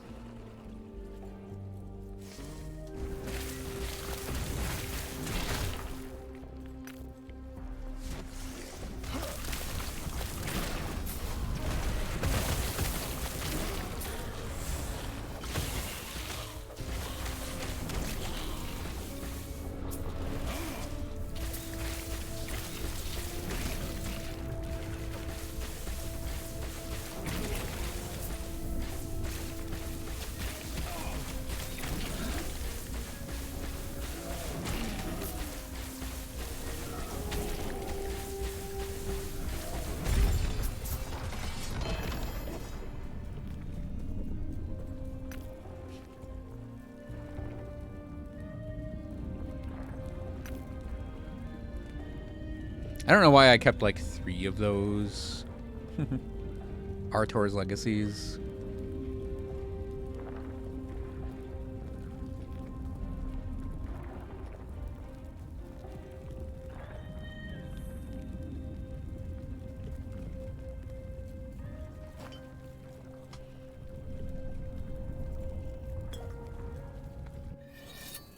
Make sure there's no mage stuff.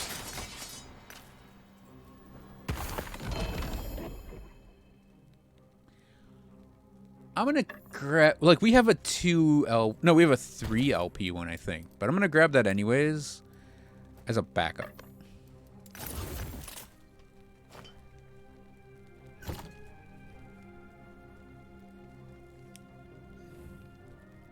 Where does what drop?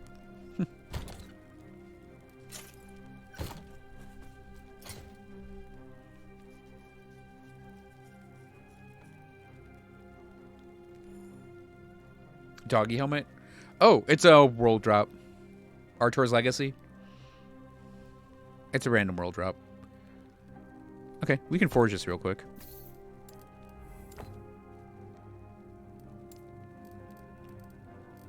Wait, what? We need... We'd be losing 30... 60 something. So it'd be a net of no difference. We get necrotic cards off a helmet. I guess we could do poison.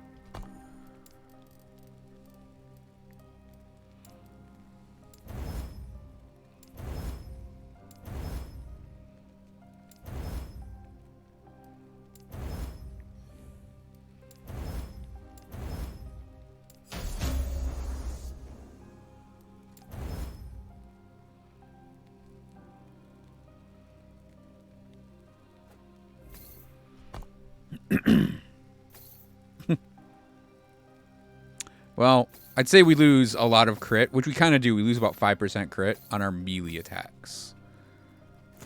But we gain a bunch of health. So...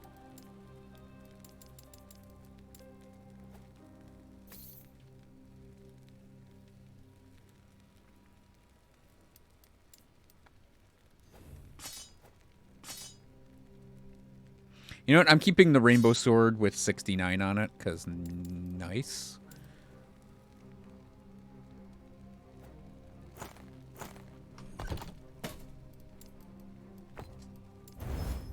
Yes.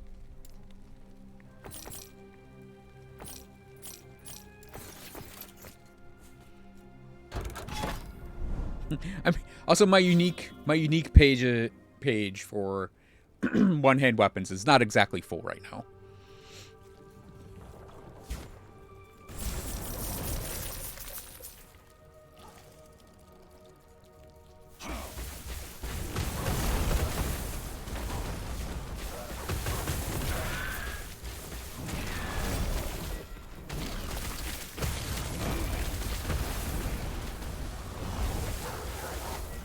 Yeah, we'll look in the pile of stuff up there. Oh, so many rhyme giants. Why? Why? Why? Why?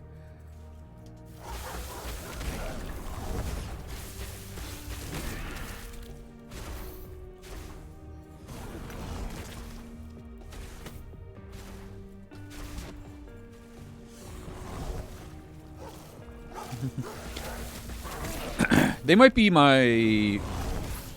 They're not... I wouldn't say least favorite enemy in the game. That rests firmly in the hands of Diamond Matrons, that title. For me, they're the scariest, though.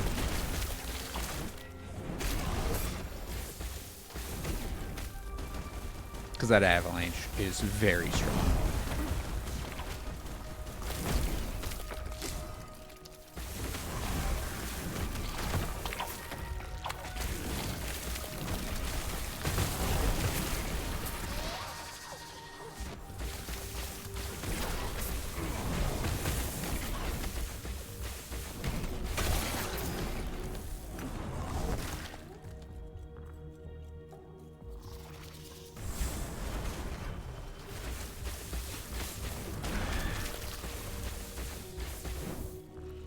We're just going to do a grab on all of these, even though we're not going to keep all of them, obviously.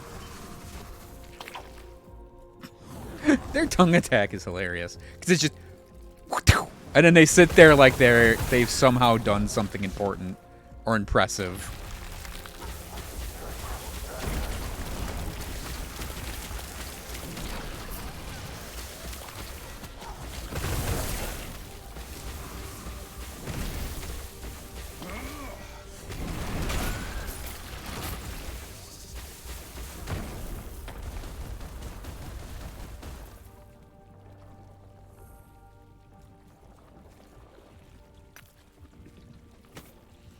Is that Fire Aura on crit? I will grab that.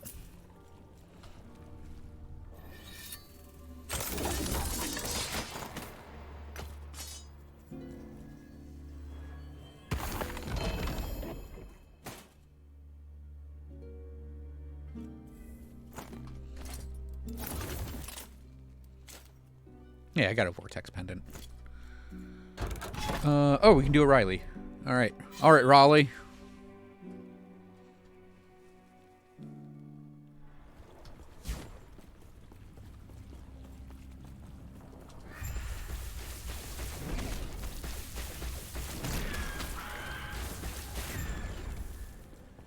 Raleigh has high health enemies deal increased damage, which is fine.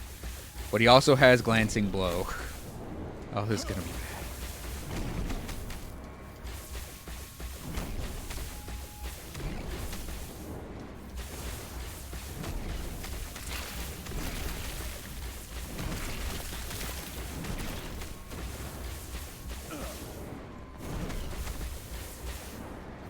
It's also like an oddly high chance of it too. He has an 81% chance to Glancing Blow.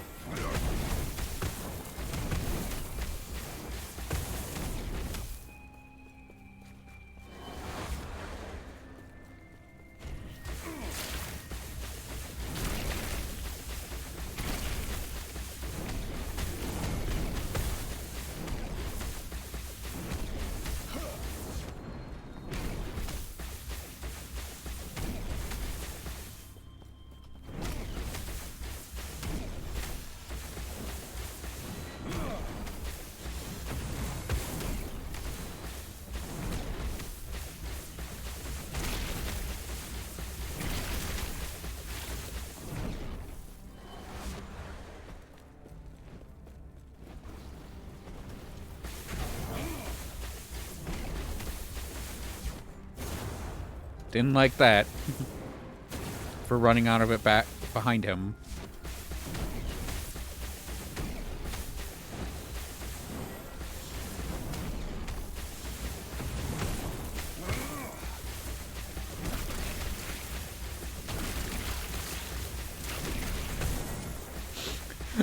Didn't mean to actually teleport. Flame Ward teleport like that. That was weird. I'd have actually preferred to not... Riley.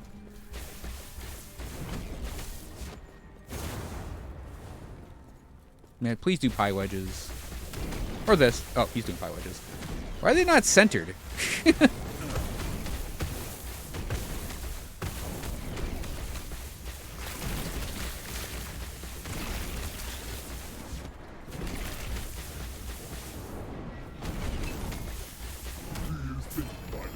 Changes anything.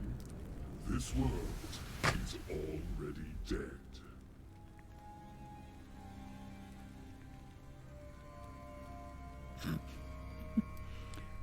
I pushed him. That would do it.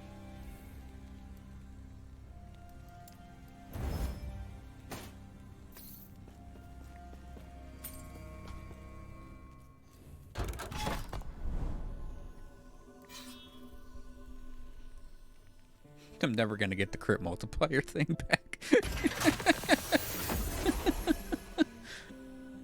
Because what happened was I had the base version of it.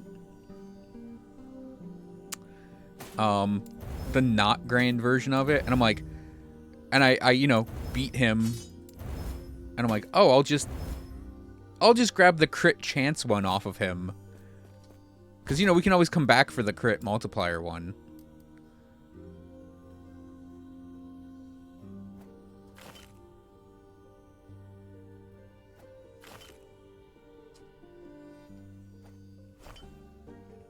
Guess where we are in our life. He's not giving me the frickin'...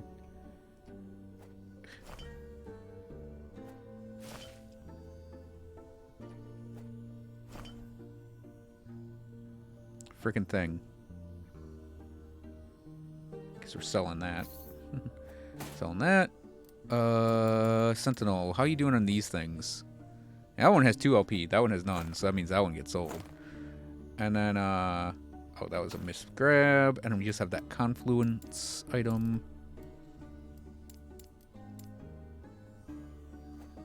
Kind of a weird one. You increase your spell damage. Your spell damages for fire, necrotic, and void. But then you also take more fire, necrotic, and void.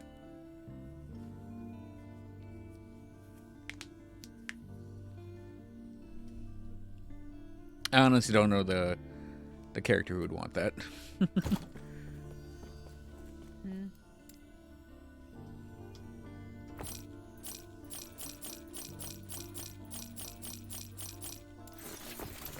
It's like Grim Dawn, this is not. Okay, so I went through every single character I have today, which means we get to go through every single build I have today.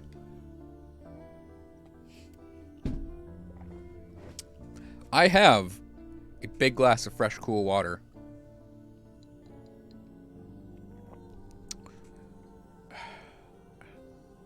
I really need to get to doing some build planners for these as well.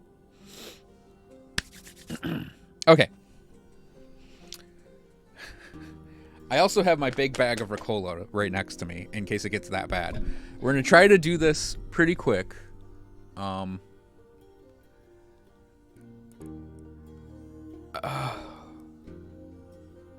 have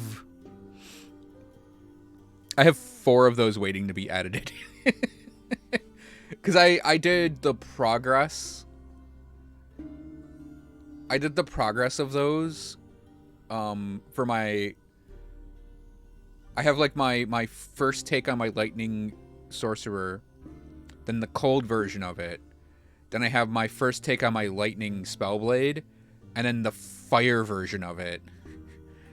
And now I have another cold sorcerer we could go over, which is kind of another person's guide, honestly. I swiped it off of Maxroll, but it's like this guy's all original. Except his gearing I stole from Perry the Pig. But yeah, otherwise, yeah, and I think my rogues, my marksman very much is someone else's thing. And then my blade dancer, it is partially someone else's. I threw a curveball into it. And I'm probably going to tweak it a bit more to get it where I want it, but yeah, anyways,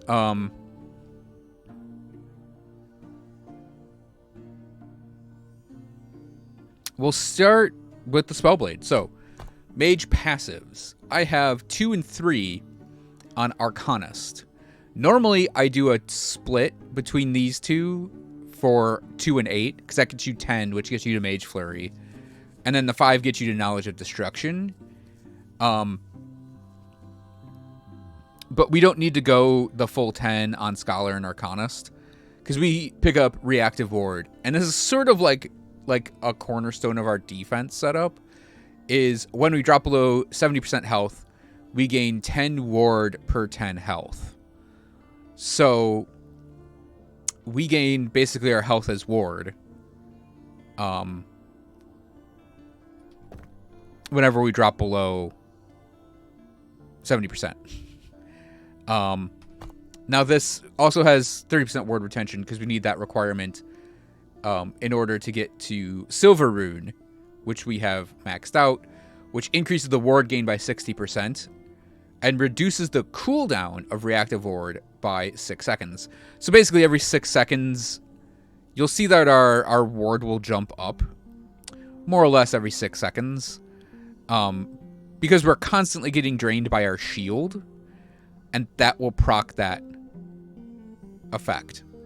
And that's kind of how we get our base ward going and how we generate up to like 5,000 fairly easily just sitting here doing nothing. Is this line of passives.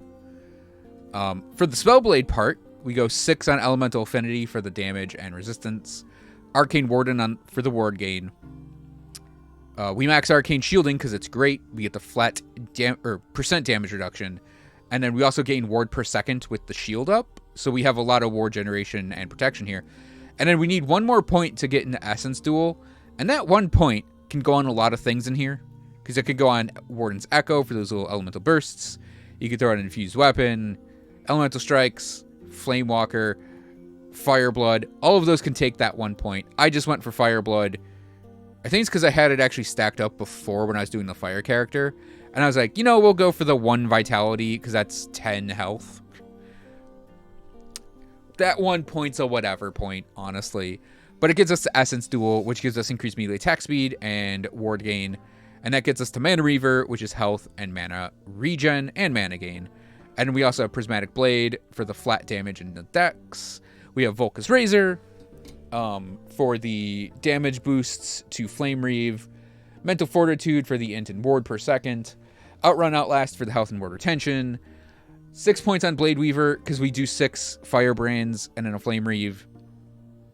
And that gives us the bonus damage to Flame Reave. And then 5 on Prodigy for the ward per second per 10 int. If you want, there is an option here to drop Outrun and Outlast and put those points elsewhere. Fireblood, for example. Or Burden of Knowledge actually can apply to Flame Reave. Or put them somewhere in the Mage if you feel you need them, like Scholar and Arcanist. But I am probably eternally going to go back and forth between Surge and Teleport on a Spellblade.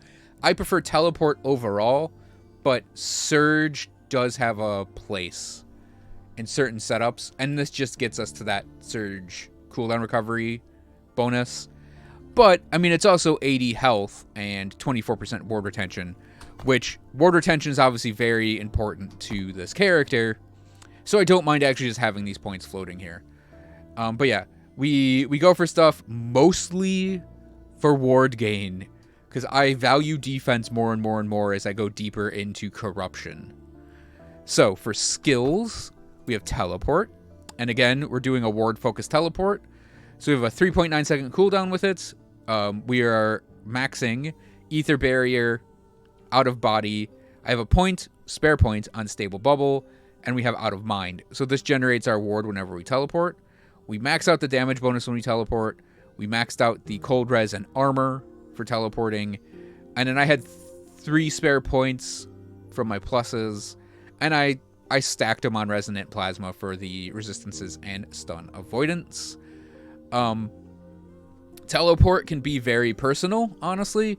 I might actually take these 3 points and slip them over to Comet Rush, because that would just be a faster teleport and more teleports. But I'm feeling comfy at the 3.9 second cooldown, so having a defense boost on this is, you know, pretty nice. We also don't need the time dilation buff because we're pretty much teleporting almost on cooldown. If we're fighting like a boss or something and we're not hopping around, that just happens. But yeah, we're teleporting a lot, so we're gonna have a lot of ward generation and then a lot of defense hanging around, and we get, like, you know, a free bit of damage out of it too.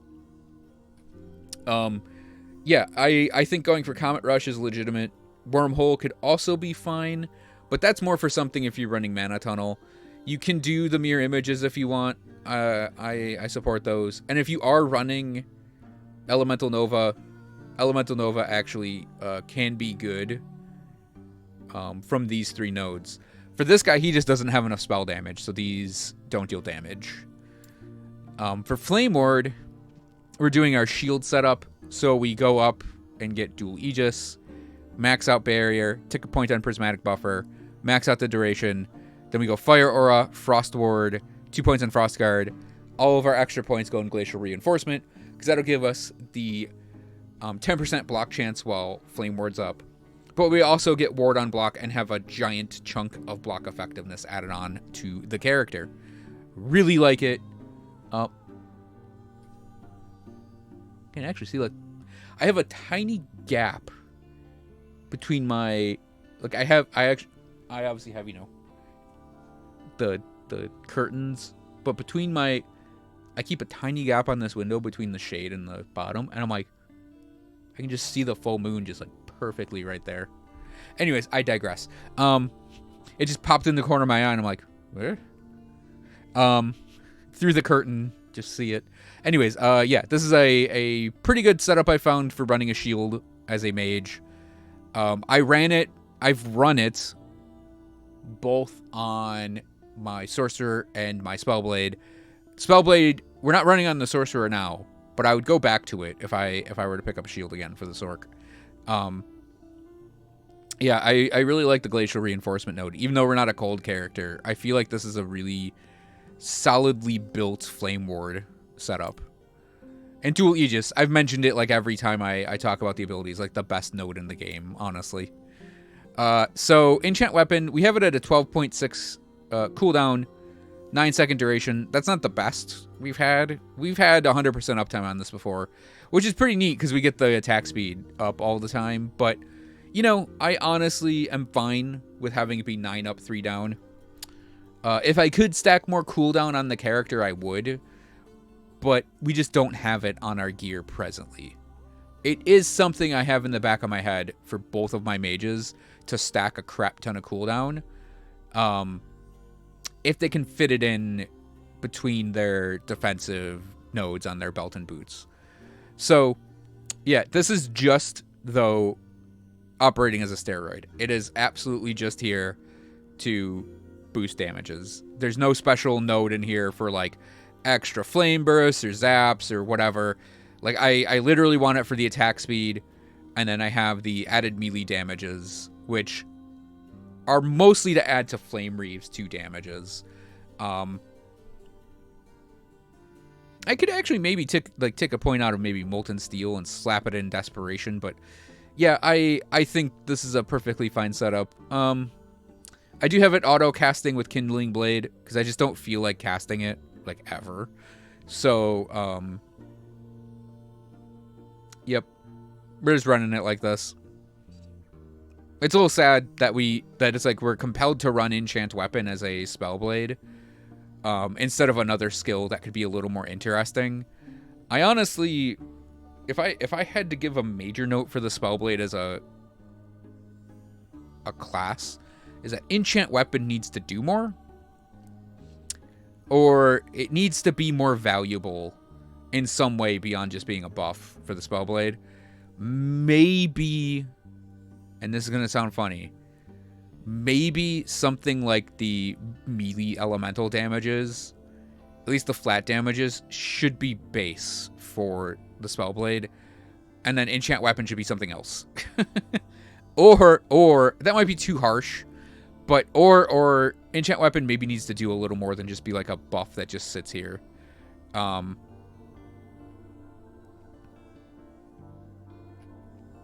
don't know. I feel like it's just a damage booster, and the only time it's ever been interesting to me is with Zap up with the frequency at 200%. But we just don't have the base spell damage right now to support that. If I was still running Lost Knowledge, I would actually go back and go for Zap again. Because it's just extra free damage, and I like that part of it. But yeah, I feel like maybe it's just essentially a passive, and I've never been big on abilities like this, but I always use them when presented with them. It's like Reckless Power, right? Back in the Grim Dawn days. Reckless Power and Star Pact on the Arcanist were like this, where it was like, you pretty much were running them no matter what. And you'd always have them on like your second toolbar with your other passives, and you always invested points in them. Were they cool abilities? Not really. Did it suck that they were necessary and you had to blow points on them? Yeah, actually, I really didn't like the toggled passives that much. But they became necessary parts of characters, and I kind of don't like it when it's like that. So I kind of wish Enchant Weapon had something more going on, but I can't quite put my finger on what it would need to be. Maybe something like Zap, but have it be more...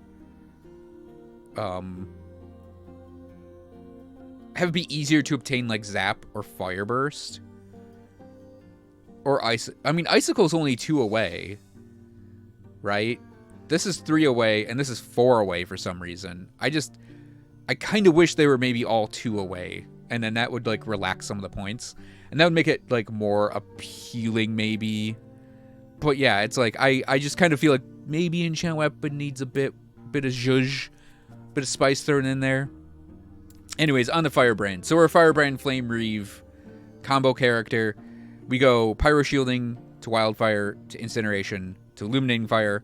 We grab Galvanize to convert the damage. Go back, max Pyro Shielding, Fading Flame, So we get the ward per second per stack. Or no, we get the ward per stack consumed or expired. And the attack speed. Extra points go to damage. You can put extra points into ignite/shock. Into stack duration if you feel you need help with maintaining the stacks. I don't know that I would do insulation because the stacks are not up that much. Though I guess they are constantly getting refreshed because you blast the flame reeve and you're right back to building them. So insulation could be something if you feel you want more armor. Definitely don't want to go for the increased mana cost things. But yeah, I think it works just fine. And of course, you know, the incineration illuminating fire combo to build a crit for Flame Reeve. Flame Reeve, we go up through Dancing Flames to get Frenzied Flame and Rolling Thunder. Then we go and grab Rhythm of Fire, Versatility.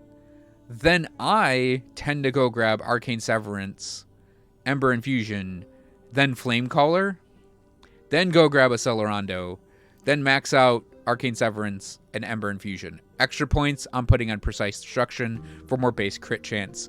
If we run our Sunwreath, the width reduction doesn't matter, and that's just free base crit. If I were to not be running this as a if I were not running lightning, this point would probably just be on damage.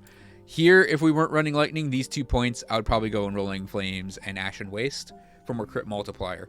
But yeah, I think I have firmly decided that Accelerando is key to the build, because I have given it thought in terms of not running it, but having the one fewer firebrand to get the burst is important when you're doing mapping, when you're just running through mobs. Doing a 1, 2, 3 blast instead of 1, 2, 3, 4 blast. It doesn't sound like a lot, but it does add up. Yeah, the other thing I might do is I might consider nicking the 4 points out of Severance and Ember Infusion and then putting them here for the range and the damage and the crit multiplier. But I'll think about it. There's all sorts of little things like that where I could see moving a point or two around in all of the skills. So gear for the Spellblade. For our particular setup, we do have kind of a necessary combo here. So if you are not running Reactive Ward, Warden, and Silver Rune, you don't need to run Bulwark of the Last Abyss, Siphon of Anguish, and Shattered Chains. Bulwark has every 3 seconds. If you're at high health, you lose 25% of your current health and gain the Apocalypse buff for 3 seconds. The Apocalypse buff gives you 70% increased void damage, which we don't care about, but 70% increased melee crit multiplier. That's what we do kind of care about. So every time the Apocalypse buff pops, we get a boost to our crit. Our melee crit multiplier. So that jumps it up to 360. We'd cross 400 if that stupid bird would give me his proper blessing. But that's sort of part one of this, is just that melee crit multiplier buff. The second part is the ward. We gain a lot of ward as the Apocalypse buff procs. It's been basically our main line of defense to jump up from, you know, maybe 1500 health, 1500 ward to like 5000 ward and like 1000 health. Like, it's a huge boost to our EHP. What you do to sort of mitigate that is you run a Siphon of Anguish, which gives you the melee damage leeches health. This also has a chance to apply Doom, and Doom deals massive void damage over time and increases melee damage taken by 4%, lasts 4 seconds, and can stack up to 4 times. So Siphon adds on a layer of Doom, which increases our damage against targets that are doomed. We combine that with Shattered Chains, which 5% more melee damage per stack of Doom. So Doom is also now stronger with Shattered Chains. This also gives us cleanses on our potions, stun immunity on our potions, and increased armor. So our armor is pretty, pretty tough. But yeah, that's sort of a 3-piece pseudo combo there, where we have health that gets burned, health regen, doom, and then doom enhancement, right? So, the third thing about this shield is it is an iron glass shield. And iron glass shields have the highest block chance by default, the 35%. It also comes with up to 20% more. That's actually kind of a lot of block chance. You can see we have 52%. When we Flame Ward, that goes up to 62%. So we have almost 2/3 of attacks getting sent to our shield while our Flame Ward's up. We also have the high block effectiveness going on too. And this will jump up to 2,000 when we have our Flame Ward up. So, pretty big defensive stuff going on. I obviously don't have anything with LP with the Bulwark of the Last Abyss. I would really like to get some LP going in Bulwark of the Last Abyss. But, you know, you take what you can get sometimes. And then, yeah, we have the LP on our Shattered Chains, and I just haven't gone and gotten it figured out yet. Got an okay thing with the Siphon. I believe I went for something that had, like, a purple crit line. Oh, no, it was purple int was the purple on that. I think there was a crit line and something else in there. But, you know, a resistance is okay to pick up. And a legendary potential line on a good item. So, yeah, other gear that is important. The only other really important stuff, Sunwreath. It's a very common ring, so it's pretty easy to pick up. Ours had LP and we got physical res. I have another 1 LP one. And I'm going to, after we get this stupid crit blessing done, I'm going to go farm up rings on this guy. Specifically look for a high LP Sunwreath. And then I do want to farm up an LP Bulwark. Just because we can throw in more block effectiveness, block chance, etc. on it. But the other important thing to look for is a Crystal Sword. Pretty much all Crystal Swords work. But I want one that has flat lightning. I've been maybe considering doing a fire, like dropping the lightning nose on this and going back to fire, because I have that increased fire one with the crit multiplier, which is pretty cool. And then I have this one where we have the big fire on it. It's not a tier 7, but we have the fire damage, and we can attempt to either we can attempt to put some reroll that increased melee damage, or I could just boost that increased melee damage and use it as like a base for our crits. We do have pretty high melee crit chance right now because of the sword, but yeah, we don't have the base like fire damage or fire or lightning damage I want on this character quite yet. So yeah, that's something I maybe need to pick up and maybe need to work on. Otherwise, pretty much all the other slots are open. Like, I have a bar boot for the ward per second, and we get +3 to teleport off of it, which is pretty cool. And there happens to be crit avoidance in there, which is basically borderline making it an implicit when you think about it. And yeah, int and dex together, damage boosters effectively for our character. Also gives us more ward retention. All around a solid helmet. And then I just got tonight this this amulet. The implicits didn't roll very high, but we got lightning penetration, purple health line. It kind of balanced out our poison and void as well. So that's pretty cool. We have some attack speed gloves. Oh, that would maybe be the one other thing I recommend is the attack speed gloves. You don't really need a purple line for it if you can't find one, but I do recommend it because it'll just help you get your stacks a little bit faster.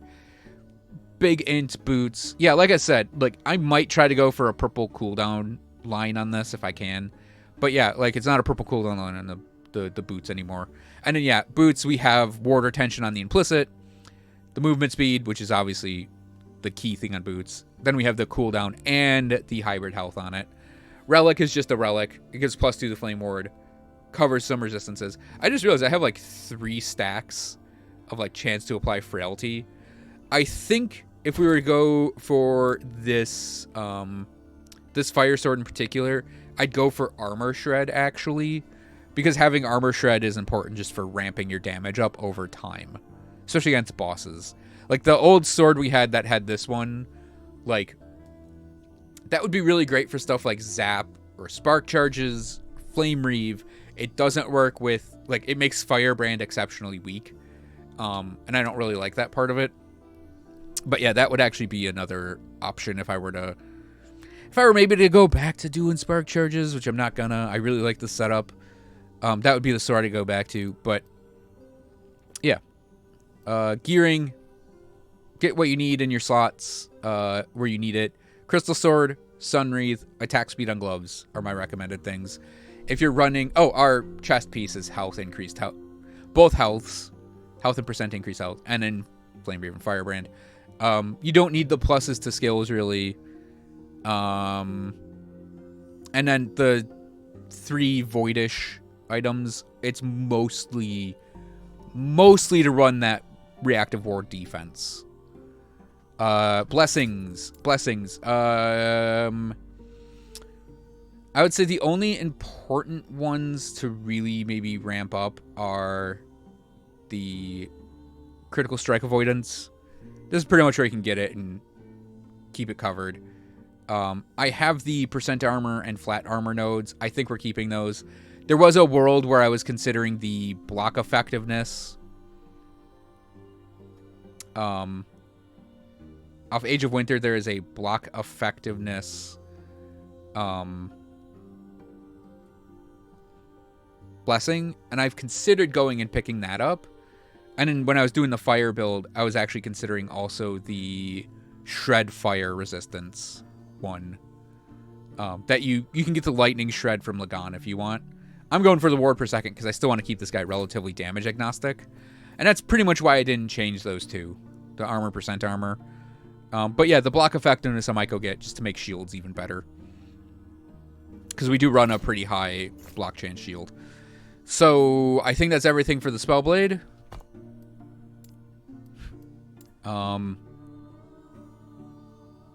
Damage agnostic, yeah. So he can do fire, lightning, or cold, and it doesn't actually affect him that much. All right, Sorcerer next.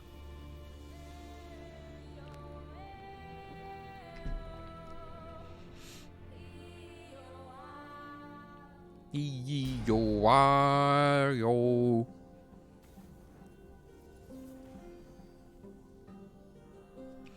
All right, Sorcerer. We have an 8-2 split on Arcanist and Elementalist.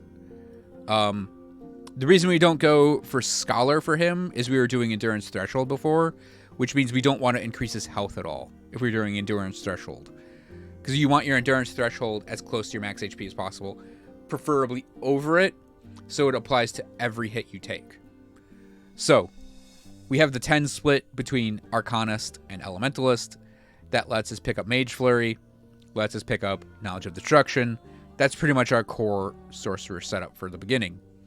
I added in 6 points for Reactive Ward and Warden, and actually with the way this guy works, it might be an idea for him to max out Reactive Ward in the same way the Spellblade works, because I have a Twisted Heart of Eukaryotes.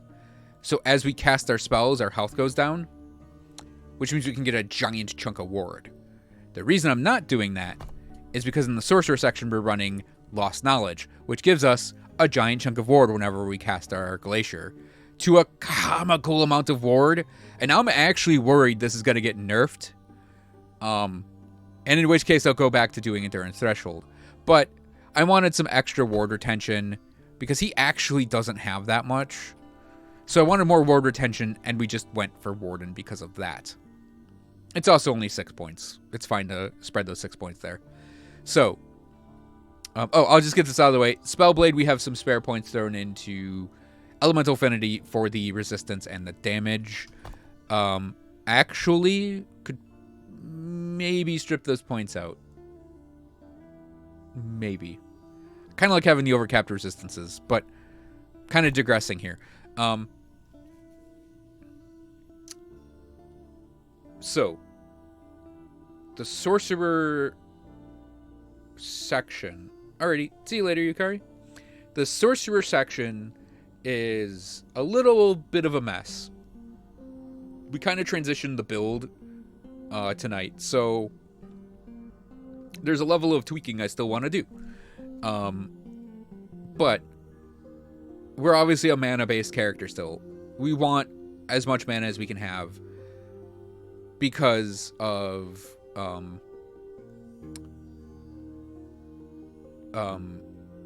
comfort. Well, we want as much mana as we can have because of because of our static orb. No, we're not doing static orb. We're doing lost knowledge. We want as much mana as we can get because of lost knowledge. In fact, we want to have 1,000 mana if we can manage it. And we definitely want to make sure that we cross those 100 barriers, right? 100, 200, 300, 400, 500, 600, etc., etc., etc., 1,000. That way we have the nice round numbers as per 10, right? So we have Mana Shell and Wisdom, probably our two most important things to max out here. I am running Arcane Momentum and Essence of Clarity, and then we have 5 on Calculated Destruction because that just gets us that spell crit per int, which is pretty nice, actually. You can actually, I think, strip that out if you don't care about it as much, and put it elsewhere. That is an option. I think these two, the cast speed and damage up to the 5 stacks, is just very comfortable, and it's very helpful. If you're doing Lightning Blast or something like that, it helps you stutter step better. But with Glacier, when we ramp this up, we're just pounding glaciers into whatever we're up against, and it just makes it really neat to just watch it kind of go off. And, you know, it's a damage boost too. So beyond that, we go for Cryomancer and Chill to the Bone. Obviously, we want to max out Lost Knowledge. And like I said, we have over 1,000 mana, which means every time we cast Glacier, we get 1,000 ward. Now, obviously, as your ward goes up, as you increase the amount of ward you have, the retention, like, falls off, right? So when you get up to, like, the 10k ward, it's going to go really quickly, down to, like, a couple thousand, and then it really slows down. But you can ramp up to, like, 12k ward with this really easily. I have Arcane Avalanche because we get nearby frozen enemies every 10 seconds. And this is more of, like, a safety against, like, something really close to you. If it hits you. Also, remember, we're going to drop below half health with that Twisted Heart. So, when I say, like, there's some tweaking in here, like, this is one of the things I'm considering tweaking, is putting more points in Arcane Avalanche. I might take the 5 out of this, actually, because it's only a little bit of increased damage, and just slap it in Arcane Avalanche, because as our health goes down past 50%, we'll freeze nearby enemies. So that's just something to keep in mind. I do still have Elemental Ascendance maxed out for the resistances, damage, and stun. And then Spellslinger and Archmage for their spell damage, and then Recollection for the cooldown. Your 3 go-to nodes at the end of the Sorcerer tree. The max things you want are your Mana Shell, Wisdom, Lost Knowledge, Spellslinger, Recollection, and Archmage. Everything else is negotiable, I think. And like I said, I could maybe tweak these points out of Spellblade and put them somewhere in here. Maybe tweak the points out of Cryomancer and put them elsewhere. But yeah, I think the setup worked really well.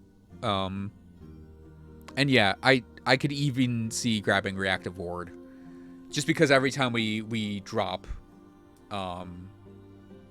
with our Frozen Heart casts, just getting another layer of mana, or of ward, would be really neat. But yeah, oh, and Rolling Snow we don't have points on, so we don't have the chill percents. But, like, I don't feel that we need it, because it is just chill. So yeah, other stuff, I don't really know the... Oh, right, we're not running Arcane Insight. I forgot about that.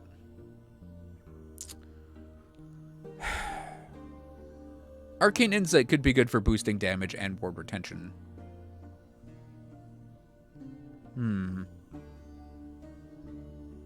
I completely spaced that ability works. Like, I have been running the Fractured Crown Endurance Threshold setup for so long. I actually have forgotten, like, certain abilities in the Sorcerer class that are kind of based around ward. So yeah, I might actually want to grab up Insight. At least I think 5 points. Because then we could option select the... Whenever we use a potion, we get ward equal to our int. Although, I will say, that is an insignificant amount of ward. So I don't think I would actually bother with that. But just getting the Insight... Insight bonus, and then some more int for the ward retention would be nice.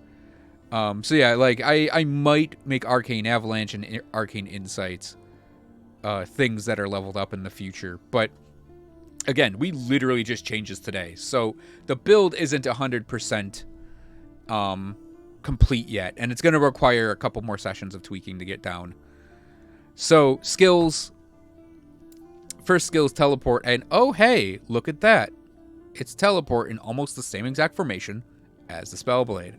So, yeah, the point differences are basically... I didn't put that one extra point on Stable Bubble, and I max out Comet Rush. I might actually do this on my Spellblade. Because it's a 3-second cooldown on Teleport. So, yeah, just bouncing around everywhere. I really enjoy a low cooldown Teleport. That's part of the reason I swapped to the Glacier setup, is just so we could teleport like this. So I don't have to wait for the, like, 5 seconds. I know, it's only 2 seconds, but it's a noticeable 2 seconds. So I don't have to keep waiting for Mana Tunnel to come up so I can move around teleport. But yeah, I think if... I think there is a build here where we could do Static Orb, and I'll talk about that in a second. But we're going to go over the actual points here. So yeah, ward gain, damage gain, armor gain, cooldown. Very fun teleport setup. For Flame Ward, go up and grab Dual Aegis, of course. Max out Barrier, of course. Take a point on Prismatic Buffer, duh. And 3 points on Dilation for the duration increase. Actual cold build gets to, you know, have an actual cold thing. And I just threw my extra points on Frostguard. Like, we're not running a shield, obviously, with this. But I was like, you know, we have some extra points. I could put them on damage boosting for more cold damage. I could put them on Stalwart Defense for just more flat ward gain. I could even maybe go over here so a % of the damage we take is absorbed in our mana. I could even go here for more, like a big ward gain. We could go for more ward based on missing health. We could go for more ward retention, more ward per second. But I was like, you know, I really like armor. And this character, you know, he doesn't have as much as the Spellblade. But throwing, you know, 800 more armor on that, I think is actually really cool. I do think with Flame Ward, there are like a bajillion ways to build Flame Ward. And it comes down to personal preference beyond a couple nodes. And again, Dual Aegis, best node in the game. So we have Ice Barrage, and Ice Barrage does cost more than 40, so we can use that kind of as like a, just cast it and get a chunk of ward, and you get the Ice Shield, which blocks projectiles. That's pretty much how I'm just using it. So,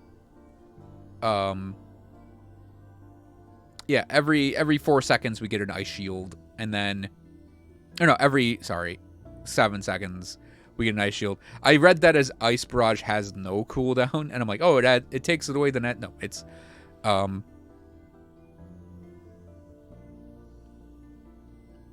does it have flavor text? Wait, do some of these have flavor text and I've never noticed it before? Like, they stood behind... Wait, hang on a second. Why does it have flavor text?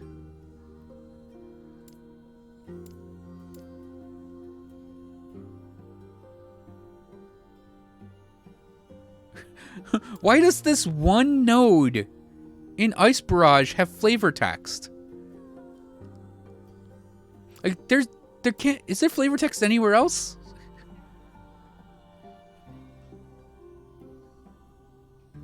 I'm having an episode over this.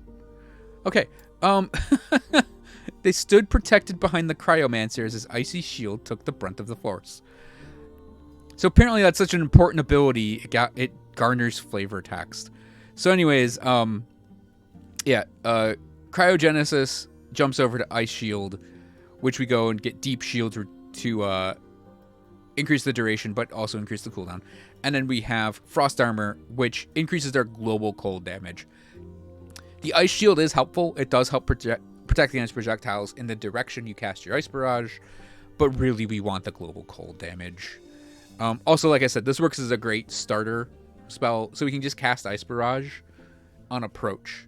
Blocks projectiles, gives us the ward thanks to Lost Knowledge. Other things we want to pick up, I went and grabbed the Pierce Chance, and then we have Frostbite with Piercing. The damage and Ice Shard size, so that they actually chunk a little harder. I might change this. Only because we could maybe go for more Frostbite. Or we could go and grab, like, duration increases. Or wait. I don't think duration increases work with this, with Ice Shield. But, because it sets it to 2. But there are certain things, like maybe we can go for some freeze rate, or maybe we can go for some, freeze multipliers, that sort of thing. And then there's also, there's also the potential for ward gain whenever we hit with it. But we have so much ward gaining anyways, I don't know that we need that. Yeah, there's not a lot in here I actually, like, enjoy. Ice Barrage, to me,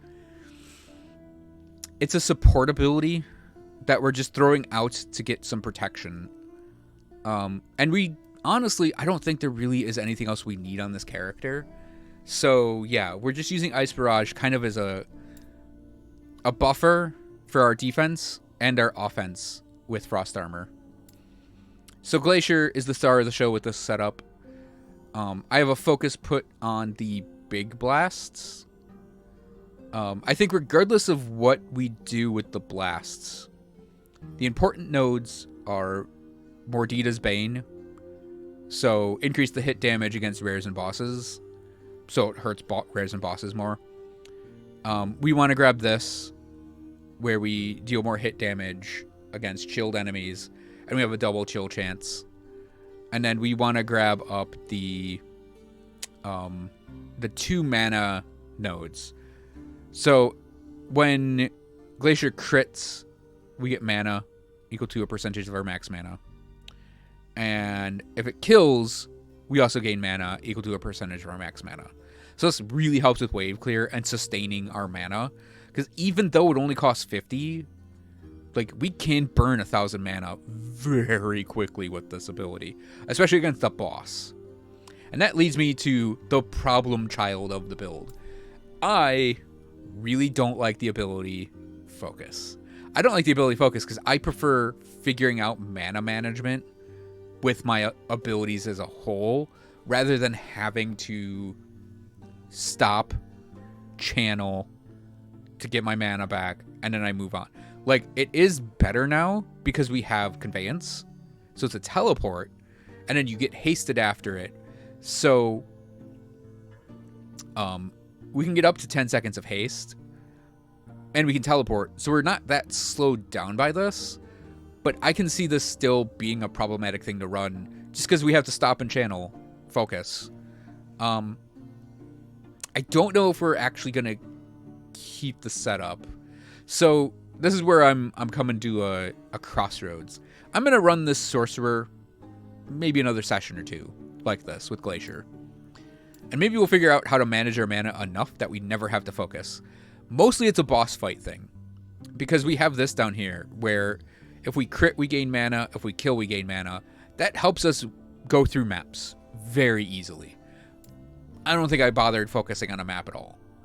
Focus is only really necessary if there aren't mobs that we can kill, because the crit will gain off of hitting one thing from this. The crit mana gain is not as good, obviously, with only one target. So we need something as like a stopgap against sort of low target count things, which is where we have Focus. And Focus is mostly like an emergency button. I might might, with this guy, rotate Mana Strike in and just go for the hardcore. Like, there's a ring right here, right? Of mana gain, where we go and we get the attack speed. We don't boost the area all the way up, but yeah, we get the mana gained percent, the mana on crit. Then we have this huge base crit chance because we don't care about critting with it. But also because our mana's so high, we can get the percent, the current mana crit chance boost. And then we can go and grab the mana gain, the flat mana gain. So we can actually kind of like, if we glacier in and have like 10,000 ward, we can turn around and mana strike stuff, potentially, to get our mana back. But mana strike gives us 15 back. If we multiply that by 80% and then we have the crit and we have the high crit chance, like there is an amount of mana that gets back that's significant for every swing. But I mean, we would have to go into melee, kind of mid-rangey without it.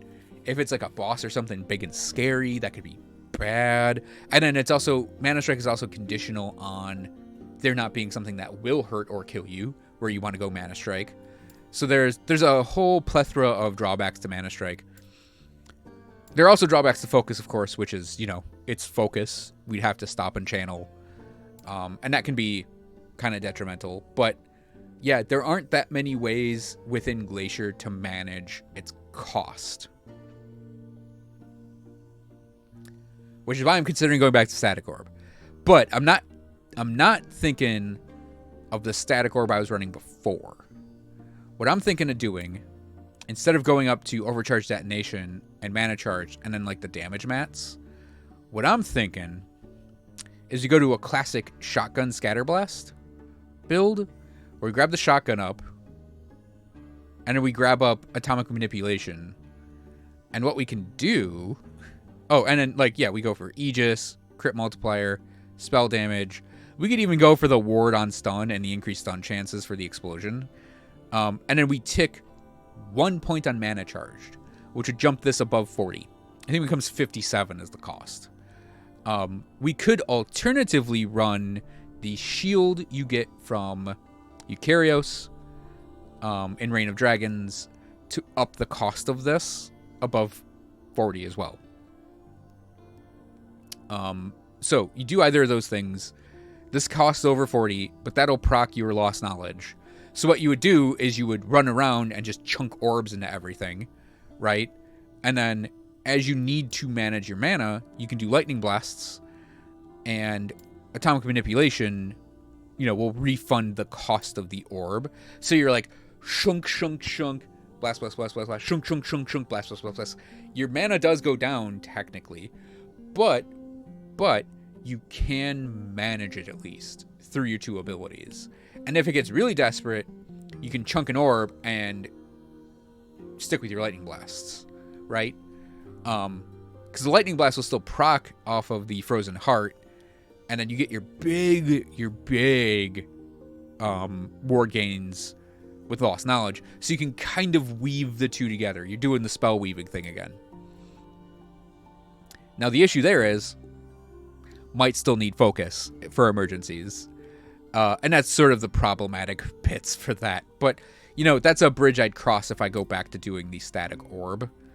But I do think we're going to run the ward setup from here on out over the Fractured Crown setup. Because I had another Fractured Crown fail tonight. So that's unfortunate and annoying.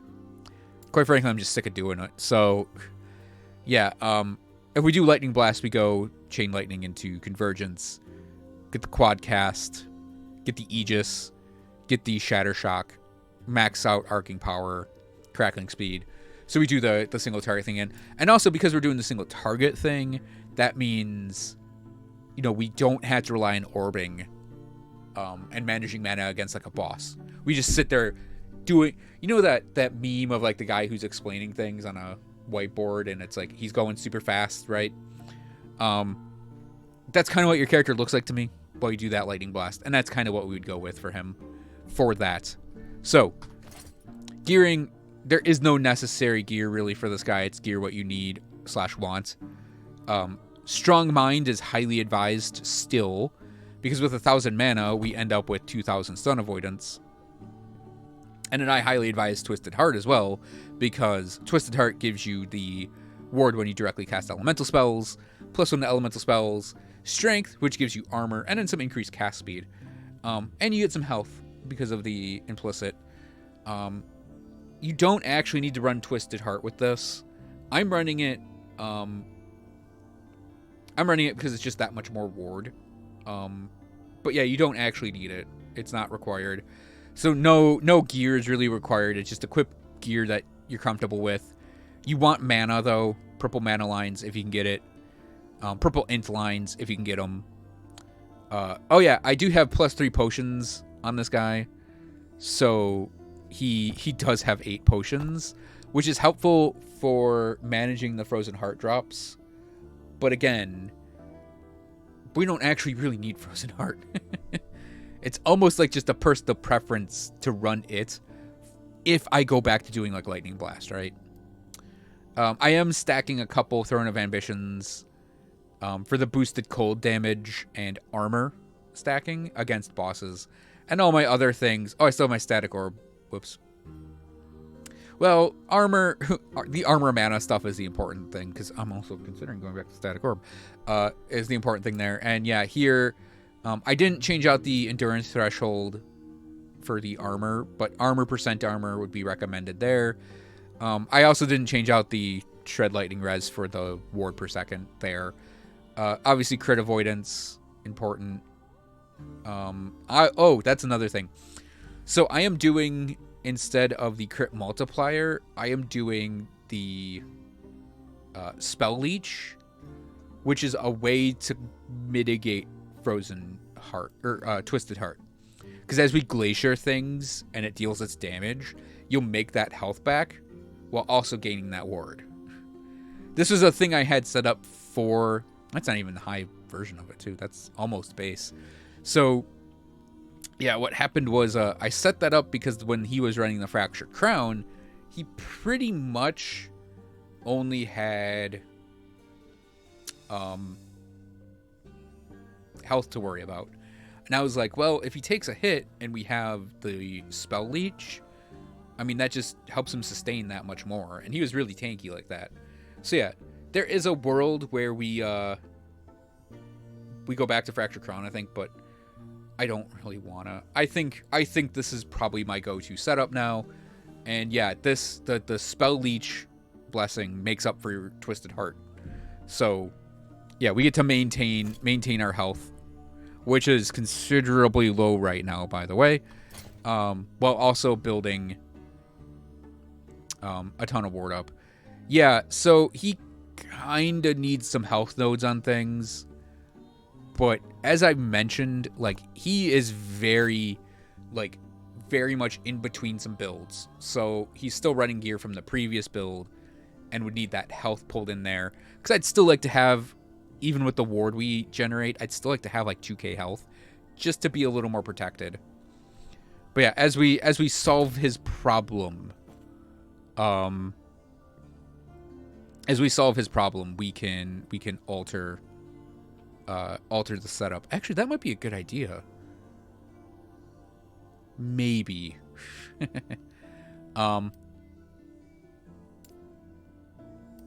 Yeah, I don't have any alternate gear for him quite yet. If I go to Static Orb Lightning Blast, I have a helmet that has 3 and 2 to them. I would consider maybe going back to my Stormcarved Testament as well. Only because we wouldn't need that war generation, I think. Well, we'd get it off Lightning Blast. I don't know. There'd be trial and error back and forth, but yeah, like his endurance threshold gear I still have set aside. It's just he could probably go for different gloves. Maybe different belt. But yeah, transitional build. It works pretty good. We were able to do a 300 corruption, I believe we did. Oh yeah, Spellblade was doing 300 as well, so, you know, I guess they're both successes.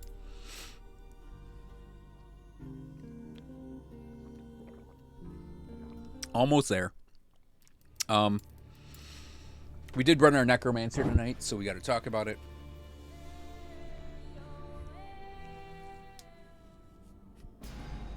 So Necromancer. This is technically someone else's build almost entirely. But but I'll go over it anyways because for the sake of completeness. So Forbidden Knowledge maxed out for the Int and Necrotic Res. Stolen Vitality for the Vitality and Minion Health. Dark Rituals for the increased minion attack and cast speed. And then that applies to us when our minions use a skill. We will not be attacking or casting things with this build, so that's actually kind of irrelevant. And then there's Soul Aegis, so our minions gain armor, 3 armor per level, up to 300, which is pretty cool. Don't need much else here. I'll go over like what our remaining points are at the end of this. So Elixir of Hunger, so we and our minions have hunger. It grants us increased attack / cast speed and health gained on hit.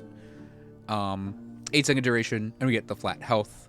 Risen Army gives our minions damage, attack speed, and cast speed. A point on Blood Armor gets us to Mortal Tether, which gives our minions health. And all of that gets us over to Frantic Summons, Effigies, and Tyrant. So Frantic Summons, again, increase attack speed, cast speed, but also minion attack speed, cast speed. Effigies. So part 1 is increased minion fire damage because we're a fire build.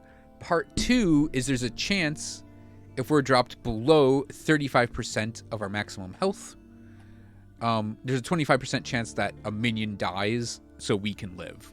So we get kind of an RNG escape. I almost said escape card. An RNG get out of jail free card. And it gives minion fire damage. I've seen golems die to this. I'm like, where'd my golem go? And I'm like, oh, right, we have effigies. That means our golem, we have like giant golems that just disappear. And we're like, oh, right, that means I got to live. Which is how it should be. Anyways, speaking of that, that theme, Tyrant gives us increased health but reduces our minion health. You won't notice the reduced minion health at all. And having your increased health is more important because if you die, your minions are all gone. If you don't die, your minions have a chance to be there.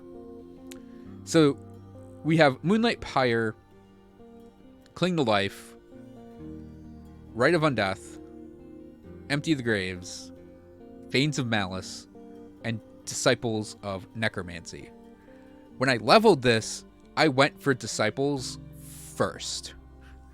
So we got the 3 required points as we went, and the 3 required points as we went, and the 3 required points. I don't even think you need all 3 on both sides. You just need on one side. So we got the 3 required points on one of the sides and got Disciples. After that, all of the abilities here in the back half of this character, and this includes these 3, all of these abilities I have been leveling 1.1.1.1.1.2.2.2.2.3.3.3.3.3.4. So as I've gone on, like, and we've hit the 4-pointer, we just stopped putting the points there, obviously. Same with the 5s, and then like these were all equal to 5s, and then the 6s, 7s, and 8s, and now these are at the 7s, and then you go 8, 8, 9, 9, 10, 10. And that'll round out the character to 90, which means we have 10 spare points for the Necromancer to take on. I am considering Reclamation of Souls, because we do run volatile zombies, which means every time our zombie dies, we'll get 7 ward per point. So we can get up to 35 ward per zombie death.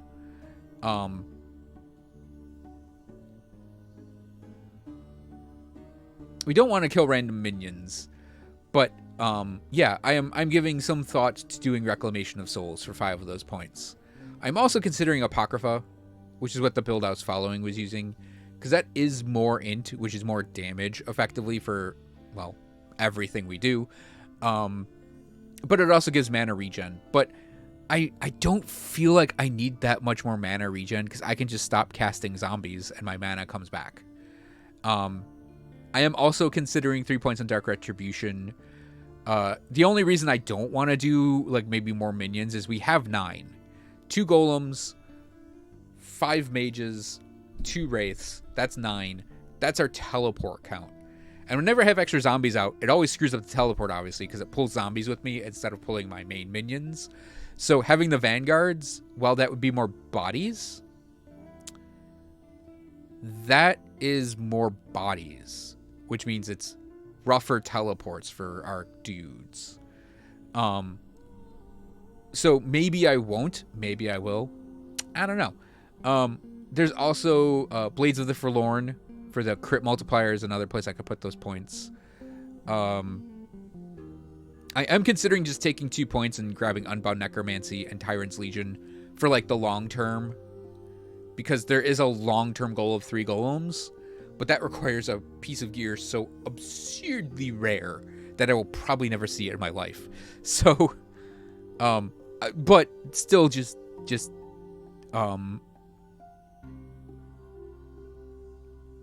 we could do that. We could just grab those 2 points. Yeah, I don't know what else we could really pick for the minions.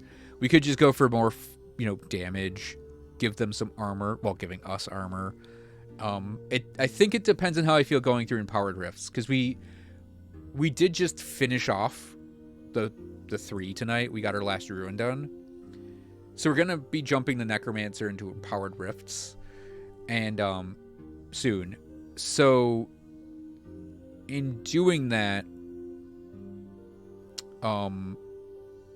we may need more defense. And in the long run, like, we may just need defense if we push corruption with this character. I don't know if we're going to or not. Like, my mages, it's a goal of mine to push that corruption with my mages. We're up to I think it was 329. We have a 330-ish going on our Spellblade, and he felt very comfortable there. And I think I'm going to push the 400 with him. But, yeah, like, Necromancer, I don't know if I want to do that. It depends on the survivability of the minions versus my ability to resummon them effectively. While also sort of balanced against their damage and clear speed. Because if they're just really slow, I could maybe invest in more points of damage, damage generation here. If I'm not feeling protected enough, but they're fine, we can go for the ward gain on zombie death / casting zombies. We could even mix those two together. If they're feeling low damage, but, or if they're feeling like the damage is okay, but they're very squishy, we can go get something defensive. If they're feeling too weak, but tanky, then, like I said, we can get something offensive. And if I'm feeling too weak, we can go get something to buff us up. So there are places that we could put those points, and it's going to be relative to the end game. But the long and short of it is, we have 6 points left to spend across Moonlight Pyre and Rite of Undeath, and then that will be where we stop with those points, and we have 10 to spare. And that's pretty much the build, passives wise. So for the skills, we have Skeleton Mages, and we're doing 3 to Putrid Essence, and then going grabbing Pyromancers, and then you remove the other mages from the pool. I then went and did 2 on Argonautic Speed, 2 on Ocean Frenzy, 1 on Forbidden Arcana, and then we grabbed our Grave Passage Teleport. This is our teleport ability. We do not run Transplant, of course. And then we go for Death's Cavalry to pull 9 minions with us. And like I said, we have 5 Skeleton Mages, 2 Golems, 2 Wraiths. Perfect number to teleport around with us. After that, we go and grab Grey Merchant and then grab the extra Skeleton Mage. And then we can go and max out Flame Rot, and we can put points on Splintered Dominion. If I get any more plus to skills, it's going on Splintered Dominion. I just want to see these guys spray fireballs everywhere. To the point where I'm also considering taking 2 points off of Flame Rot and slapping them on to Splintered Dominion just to watch them just fan tons and tons of fireballs through everything. So yeah, they're actually a really strong unit. I have been enjoying them quite a bit, and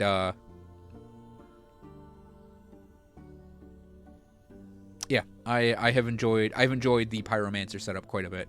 There is a Cryomancer setup where you basically run almost this exact same thing, but these points down here get put up here, obviously, and then you can go through Sailor Mortis. I actually think I would go through Shadowy Wardens instead. Yeah, because you free up a point going over there. But yeah, I would still obviously want to get the extra mage if I could pull it off. Which I think you easily could, because it's just, 1, 2, these 4 points, these 2 points, you have 6 points. Yeah, you can easily slap 3 across this, 3 in the Frozen Tomb. But yeah. And even then, you maybe even don't need to care about Frozen Tomb in that case, and you can go and buff their attack speed and their, spray and frenzy or whatever. But yeah, Cryomancers is basically the same exact thing. Just swap the swap the pyros out for the cryos. So our golem, because we're a fire build, obviously, we have amalgamation of rogues into burning bones, grab up the pyre golem. And then I would probably say take a point in your amalgamation of sentinels, then go over to Tower of Bones to just make it as big and threatening as possible, and to draw aggro away from you and your mages.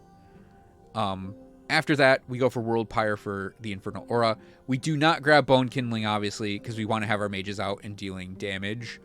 And then, yeah, I have maxed out the Tower of Bones, the Amalgamation of Rogues for the attack speed, the Burning Bones for the Ignite and Resistance and Dot, and then World Pyre for the Dot and the Aura.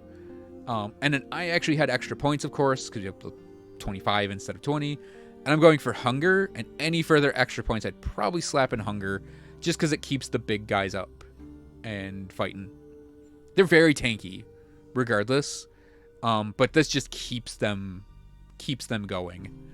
For Cold, obviously you just don't pursue the points up there, and you can get the Death Chill Golem with the Breath of Formosus. And in that case, because you free up, it's 1, 2, 3, 4. This up here is obviously 11 points. So yeah, you can free up a bunch of points to put in maybe armor, or an armor granted to nearby minions, or more spell damage. I don't know, get Bone Shatter. There are places you could put those extra points if you feel cold. Oh, hey, you could even go Bladed Fists, melee damage, and melee stun. So, yeah, you can maybe have a more control-y golem like that. But, yeah, I wanted fire golems, so we're going up and grabbing the fire-related abilities. Now, we do have 2, because we're running Aaron's Will. So, there is a world, maybe, where we can get another golem in there. But I don't know if I want to make weak golems and have a quantity of them. I want the quality, I think, out of the golems. Quantity is really for the mages, I feel. So yeah, that is a possibility, though. Just to, like, golems go, and we have, like, effectively big, strong skeletons instead of tiny, weak skeletons. So, yeah, I'm going to jump over to Wraiths because this is our other permanent summon. We go for the Twin Spirits. We have the 2 idols that give us the nearly 100% Flame Wraith generation. And then we go for Sequel of Avarice and have them big and damagey. And then we go and grab the crit stuff, so they're more damagey. And then, yeah, I have the Bleed on here, which I believe gets converted to Ignite, correct? I don't think it actually lists that, but I would assume because these guys aren't bleeding, they're burning. So yeah, we go for that. Now, if you don't have the idols, you can go over here and do the Flame Wraith points. It gives you a 22% chance to get your Flame Wraiths. More or less 1 in 5. And you can always resummon them until you get your Flame Wraiths. Or if you just don't care and want the random ones, that's fine too. But yeah, getting the idols is very, very helpful for making sure you get your Flame Wraiths. Essentially, though, they are just 2 extra mages when you think about it. Because the mages, they're sitting there as fire turrets. These guys are also fire turrets. They're just different-y fire turrets. So yeah, we have our 2 tanks. Effectively what we got. 2 tanks and the golems. The 7 DPS turrets. And then us as the support for them. So the other minion we're running is the zombies. The volatile zombies. These we summon in when we got a boss to deal with. And we are building the vomit zombies. And obviously the fire zombies.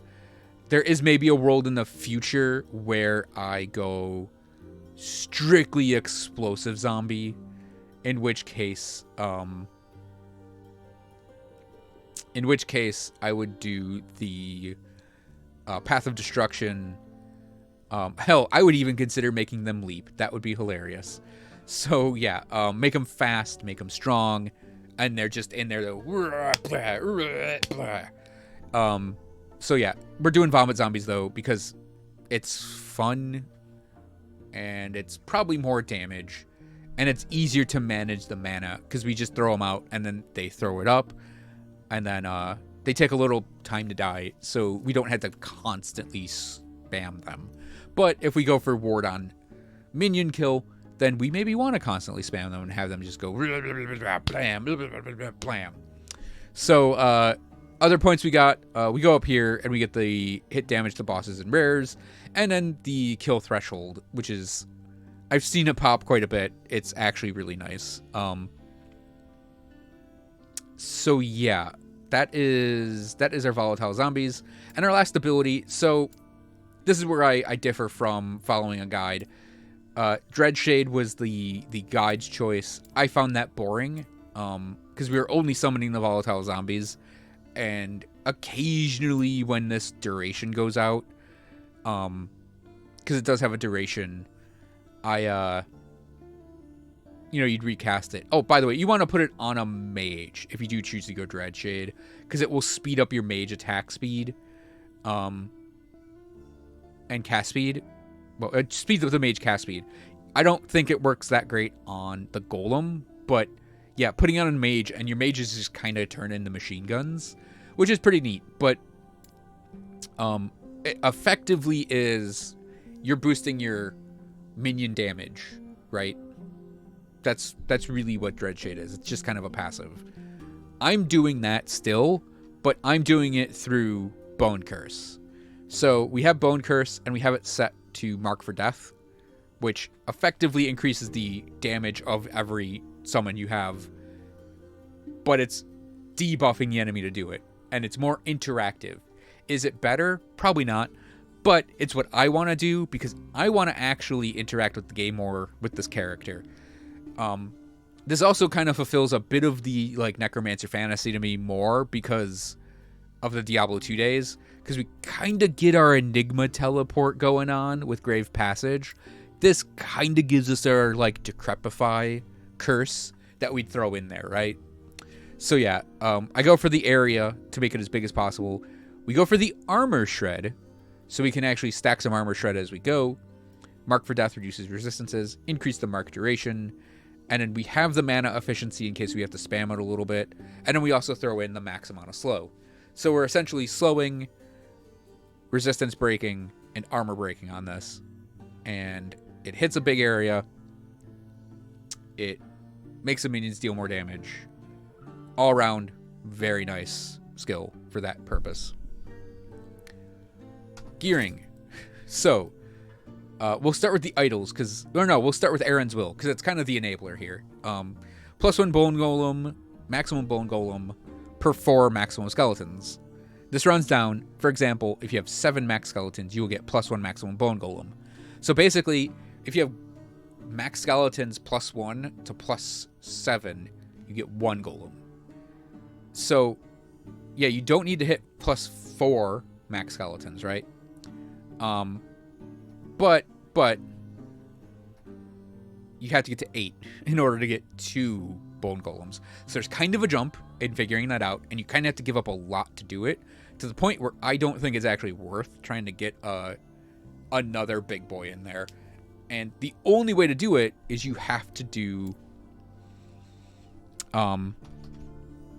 you would have to get LP on your Aaron's Will, and then you would have to roll a purple line for Acolyte +1 skeleton increased skeleton damage, and then you'd have to get that line on the Aaron's Will. So that's why when I said, oh, it's like a super ultra mega rare item that I will probably never see in my lifetime, to get more golems, that's what I'm talking about. Because you would have to do that and then combine it with some passives and maybe even equip some rings and give up your ring slots to just get another golem, and it might just be too much work to do. Now, 3 or 4 golems sounds awesome though, so maybe it's a dream to strive for still. But that's the only, and I will also say, it's not actually that necessary piece of gear. You can run this entire build without it. It just makes it work better. The other stats on here are really great.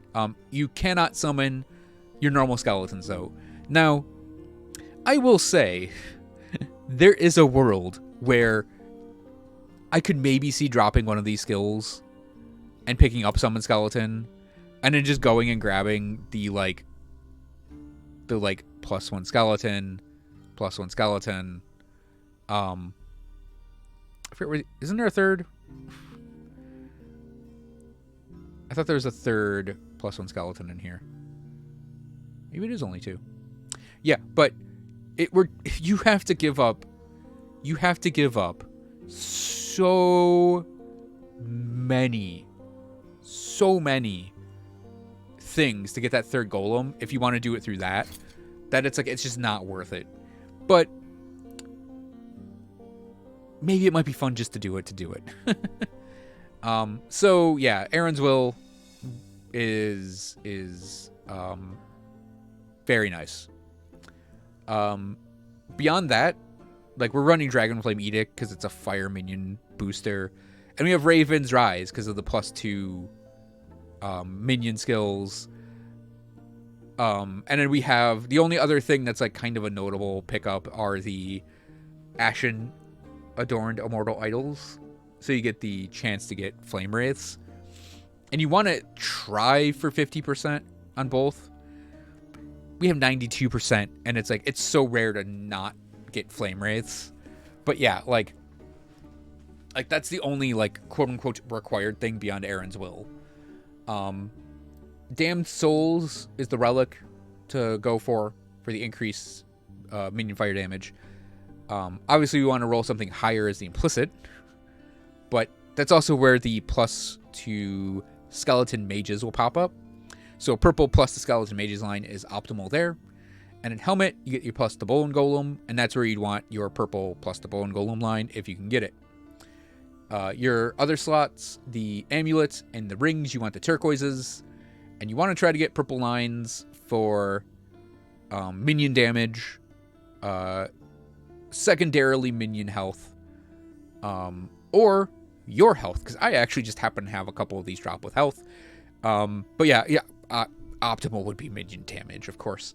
And then yeah, boots, belt, minion damage on your belt. Boots, you can get minion dodge, I think it is, on boots. But yeah, for boots, it's just go for good ones that do health, armor, cover resistances, have movement speed. Blessings. I haven't figured out the blessings yet I want to use. I do have plus 11% to minion all res. So our minions, they have some resistances because we go for that in our passives too. But yeah, our resistances are garbo, quite honestly. So that's something I need to work on. But you got to remember, there's a field of frickin' bone between us and everything else. So your resistances don't need to be that figured out on this character, quite honestly. And it's a long run thing to just figure them out better and better. It's sort of like doing the endurance threshold thing on a mage, where your resistances aren't going to be the best, but they eventually build up really nice.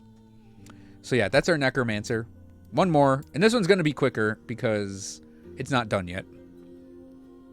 I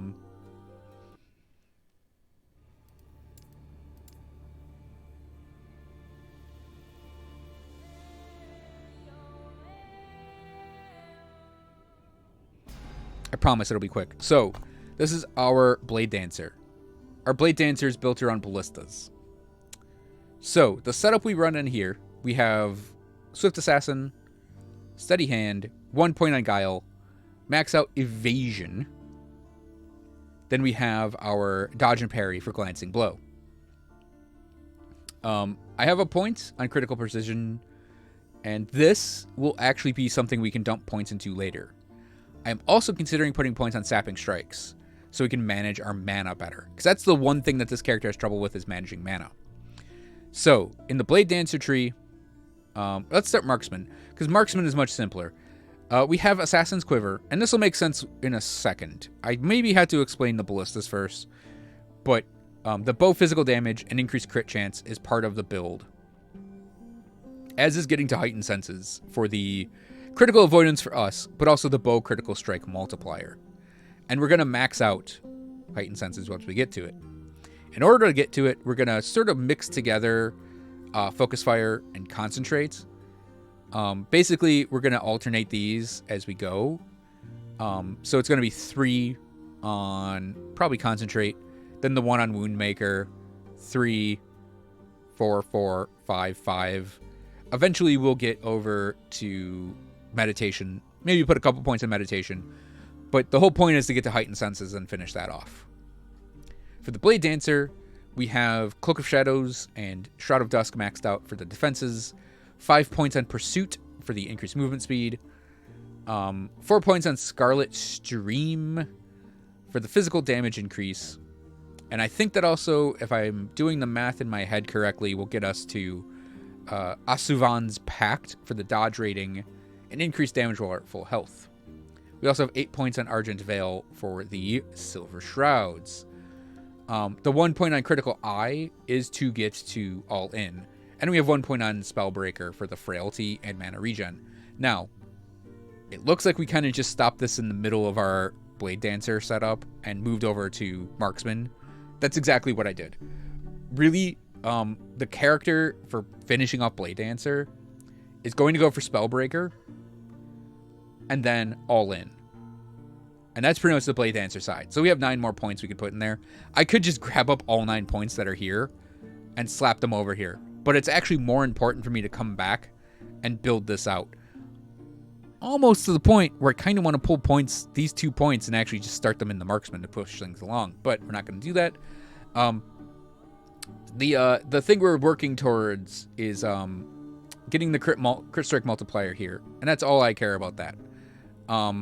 Is the crit strike multiplier. The other stuff in here is mostly for protection, right? And yeah, like, it's a lot of points to finish off Marksman still, and only a few points to finish off Blade Dancer. But that's where we want to take it. We want to get the bow damage stuff from here, concentration stuff, maybe max out focus fire, get All In maxed out, come back up here, we can dump some points on critical precision, and then Sapping Strikes, right? So the entire point of that build is we're basically kind of doing like a Blade Dancer Bowman almost. And that's because ballistas scale off of our stats. Kinda.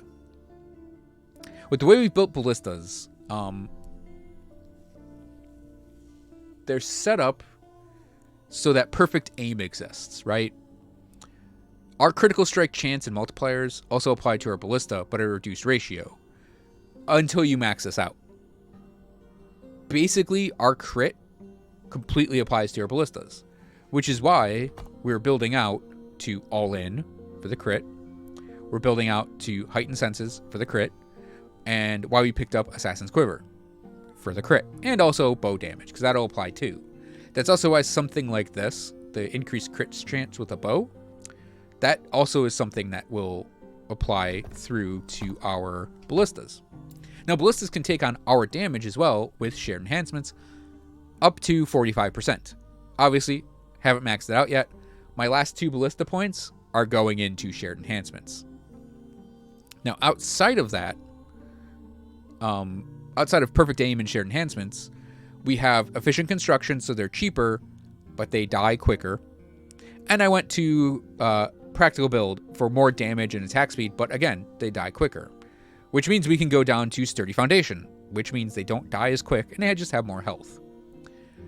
The way this character works is we are basically chain dropping our ballistas and moving along basically with a chain of ballistas while we're moving. It's been working really well. I might tweak things out a little bit. It might require me to get some plus skills on that, which I believe is on relics. But yeah, outside of that, we go for like the extra projectiles that pop out 25% of the time. We have the slow chance. We have the pierce. And then yeah, just the requirements to get into those things. The base crit. Also, we pick up, although we might, no, I'll keep it. We might not need base crit because we have so much crit from our class. But yeah, if I do get plus to skills, I think I'm gonna go for care packages because that's just funny to me. That we can just fill a room with potions on top of it. But yeah, I kind of want to tweak things a little bit to try some things out. But honestly, this works really great. It is a mana issue for the character. Like I said, our mana management is kind of important to keep ballistas flowing. And that's why I'm considering going for the sapping strikes. Now, also part of our mitigation, there are 2 things that help with it. The first is shift. Because we have the mana efficiency and velocity, and we have maxed out swift recovery, when we shift around, we actually get a little mana back. And that's helpful, obviously. We do have the acid flasks on here, though, so that does kind of counter that out. But the acid flask, we actually use it for a debuff. And yeah, you may notice I'm not using shurikens because I just don't feel like using them, actually. So yeah, we do shift. We have the mana maxed out. We have the invulnerability while shifting.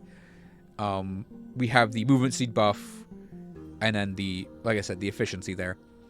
If you want to run shurikens with this, it works great because all you need to do is pull these 5 points out from down here, slap them on sleight of hand, and you have the armor generating shurikens always around you when you shift. For mana management as well, yeah, my throat's going. We have Mind Piercer, so we get 4 mana on hit with Puncture. And Puncture is kind of like, we kind of weave these a bit. Not to the same degree we would weave with like a Sorcerer or Spellblade. But because we're doing Rapid Strikes, every 4 seconds we get a Rapid Strike, which means we get a little burst of mana back.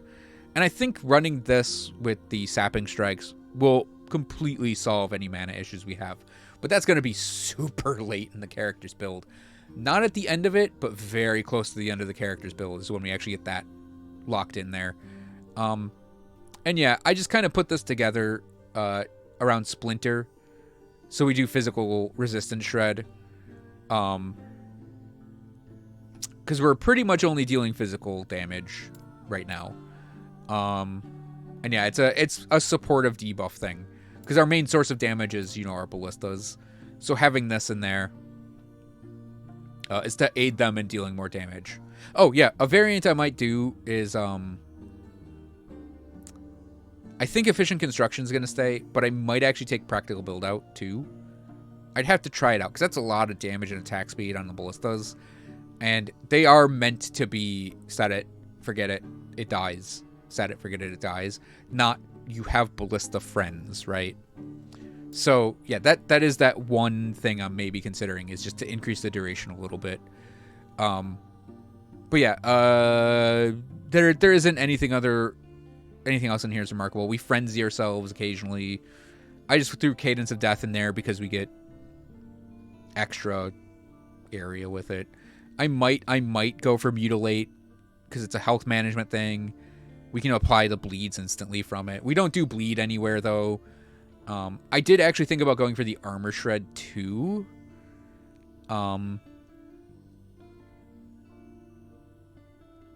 but I don't think we need it, honestly, because we're running Acid Flask as an armor shredder.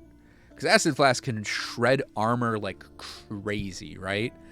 So we can like throw out a couple of these and just stacks of armor shred, right? And that's all that's there for, really. I wanted an ability that's an alchemisty ability somewhere between my two rogues, and it's here. So we're using this both as a haste enabler and as an armor shredder, a slow applier, and then a frailty applier. So it applies an attack down, a slow, and a defense down, effectively. The damage is irrelevant on this, obviously. The only reason we have 2 points on that is the requirements to get to the haste. And yeah, elixir of speed, of course. It's an alchemist thing, right? This also applies to these, and I might take the 2 points off of a rival gift if I can find something worth picking up somewhere else in here. I don't really think there is anything. Maybe more heals. We aren't doing shurikens, obviously, so we don't get the shurikens. But yeah, I wanted to have, like, alchemy somewhere on some character, and this sort of like weird engineer rogue is where it's ended up. So we armor shred, slow, tack down, physical res, shred. Oh, and smoke bomb, it's like the most standard smoke bomb setup. It's like the smoke bomb that's in every single guide you're ever going to see. You get the max rapid concealment stacks, max frailty stacks, max silver shroud stacks, the cleanse, slow stack, and then we get the area and duration boosts. Oh yeah, and obviously the glancing blow in there. So yeah, might go to Dusk Shroud to allies as a point, because I do co-op with my brother, and that's always helpful. But yeah, it's the most standard smoke bomb you could ever have. But yeah, that's our skill setup for it. You do need kind of not a lot of items, but you need a few items to get this going. You want to have a purple line chest piece for max ballistas. I would really love this with health, obviously. I'll take resistance. I'll take resistances. It's a good consolation prize on a tier 6 ballista chest piece. That gives us 2 plus 2 ballistas, so that jumps us up to 4. And then our 6 is jumped up from Euthrin's stand. That gives us 2 more max ballistas, along with the bow damage for our minions. So that's how we get so many ballistas out, is those 2 pieces. Those 2 pieces, I think, are the only required gear for this. The rest of the gear just enables the setup even harder. So, Peak of the Mountain has that crazy amount of crit chance, right? That is applied to our ballistas, because crazy crit means ballista crit. Death Rattle, if our minions die, we get a heal, effectively. We also add on Minion Critical Strike Multiplier. Our ballistas die a lot. Our ballistas do not live. They are not there to live. They're there to die. Deal damage and die, and then get reset. So, because Death Rattle, we're constantly basically healing ourselves with it. Arrow Guard, I always refer... I know it's a quiver, and it says the word quiver. I keep saying it's a shield accidentally, because it's basically a shield. We get the 35% chance to receive a glancing blow. I don't think there's a place that tells you your total glancing blow is there. No. Oh, no. Chance to receive glancing blow, 66%. Pretty cool, huh? So 2/3 of the attacks we take are reduced damage. It also gives us, extra armor, which is pretty nice. And then we have Melvern's Writ. So we get a crossbow mercenary, but also minion bow damage is increased, and minions with bows get a flat critical strike chance. Also boost stacks, which is pretty nice. Obviously we have LP across these two, and I just haven't worked on getting it yet. For the other gearing, we aren't actually complete. Like, I could go look real quick, because I think, didn't we get another Turk ring? Yeah, so... currently, my Necromancer basically has all of my good stuff, more or less. And I would want to get some turquoise rings in both these slots. We obviously can equip them soon. I might have one extra. Yeah, we have one extra there. Throwing attack speed. That could help with the acid flask, actually. But, and we can equip it. We're at that level. But yeah, let me just grab 2, and I'll futz with these. Oh, right, because our minions get the crit chance. Because we don't care about intelligence on this character. Yeah, 77. That's a while before we can equip that. But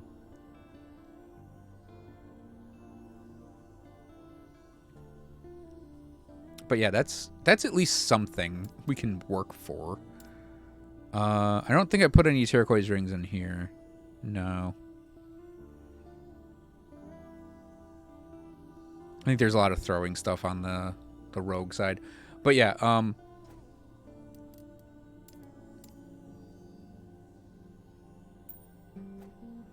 try to remember to tweak those out. But yeah, little digression there. Pretty much looking for minion damage on the gearing to boost your minions up.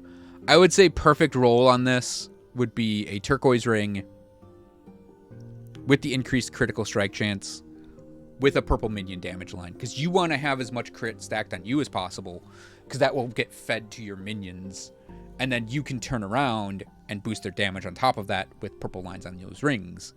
And yeah, I would probably say minion damage on your belt as well. So there's work that needs to be done in here.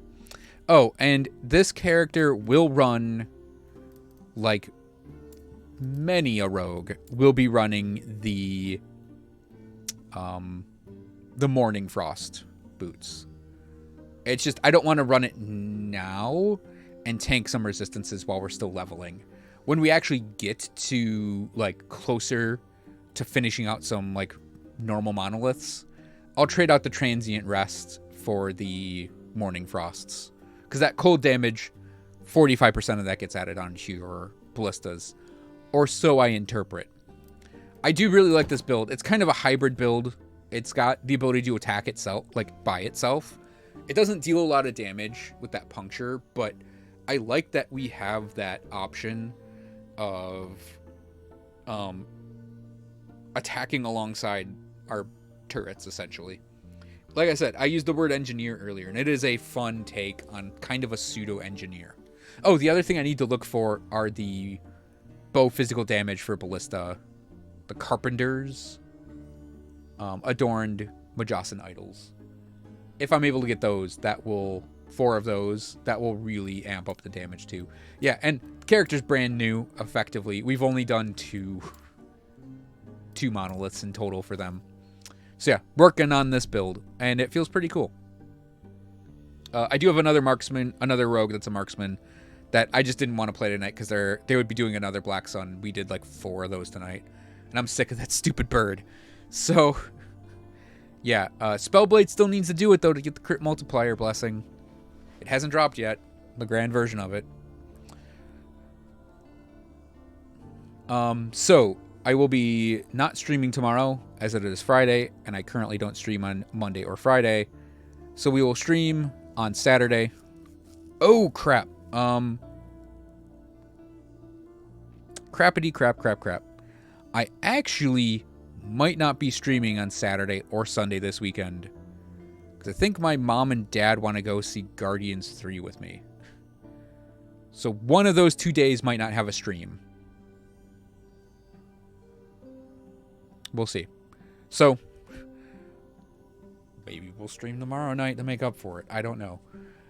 Thanks for watching, everyone. I hope you guys enjoyed the stream. I'll be back